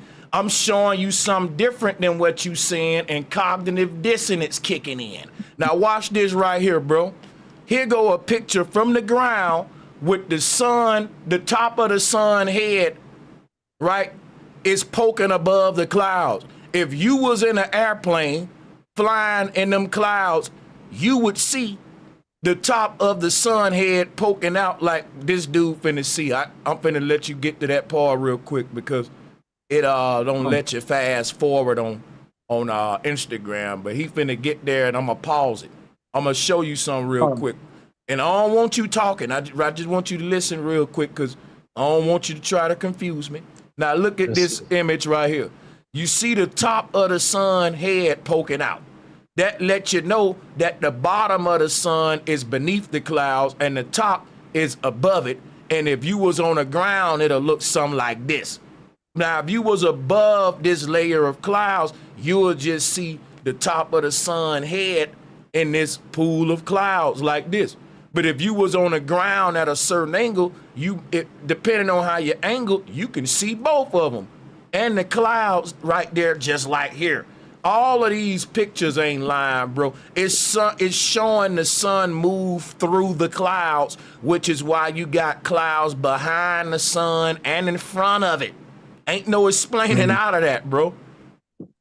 Cook your ass, Mike. It, y'all it get might help y'all, too, global. It might Cook help your too ass. if you see it Cook as your ass. Cook if your the ass. listen, bro. sun is Listen, bro. it's like a focal point as well. That might help, Hey, to man. understand why it does what it does sometimes. Listen, bro. Yeah. Listen, bro. Listen, bro. I'm a freak of nature, bro. I stare at this shit, bro, as a kid up into my age now, bro. Here go the Listen, moon bro. too, bro. Can I can Here I go the step in moon. for a Here go second? the moon with clouds in front of it and behind it, moving through the clouds like the ancestors said. So I'm gonna tell you something. Did nobody study the heavens more than the damn ancients, bro? They didn't have TV and all this stuff you got. All they had was the sky. So you can come up here and say, I studied this. Bro, the people who made this cosmology that I'm defending, they studied the sky more than all of us, man. So let's not do that. Let's just observe what we're looking at and let's ask ourselves, what am I seeing? Am I seeing objects that are moving within the upper atmosphere, within the clouds, or objects millions of miles and ridiculous distance away? The answer's simple. Man, You know, we talking about the age of AI, man. It's yeah, hard to do that with AI Man, with the if your eyes can't see, Hey, what the fuck is real in front of you, there's a problem. There's a problem you with know you. what I'm you gonna know say, what? bro. You know what I'm gonna say. If his answer is AI, the debate's over. Ain't no need of us Yeah, arguing further because guess what happens in debates, y'all? Both sides presents photos and make scientific arguments. If every time I present something that debunk him, he say is AI, and every time he present a picture of the globe, we know it's AI and CGI. We gonna just, bro, you wasting our time. I would recommend us have one our second. own little bill and ignore this guy now because his defense mechanism now is it's just AI, and if that's the case, the debate over. You can't tell him, you can't show him nothing at that point. You can't show him nothing. That's true. And you know what I want to say? Look, it's so simple, people. You know what? Just go and do your research. It's out there. There's no point looking online, just online. Go and do your research. The information is there. It's available for everyone to see. It's not that hard. You know, don't get confused with this globe earth, what people been doing to us for years, perceiving this thing to be real. Because we're on a flat plane. It's so easy. Look at the name aeroplane. It flies on a plane. That's it. It explains it there, and people just don't look for themselves. It's like a sundial. It's on a flat plane. You see what I'm saying? So look, man, this is so easy. Just do the research yourself. It's there. Even in the biblical book, it's there. It's telling you about the firmament. It's so simple, And it's like and people just get confused.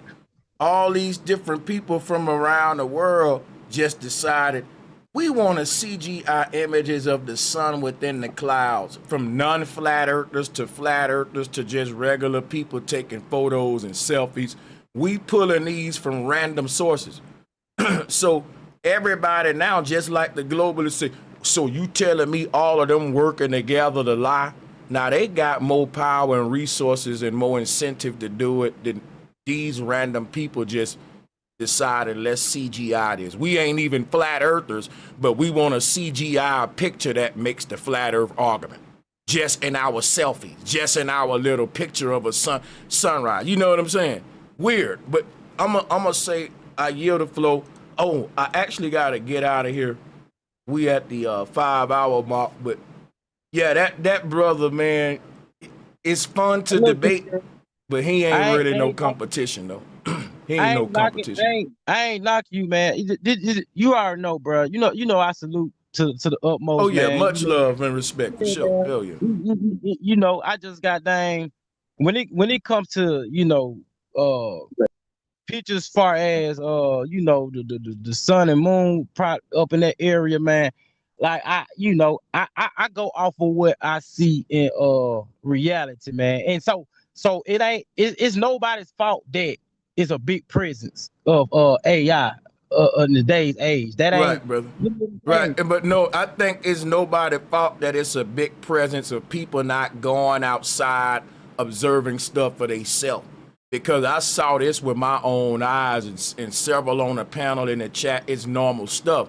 See, this ain't really a flat earth argument until we make the argument, because globalists take these all the time and they say, hey, there's a sunset under the clouds is what they call them. But science have a way to explaining it.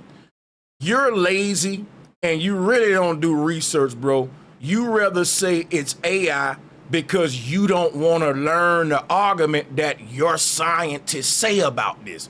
To me, it's aggravating because, look, I went through the studies to learn my model and yours. And I know you don't really study, you just freestyle. It ain't fair to the people who really know your model and mine. But I entertain the debates because it's fun for the people, just to show how dumb y'all are. But the thing is this right here, with all respect, it is dumb. I got to call it how I see it, brother. Because you rather just say that shit AI than open up Chat GPT like you've been doing all night and say, Chat GPT, can you explain a sunset under the clouds on a globe model? And you could have just read that shit and kept the debate going. But you got lazy on me, man. That shit just AI, bro. This shit ain't even fun no more if you gonna do that, bro. It's just fun. You took the life out the debate with that. It's with the lazy shit. That's what I'm telling you, Sanchez. You ain't got to take the life out of it, because that's where the reason why I don't use ChatGPT, because this type of stuff you can see with your own eyes, and I've already done my research with my own eyes. Like ChatGPT will be wrong if they told me otherwise. You telling me, but if you saw this with your own eyes, why would you even question if the photo is real or not? That's the contradiction. I gotta go, man. This is crazy, bro. I gotta go, photo, bro. This photo you can't even tell. All right, bro. Cool. You know what I'm saying? But let me tell you something, right?